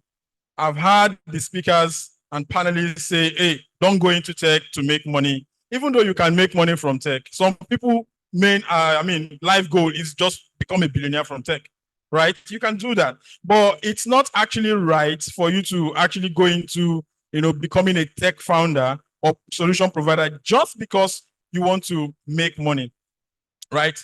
You need to, it's about creating or making a difference. Very, very important, right? It's about solving real life and real world problems, very key, and leaving a lasting impact on the society. Somebody mentioned that the likes of Dangote, they keep, going into new things, trying to build new products, establish new company, not because they are not rich enough. No, they are doing these things so that they can leave a lasting legacy for themselves, so people can remember them when they are gone. Now, I think that's one of the very, very good reason why someone should want to, provide solution, so that they can remember you and say, oh, when you're not there, or maybe you stop doing it, they can remember and say, okay, somebody actually pioneered this, somebody did this, right?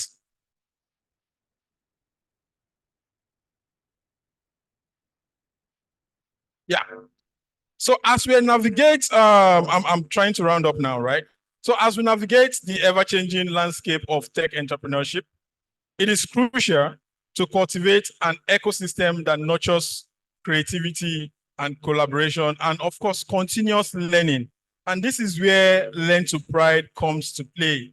Really, really big role, right? So you want to become a founder, you need basic knowledge, you need basic skills, you need to know some certain things, that will aid you to become a better founder and a better solution provider. And that's where Learn with Pride, comes to help. By providing support mechanism for aspiring entrepreneurs and fostering a conducive environment for innovation to thrive, we can unlock the full potential of tech entrepreneurship as a catalyst for employment generation and economic growth.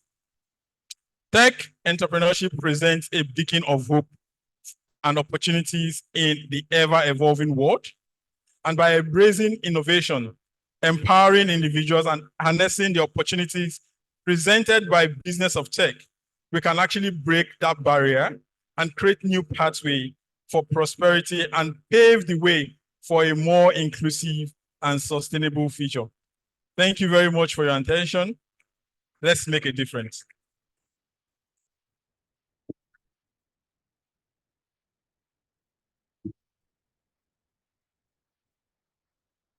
Thank you very much. That is my co-founder and CEO at Faster Money Technology, which runs together for Adetola Adele once again. I mean, the journey in tech is very, it takes a lot of your time. It takes the whole of your life, actually. You don't sleep, you're chasing investors, you're chasing customers, you're chasing employees, you're trying to dream of the idea that you're supposed to build, chasing developers and testing products. It takes everything away from you. I've started growing older, you know. I never used to have gray hair. There are some all over my faces now. Though they told me it's DNA because I have uncles that are like 40 and they have gray hair. But it's showing on my hair now, but I know why. The work is, it takes your time, but if you are producing or, you know, you're creating a solution that has impact, right? It takes away all of that stress because you know what you're doing, it gives back. I remember when we were practically begging people to use bicycles to deliver their food. I can't count the number of people that said no. We just smile and walk away. And until somebody said, okay, let's do this. And they did it. And we went from one order in, I think it was 2021, around November or something. One order, 10:26 a.m. He said, I still remember the date, because it was a big deal for me when it happened. And we went from one order to 10 orders that same week, and then to 100, and then to 1,000, and then to over 50,000 orders done with several partners. I mean, when I see the thing, it just baffles me. The level we took that to. Everywhere I go to say, hey, you guys did that. I say, yeah, we did. Say, hey, we did something big. But yeah, if you do that, the feeling of creating a solution, it stays longer. It's more fulfilling. So when you're going into tech, think about it. You are a solution provider. You are going in to create a change. Of course, you get paid. Everybody gets paid for doing something. But you go in with the mindset of making sure you make a difference. Now, we skipped that raffle draw when my leader was talking here, because he was giving us a story, very inspirational story, from him doing his security job to learning and all that kind of thing. I mean, very impact. You should record that thing on a YouTube video and post it. Your story alone will sell all the courses on Learn with Pride. Just by them watching that video, we will sell out all of the courses. I'm very certain. I listened from start to the end. So put your hands together for Mr. Akin Oladeji. Now, we're going to have 4 winners now because we skipped 2 before. He promised us 8, right? We've done 2. So we still have 6 more. In keeping to my time, we're going to merge them. So we'll have 4 together at once. Once we are done with that, we'll go to the final panel session, which will be led by Mr. Oluwayemi Odubote. Could you please signify so they can know you're in the house? Yeah, put your hands together for Mr. Oluwayemi. Now, he has some other people with him, you know, Mr. Olawale, Oluwatobi, Ms. Oluwatobi, Shola, Abiola. They will all be, you know, our moderator. They will all be joining here for that panel session. And of course, once we are done with that, I mean, we do our final scholarship picking, and that's it. That's it. That's it. Though I have an award for some people, 3 great people will be going over. I've been given the nominees, I've seen their names, and I already know the winner. So when I call your name, don't jubilate until I say you are the winner. Now, to go take us to the next step, which is the raffle draw. I need Kike, can we have that the raffle? Yes. Oluwatoyin, is a raffle sachet here. Let's get it so we can call. We'll call 2 of our speakers to come and help us with that raffle. You see, I want to do it myself, so we're snappy. So put your hands together for Mr. Maruf Adewale as he makes his way to the stage. He will help us select 2 of the winners. Also, Ms. Miss Winkule Oluwatayo, right? Ah, awesome. Please, the stage. We need you. Come and help us pick two winners. So we have scholarship for people. If you do not come, they will not win. You know, there's that thing they say: if you don't buy tickets, you don't win lottery. You cannot play a lottery to pass. It will not happen. So you have to buy the ticket, then you win the lottery. So you know how it works. You pick it: 1, throwback, shake; 2, throwback, shake; 3, throwback, shake, and then you pick the final one, and then we'll put it down. Don't call the number. I will need a start with that. We'll pick the next one, and then we'll have. So we're going for 4. You pick 2, she picks 2. We have. Yes, ladies first. So let's have this. So in front of everybody, there is no back end lobby. She's speaking in front of us. It's actually funny that we have to pick and drop, pick and drop. What Eh. if it's that one that I dropped that the prayer? There's something I read in, I think it's the something about Phenomenal Book of the Jews. They say when a child comes 3 times, they reject the child 3 times. If the child doesn't come back the 4th time, they will say the child doesn't have resilience. So they expect the child to come back the 4th time. That's when the father takes over, grooming of the child. I'll find you with that book. Very interesting book. So yeah, let's start. Right. Pick 1, 2, 3, and then final. Interesting. Good. Maybe we should pray. Okay, so this is the first one. I'll drop it and I'll shake again. And I'll take another one. Interesting. Keep praying, keep praying. This is the second one. Okay. And You see, we're making sure it's a proper raffle. There's no predestined selection. It goes back in and they shake and they throw. this is the third one. Last one, yeah? Yeah, then that's the one you pick. Intensify prayer. I'll take it. So you see, you are sure that this 4th person is going to win something, regardless of what you do. They will definitely go home with a scholarship today. Me myself, my heart is beating with the person. Okay, so let's take the last person. Final person, and then we have it. Scholarship for somebody. Life-changing opportunity. I mean, you do this and then you're on your way to something massive. So she has picked 1. So keep shaking, keep shaking. okay. So you are going to pick 2. We'll call everybody out together. I'll need my Oga at Learn with Pride to come and give them a proper handshake when we call all of them outside. There's that thing they say you win presidential handshakes. They don't give you money.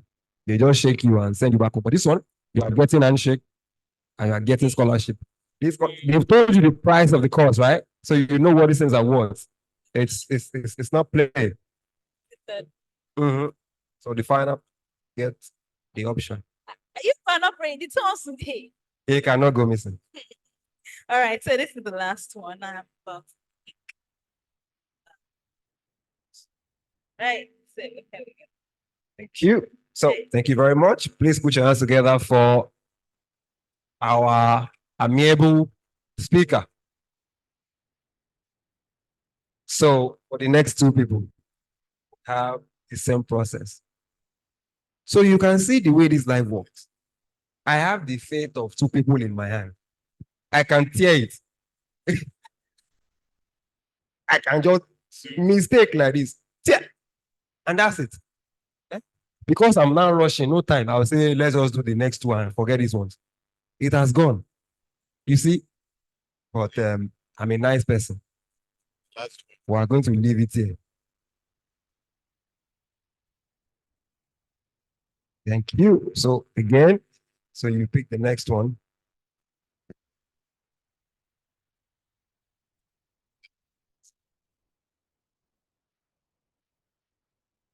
Media people, do you people have that who wants to be a millionaire soundtrack? So before I call the number, you give me that sound. I just called that number. How many shakes now? The third one. Okay. Oh, okay. Again. Oh, wow. Can you imagine? Pick 2.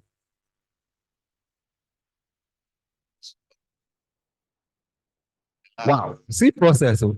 Let me speak to the for your sake.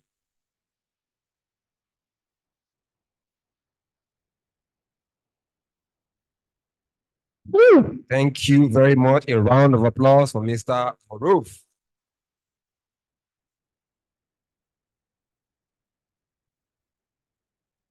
And the winners are, where's my soundtrack? You forgot. Oh, you thought I was joking. Okay, let's go. And the winners are ticket number 3. Who has ticket number 3? Woo! First winner. Well, please come up stage, come up stage, come up stage, come up stage. Can somebody go and usher my CEO to the stage? So they can also get presidential handshake with this. Ticket number 41. Ticket number 41. Please come up stage, come up stage, come up stage, come up stage. Ticket number 20. Ticket number 20. Could you check? Number 20? Not available. Oh, okay. Please, please come. And lastly, ticket number 26. Ticket number 26. Where is the person? Oh, please come. So we have our 4 winners of this scholarship. There's a process, right? You have to like go outside, right? Oluwatoyin, okay, at the back. Okay, so you have to go. So okay, go to the back and put your information down. The team at Learn with Pride will get back to you. Thank you very much. Please put your hands together for our winners once again. And for our next session, I'm going to call my co-host, Kike Lomo, to come and take this. Navigating the tech talent ecosystem, strategies for inclusive hiring, collaboration, and diversity. So what I would do is I'll call the first 2 speakers, and Kike Lomo will come and read the lead panelist, the profile, and then we'll start. They have 25 minutes because we're running, time is on our side. Please put your hands together for Mr. Olawale Oluwatobi. Are you still in the hall? Mr. Olawale Oluwatobi. Yes, please. Thank you. Please put your hands together for him as he walks up stage. Also, make welcome Ms. Shola Abiola, our moderator. Where is she? Ms. Shola Abiola. Okay, yes, she's over there. She's coming. I will not be announcing the last person. Kike Lomo will read the profile and, of course, introduce the lead panelist, and then we'll start the session so that we can, finish up today. Thank you. Thank you. Congratulations to those who won that round of the raffle draw. I'll be reading the lead panelist profile now. Oluwayemi is a product manager and a scrum master that uses agile processes to solve complex problems and delivers products that gives the highest business values to customers. As an agile coach, he helps product managers, development team, and organizations to build and transform businesses and team efforts in an iterative and incremental way to delivering immediate meaningful value to customers. He is innovative and a creative problem solver that uses sustainable frameworks to analyze, identify, and prefer solutions to meet customer expectations and improve customer experience. His favorite leadership qualities are leading by example for inclusion and empowerment, humility, and gratitude. He believes everyone is a winner. Welcome on stage, a man after our hearts, Oluwayemi Ojubote, Scrum and Agile Coach, Wakana Group. Welcome, sir.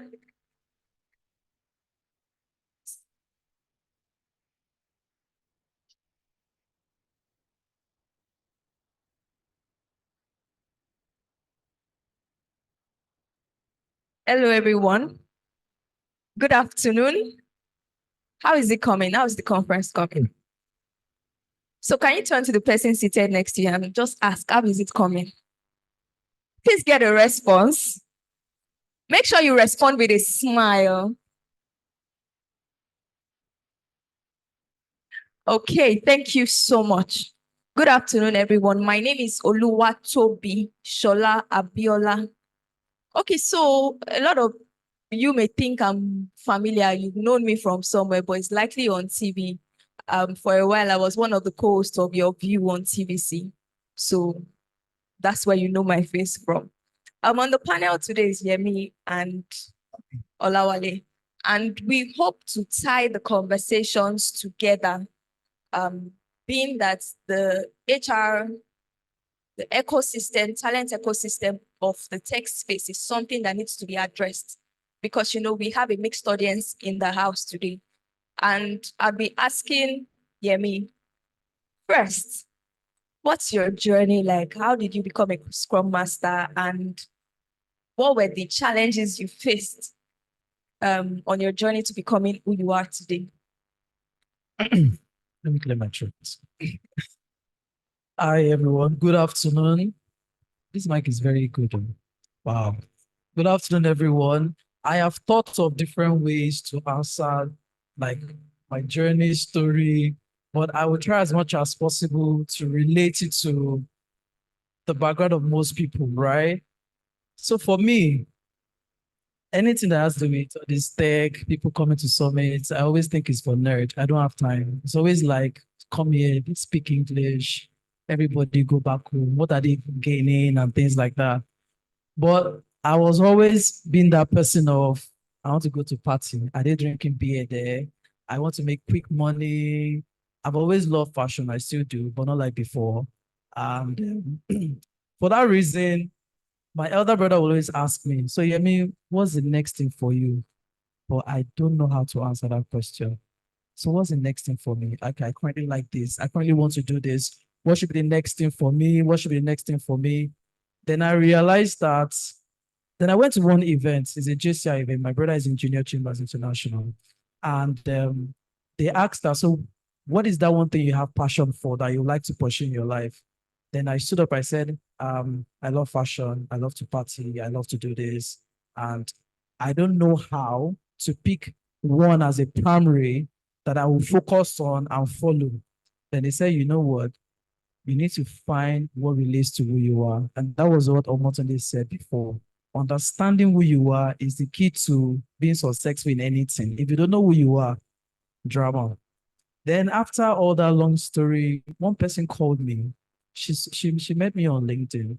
Before then also, I think LinkedIn is just to come and search for job and just package everything. But later on that idea changed, since we are not talking about LinkedIn profiling now, but your LinkedIn should be able to speak about your personality. If you want to network and you come and chat me up, I will go and check your LinkedIn.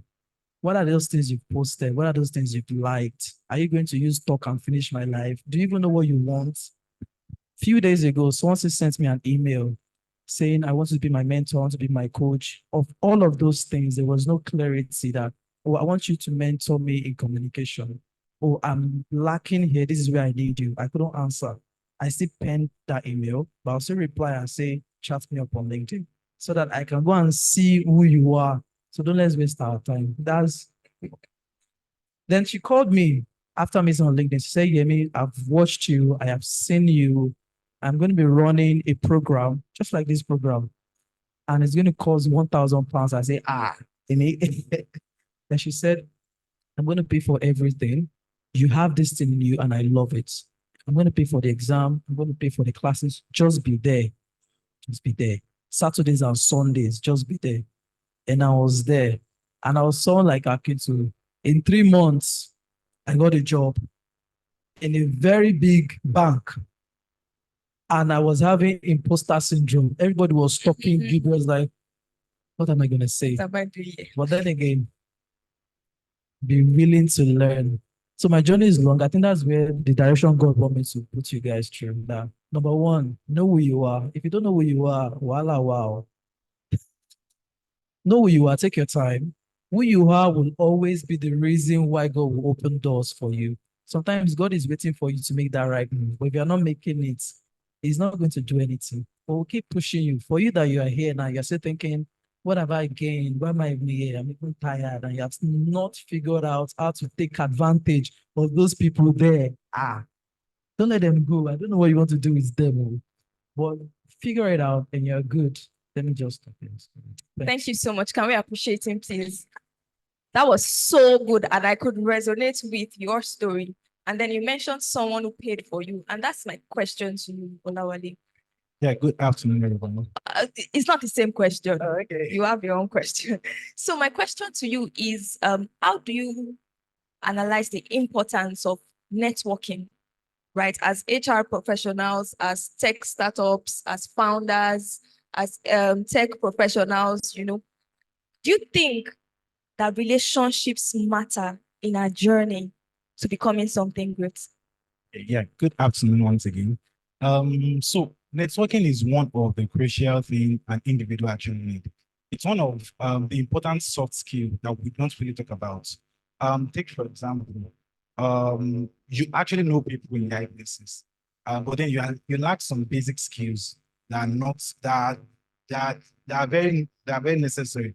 But then, so this networking was able to, how will I say, was able to give you some leverage, but then you don't have the skill, the relevant skill needed. Obviously, your networking skill is not needed in that space. Now, sorry, the question again. Do you think that networking plays a crucial role in Yes. becoming Okay. Yes. So basically, networking actually plays a crucial role in individuals' growth. Like for example, Mr. Emi now, I met him 2 years ago on LinkedIn. I just entered his DM, like, hi, my name is Olawale. So, and he responded, fine. And then we started talking. My current role now, I got it through networking. I just got a call from someone, hi, my name is so. I got your profile, I got your CV from someone. In fact, I don't even know the person. But then, thanks to the fact that I attend various events, I chat people. I am actually an introvert. I don't really come out for like I am not really an outgoing person. But then I network via social media. And also events like this, where I was sitting down there, we're already talking with some guys there, so we're already networking. So networking is something so important in business. Thank you so much. Can we appreciate Olawale, please? I hear you. It's important. But if we're to put it on a scale, which do you think would be of higher priority, the technical skill or this networking that we're talking about? Because, you know, it kind of seems to me like once you have the right people in the right places, go and sleep, right? So please, Okay, can yeah, you so help us analyze that? that goes to my first explanation. So let me cite an example where I was working before. The MD actually brought in someone, like the person, obviously, this person knew the MD. So he brought in the person to work with us. Apparently, this person is actually not performing. So this person does not even have the skill. So what the MD actually does is to hand the person over to, after 2-3 months, hand the person over to the HR, that the HR should deal with her. Because she doesn't want to, you know, she doesn't want to cause a chaos within the family. So the MD now handed the lady to the HR to deal with her. Eventually, she ended up being sacked. Now, she's able to network, she knows people in the high places, but then she doesn't have the necessary skills for the job. She's actually a content writer, but then no post was uploaded, no stories, nothing.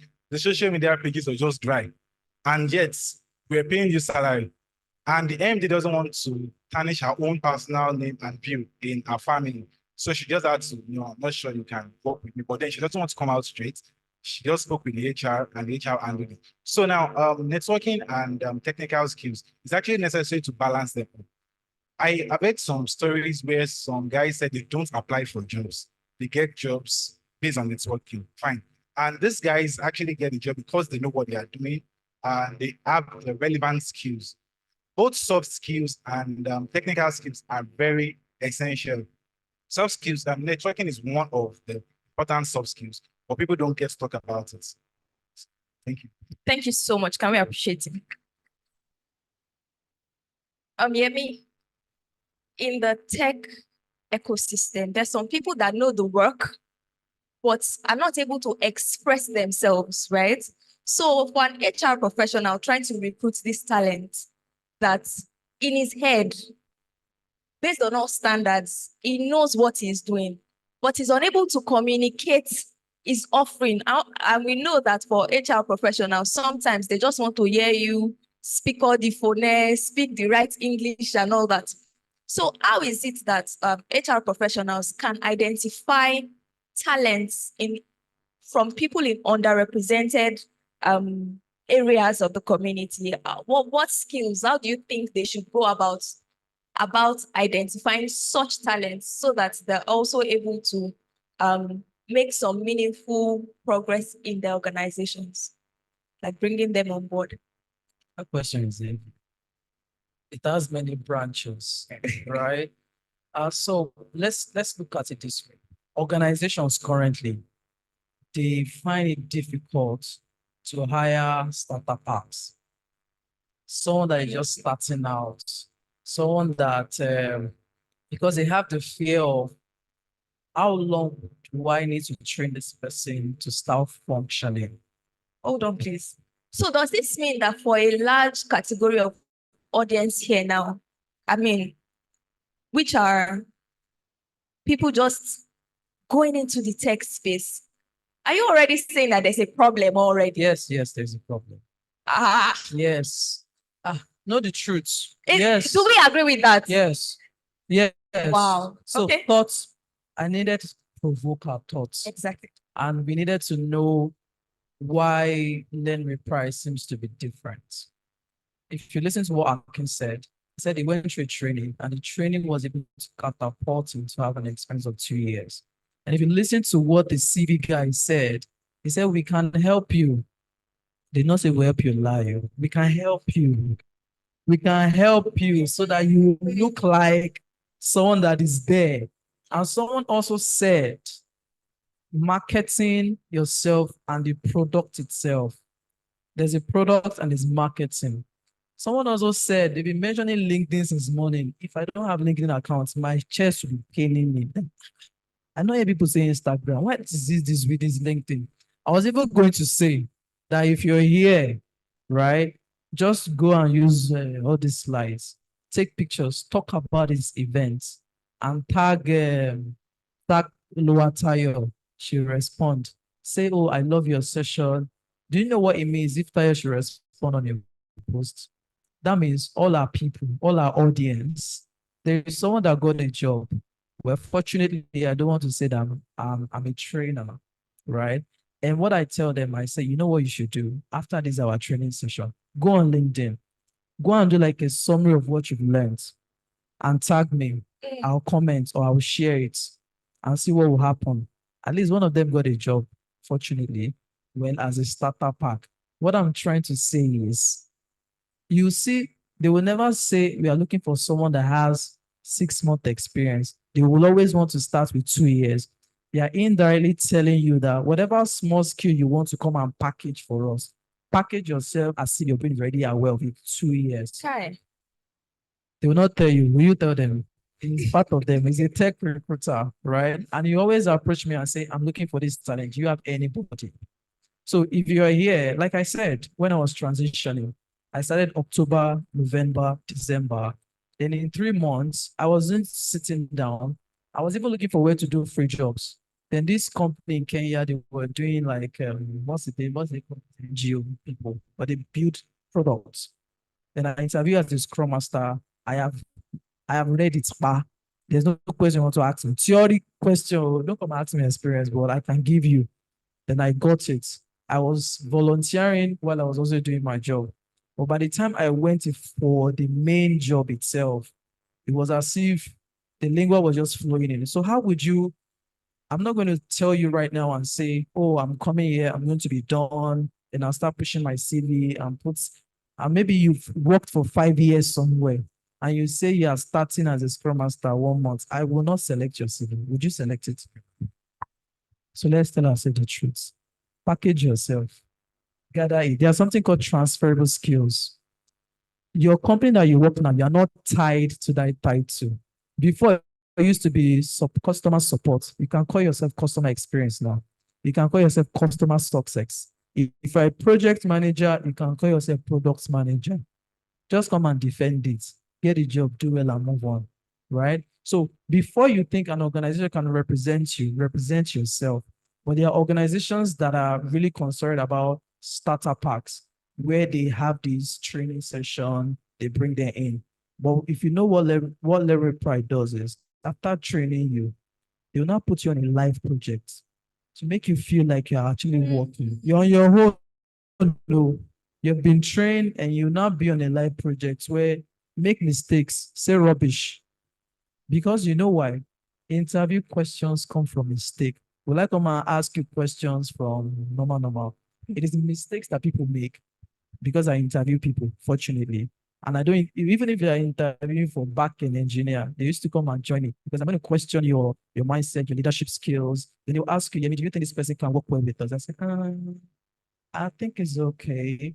Because you know why? Another thing, knowing the tools, knowing the skills, I always tell people it's about 10%. But managing people, people leadership, people development, and having the right attitude to work with the team, that is how you see people become a leader. Okay. Right? People become a leader, people become managers, not because they actually know how to do technical, because they can manage a group of people. They can delegate tasks. Well, Martini has left. We work in the same organization, and I think we have one of our guys here. His name is Joseph Oluwayemi. I don't know. He won. I don't know what you need it for. Please dash that. Please that scholarship. Dash someone else. He's a front-end engineer. He was he started as an NYC, right? And he became a part of the team. He was a starter pack, and now he's good. So there'll still always be starter pack. Sorry, I've said so much. Thank you. Please, let's appreciate him. He's actually said so much. Thank you so much.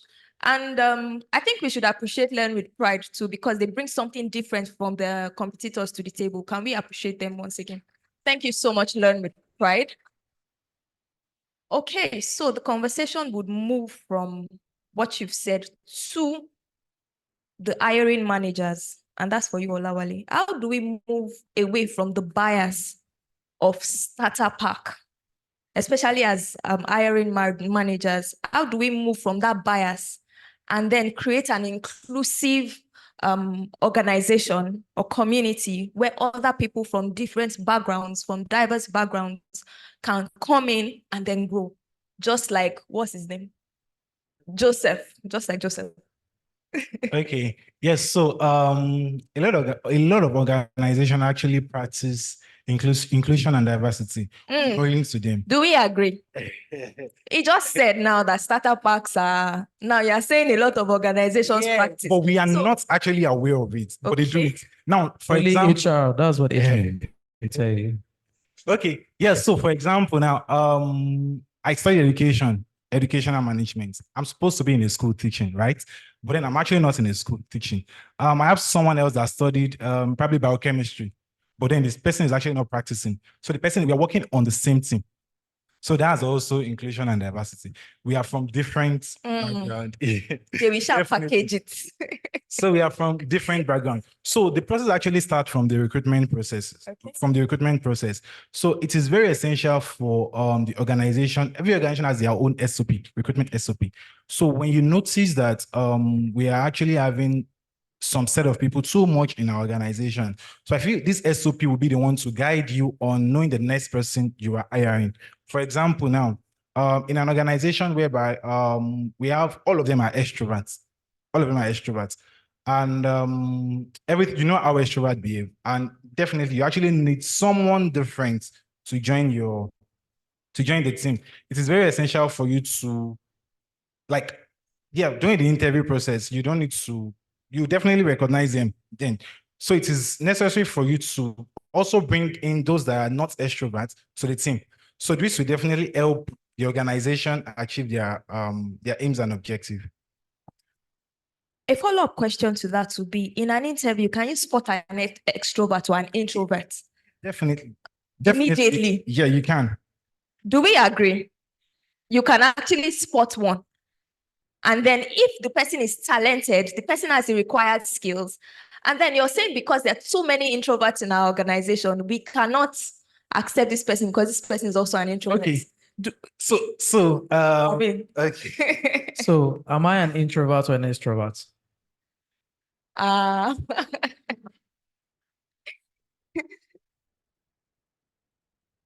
I'm an ambivert. Have you heard the word ambivert before?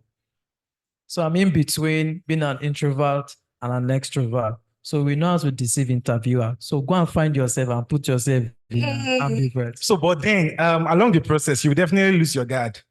Like whatever you are trying to. sure? Yeah, you will definitely. Do we agree with him? Okay, I guess I know Mr. Digit. I'm liking the response from the audience because this is stirring and spurring us to think more critically about things that, panel sessions would naturally just say, and then we just take it hook, line, and sink. I'm liking the energy in the room. Okay, so I know Mr. Digi from a platform, Recruiters Hub. So we actually discuss on what we are actually going through as a recruiter. So there is no how you will definitely be interviewing someone and you won't know this person is hiding something. We've been on different panels, different interview panels, and definitely attitude will definitely come up. So that's why sometimes we do culture fits also. Culture fit interview. No, I won't tell you it's a culture fit interview, but then during the process, we definitely know this person doesn't fit into what we are looking for right now. So we can actually keep the person in view or probably reject the person, basically. Thank you so much. Let's appreciate him. Against all odds, he still stood his ground, right?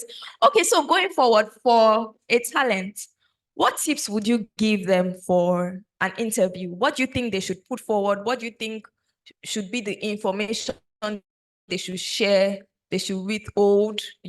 Give us tips so that when we're being interviewed, we would ace the interviews. Yemi. None of us.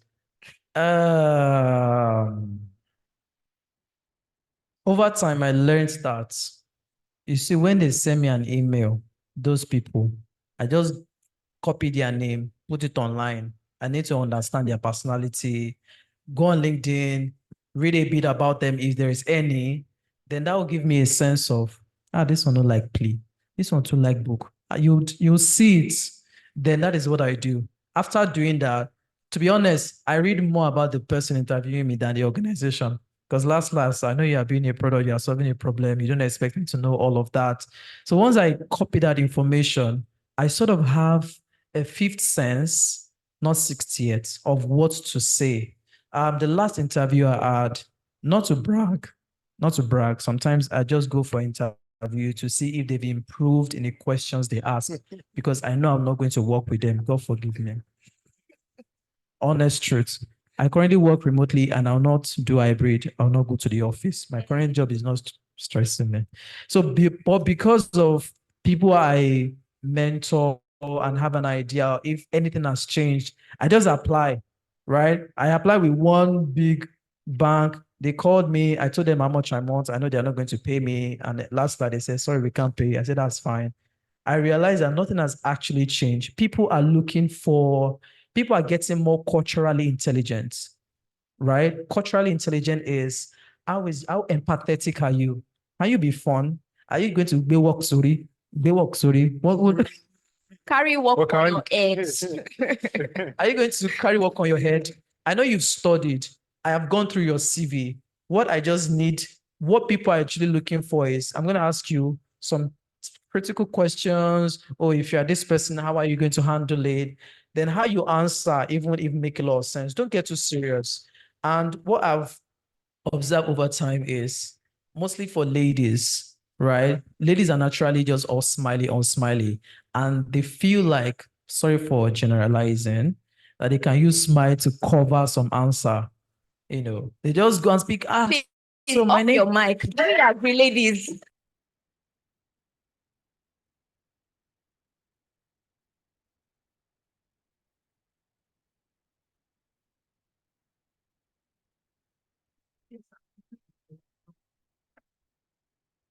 Well, what I'm trying to say is something will always show you what you have, right? Just say what you know and let your personality do the rest. Smile if you have to smile, don't smile too much.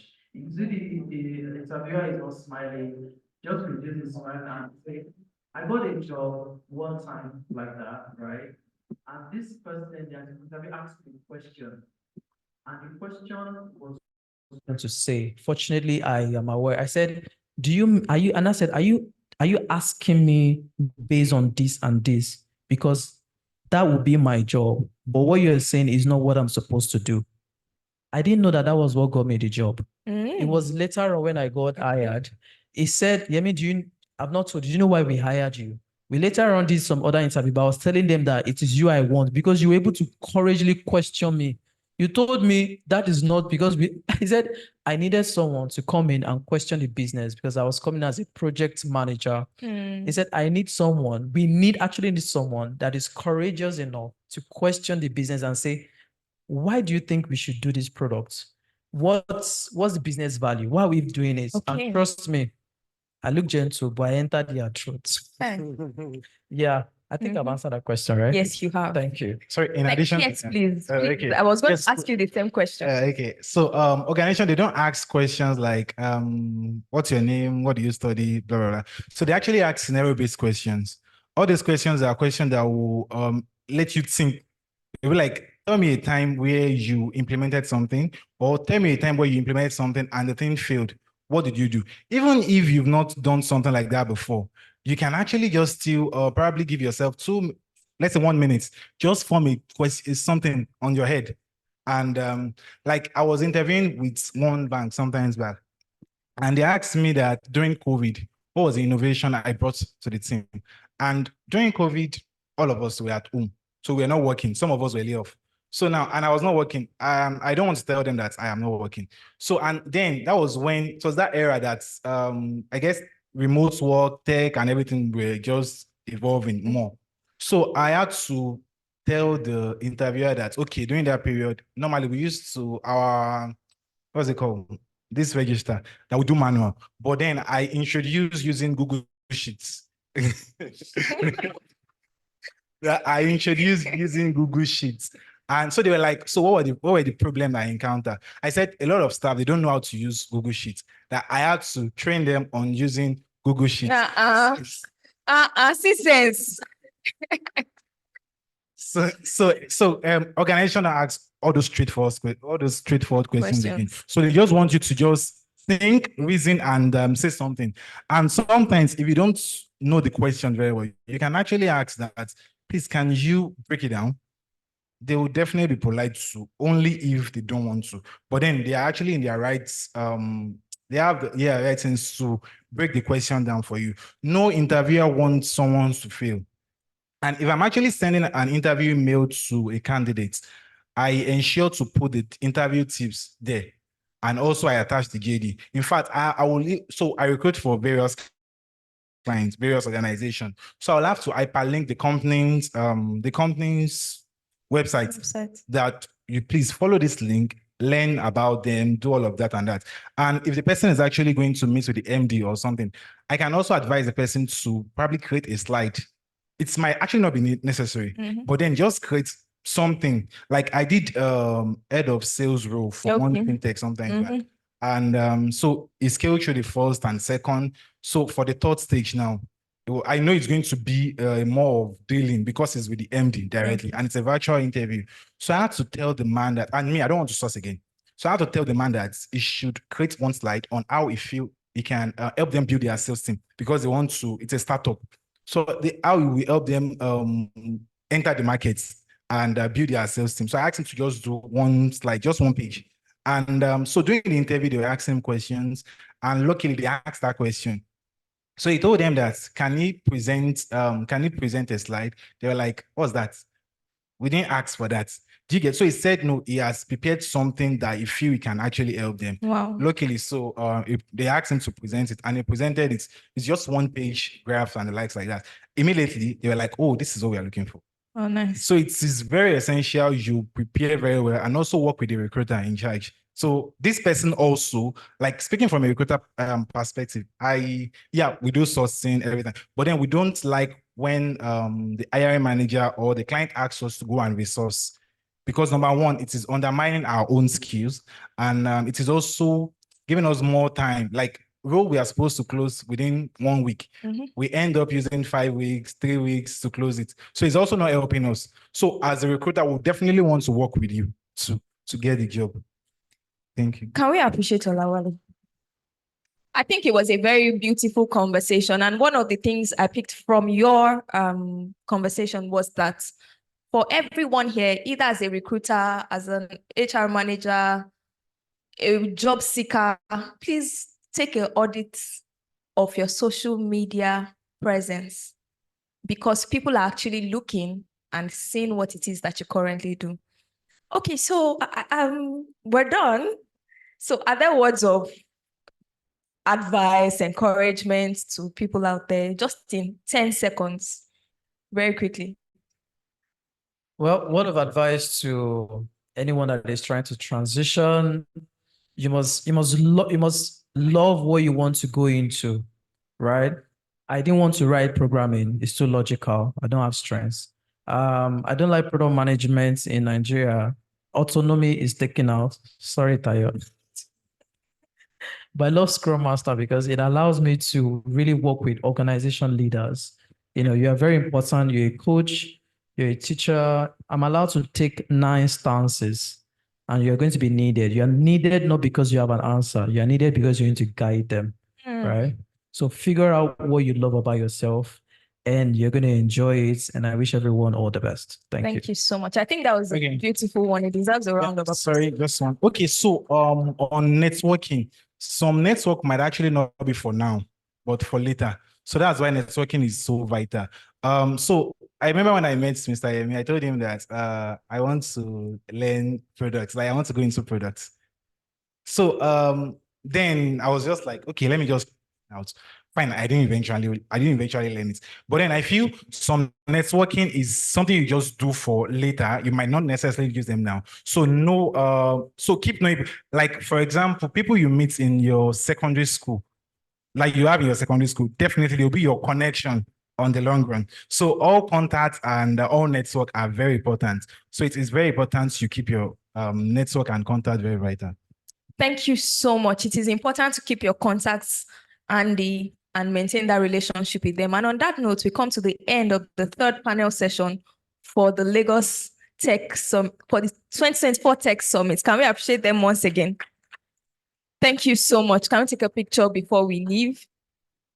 Thank you.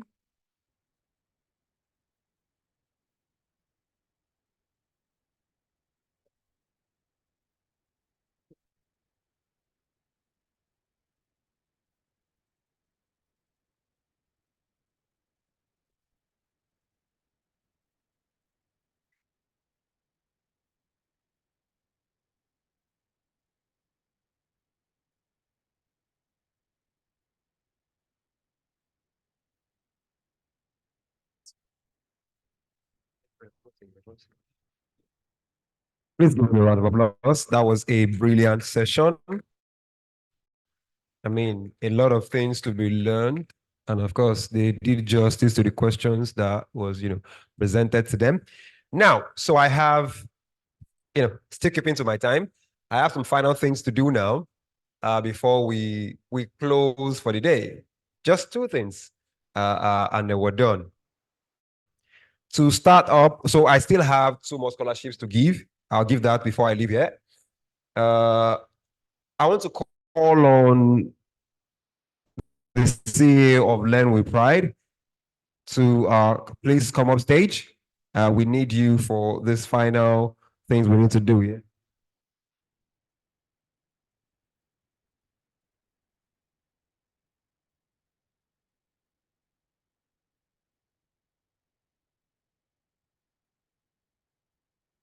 Also, to join him on stage, we haven't done the award of Tayo. Tayo, please could you come up stage? We have an award for you. Please put your hands together for our delightful speaker, Tayo. She has been admirable. I mean, today was pretty very intense. Yes, since the start.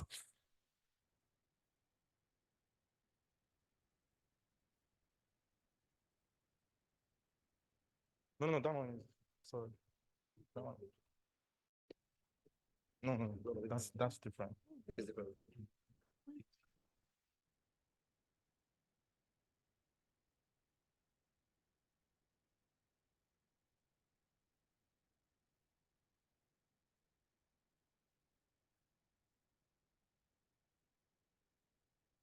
All right, let me sort out a few things and then we'll get everybody sorted.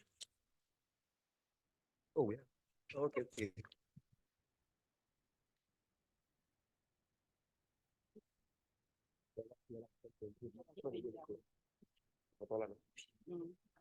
These are the two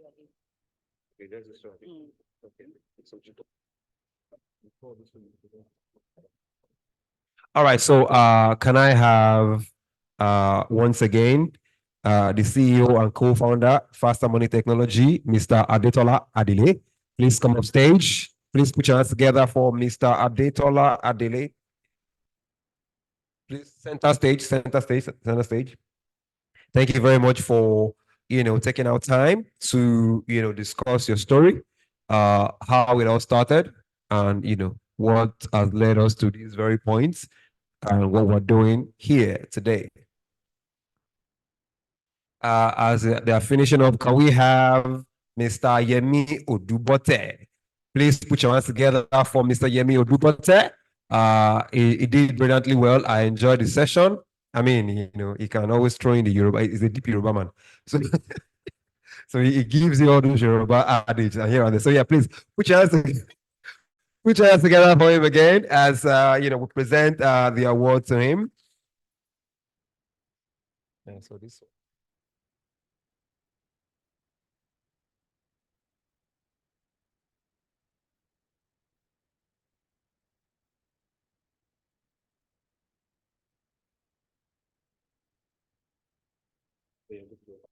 All right, so I'll nobody might. I'll be back. So once you're done, I'll take it back. All right, thank you. Yeah, I'm back again. Thanks. So I want to appreciate, this is unknown to the people I want to call on now. I just believe in Kushe Lomori Sheya. That is number one. And number two, those that has been with Learn with Pride as well for the longest as well. That, devoted one way or the other their sweat to, push us to where we are today. I want to appreciate them. So bear with me.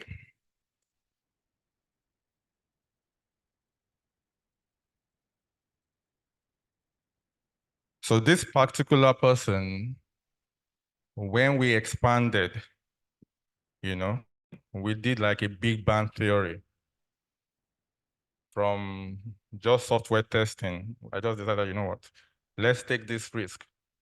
Let's introduce other courses at a go. And we did it. So it was brought on board when that was about to happen. Until date, is still with us as well. And that is Olabanji Oguntuashe.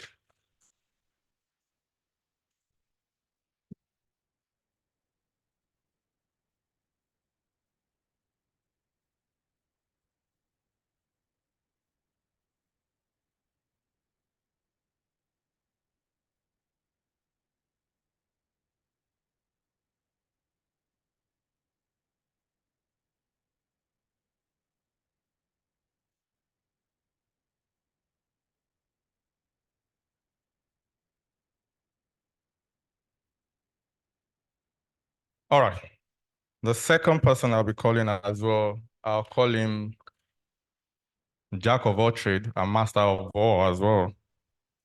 Again, he has been with the company, I think one of the, I'll call him old school as well, of Learn with Pride. When you challenge him, give him any task, he doesn't complain. Despite I know that it's not included in his job description, he never for once say no. And coming from where, where I live, if something is not in your job description, you are not meant to do it. You can gladly say, you know what, it's not in my job description, But he's not one of those people.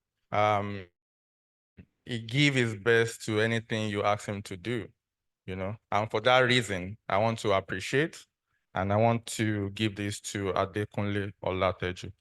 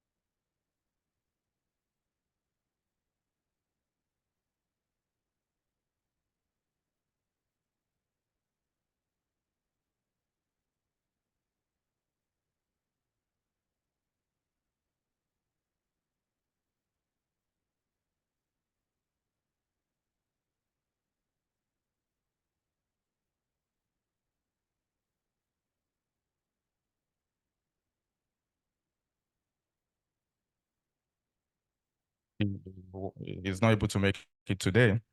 But this goes to Genesis Enweyoko. Sorry if you are watching this video. Sorry if I didn't pronounce that well. So I'll give this to him. Thanks.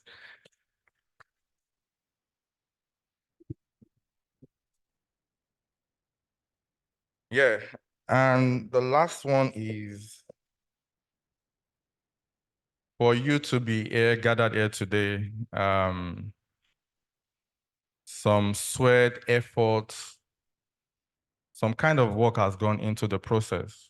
It looks simple, but we've been on this journey for a few months, probably like 6 months to put this together, you know. Some people has been working, you know, at the backstage, making sure that everything that you are seeing here today, you know, come to fruition as well. For this particular event is the project manager, and this will go to Oluwatoyin Akane.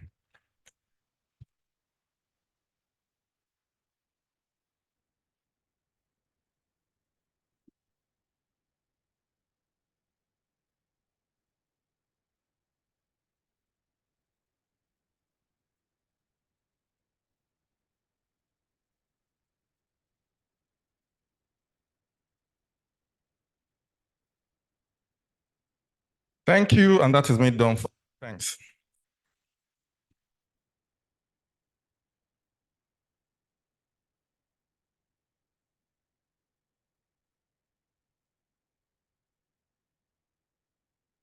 Thank you very much. Like I said, we're almost done for the day. So I have with me a list. I was given this whilst I was coming up. So, hello? Okay. So I will, you know, call the category and then call the nominees, and then I will call the eventual winner. I just hope they are all seated. Now for Product Designer of the Year, we have 2 nominees. And the nominees are Fawaz Ibrahim and Samuel Olayanju. And the winner is, let's go on a short commercial break. And the winner is Fawaz Ibrahim. Please put your hands together for Fawaz Ibrahim, Product Designer of the Year. Oh, there's an award. Wow, beautiful. Please put your hands together as he walks up stage. You people have stopped your, you know, applause. Please, center stage, please. Center stage. Yeah. Where is it? Hold on.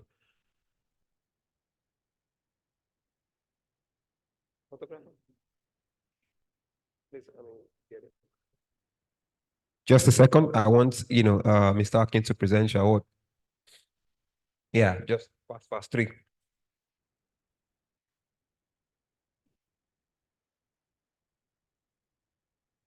Okay, so let's get to business. So once we call you, center stage is where you are. You'll be here for the duration, so we can, you know, we can do this, you know, fast and go. Okay. All right, for the next category, we have Content Writer / Marketer of the Year, and the nominees are Dolapo Ayeni and Sam Femi. And the winner is Dolapo Ayeni. Please put your hands together for Dolapo Ayeni. Are you here? Please put your hands together as she walks up. See, she's coming from the back. And you want to stop clapping. How will she get here? Where will she get the ginger and the energy to do all that walking? Put your hands together for her again. Do you know what it is to be the Content Writer of the Year? Eh? Plenty nominations, and then she has come to become the final winner.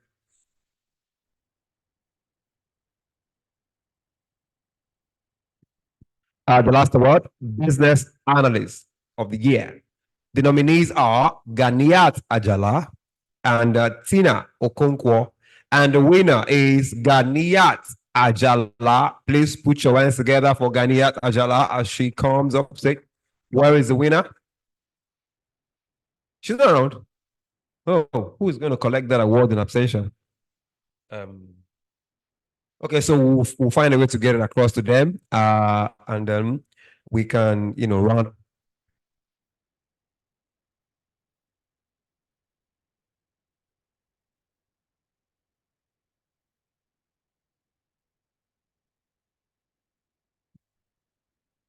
Okay, so final scholarship. We have 2 more slots to go. I said we're done. So once I hand this mic over, I hand it to the CEO. He does his closing and he speaks to us, and everybody can go to their houses. So I'll do this myself. Me and my co-host, we will do it ourselves. So we have your fate in our hands once again. Once again, you are in my hands. So yeah, let's go back.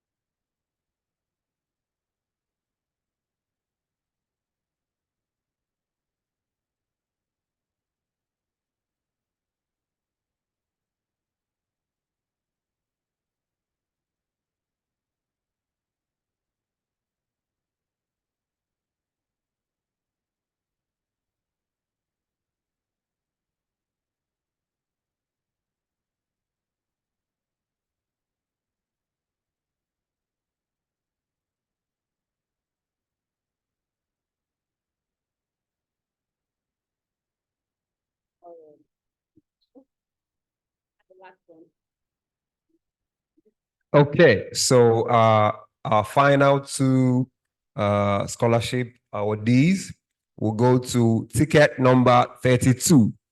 Ticket number 32, could you please stand up? Congratulations to you. So just go to the back. Go to the back so they can take your information, and of course they'll get back to you. And the final person for today, we have ticket number 30. Ticket number 30. Where are you? Where's the person? Not available. Gone. Oh, there's nobody with that ticket here. Or maybe they've gone. So what do we do? Pick somebody else? Okay, so let's shake and pick somebody else. Ticket number 30 has been forfeited. So if anybody with ticket number 30 comes to you, they don't have scholarship. So because we're picking somebody else to replace them now. That's for the staff so they can note it down. So we're gonna have to pick somebody else to replace them. We need a final winner and then we go. Okay. Ticket number 25. Ticket number 25. Who is that person? That person? Are you 25? Okay, congratulations to you. Please go back. Give them your details and we will get across to you. And this will be where I will drop my microphone, but I need the CEO of Learn with Pride to give us a parting word. So we're going to bring on Mr. Akin Oladeji, who will give us the closing remarks and charge us. And like I said from the start, take a course on Learn with Pride. Go through the website. There are so many things you can take advantage of. They've given you a one-time, one-day, 300,000 rebate where you pay 300K for the courses.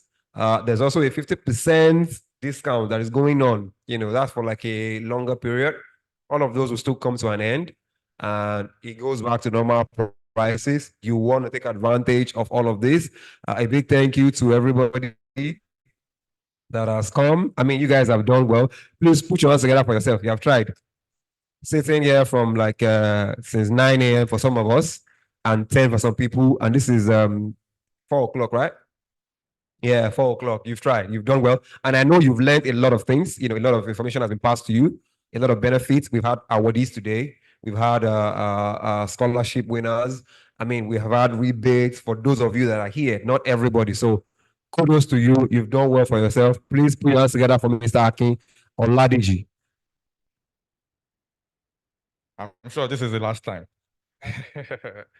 Yeah, again, I've got something penned down, but before I go to the pen down notes, I just want to say one way or the other, I'm sure you must have been impacted, through the different speakers, that have shared their wealth of experience, Maybe you've picked up something from their own journey as well.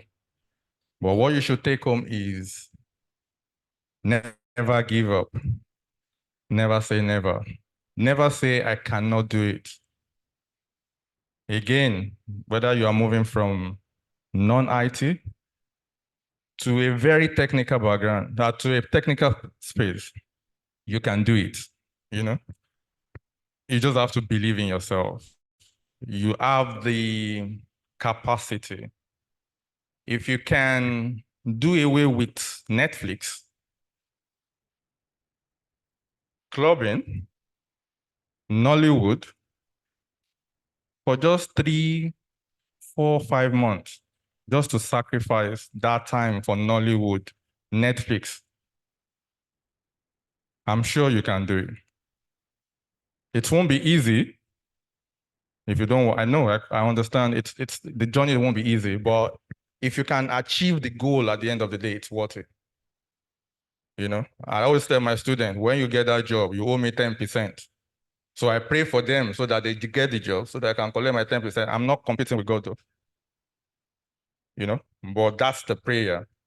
The prayer is not to come on the journey, just like every other person. But the prayer is at the end of the journey, you get something, tangible with the knowledge that you just acquired, which I believe the sky is big enough because you are not focusing on Nigeria, you are focusing on the entire world. Just imagine that. All right, let me go to the pen down speech.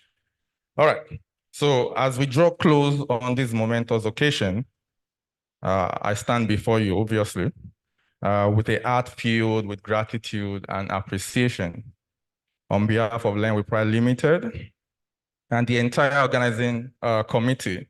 I extend our sincerest thanks to each and every one of you for your participation and contribution to our inaugural Tech Summit in Lagos, Nigeria. First and foremost, I would like to express our deepest gratitude to our esteemed speakers and panelists. Your expertise, insights, and passion have been the cornerstone of the summit, inspiring and enlightening us all. Your willingness to share your knowledge and experiences has undoubtedly left an indelible mark on our journey towards breaking barriers of unemployment through tech. To our sponsor, which is obviously Learn with Pride, we power ourselves. We are giving kudos to ourselves as well. We extend our heartfelt appreciation for your generous support and unwavering commitment to our cause. Your contribution have played a pivotal role in making this conference a resounding success, and we are truly grateful for your continued collaboration and partnership. I would also like to acknowledge the dedication and hard work of all our organizing committee and volunteers. I say a big thank you to you all. Your tireless efforts behind the scenes have been instrumental in ensuring the seamless execution of these events. From logistics and coordination to marketing and communications, your commitment to excellence has been truly commendable. To our attendees, thank you for your active participation, engagement, and enthusiasm throughout the conference. Your presence here today reflects your shared commitment to driving positive change and making a difference in the world of tech.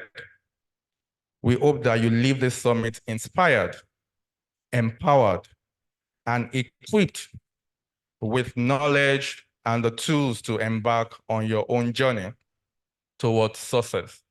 Last but not the least, I would like to express our gratitude to the beautiful city of Lagos and its people for their warm hospitality and gracious welcome. It has been an honor and a privilege to host our first ever Tech Summit in this vibrant and dynamic city. and we look forward to many more collaborations and partnership in the future. As we conclude this summit, let us carry forward the spirit of innovation, collaboration, and inclusivity that has defined our time together. Together, let us continue to break barriers, defy expectations, and shape the future for generations to come. Once again, thank you all for being a part of this incredible journey. We wish you all the best in your future endeavors, and we look forward to seeing you again soon. Thank you, and thank you.